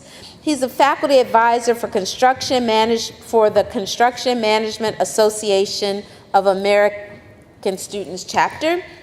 And he bridges academic learning with industry needs, resulting in near 100% employment rates for graduates. Oh my gosh, congratulations. Let's give all of our winners just a rousing round of applause.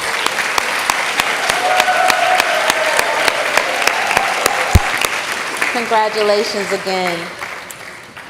So you all know that, do you want to say something, Provost? Or do you want to say? Oh, okay, a group photo? Okay, not me. Okay, all right. Okay, I'm going to keep on with the business of the day. All right. So, we've done the awards. Of course, this is important, but as members of the Academy, we know that the holy grail of awards and recognition is earning tenure and promotion. Those of y'all who have joined a sorority or fraternity, it's like, crossing the burning sands in some regards.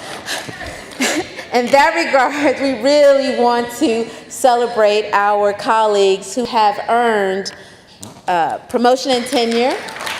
So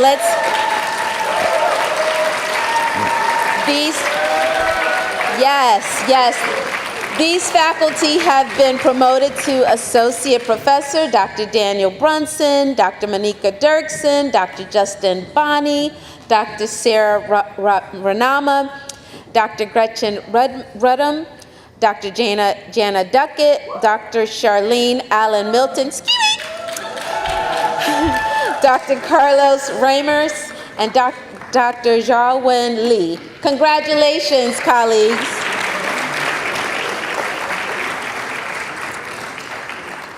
And now, I think we've had a record-breaking number of colleagues who have been promoted to full professor. You all need to come up here and do the Running Man or the Cabbage Patch or something. Collective Running Man for all the new full professors. Dr. Dorsey said, woo!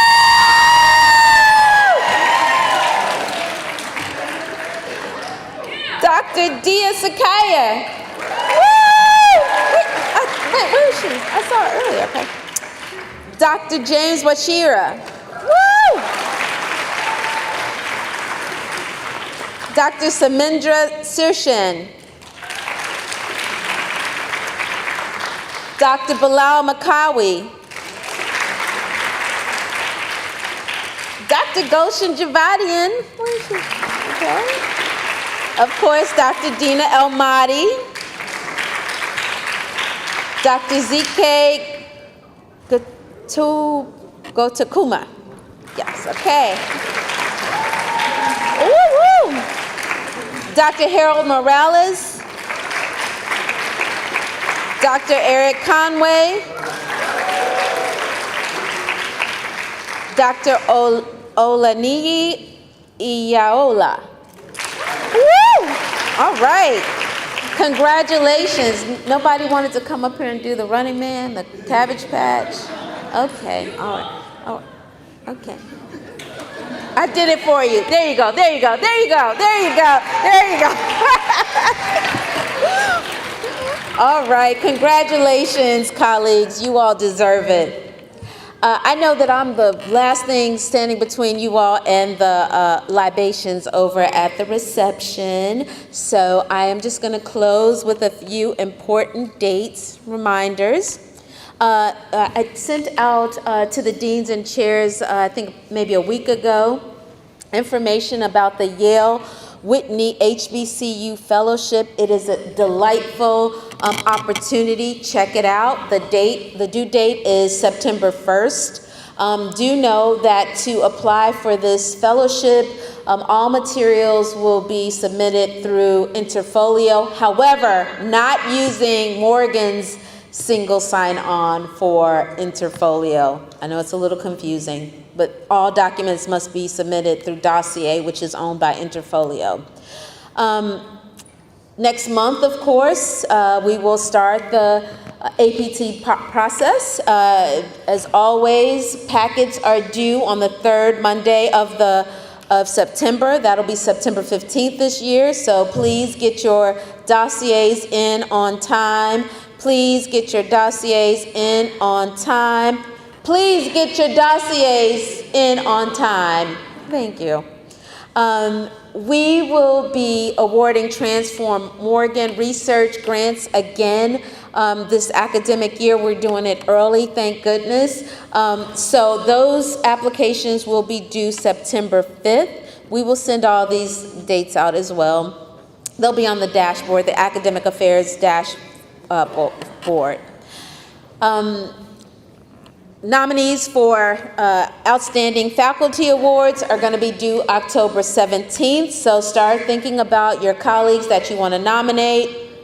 And this is early, but we want you to be thinking about the President's Achievement Award, which recognizes a student, possibly 2 students at the December commencement. And we can share the criteria for you all as the semester, progresses.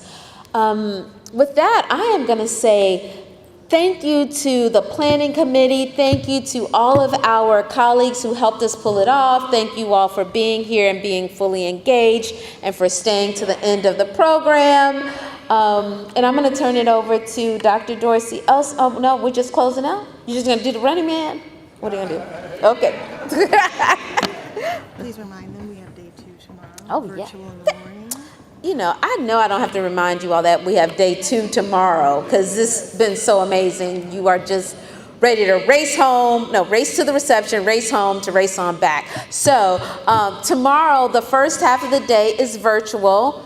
And then the second half of the day, there will be lots of wellness and instructional workshop, professional development.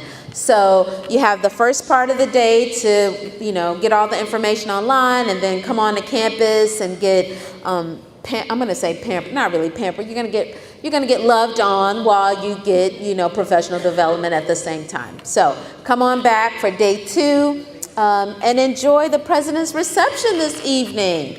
All right. Have a good evening.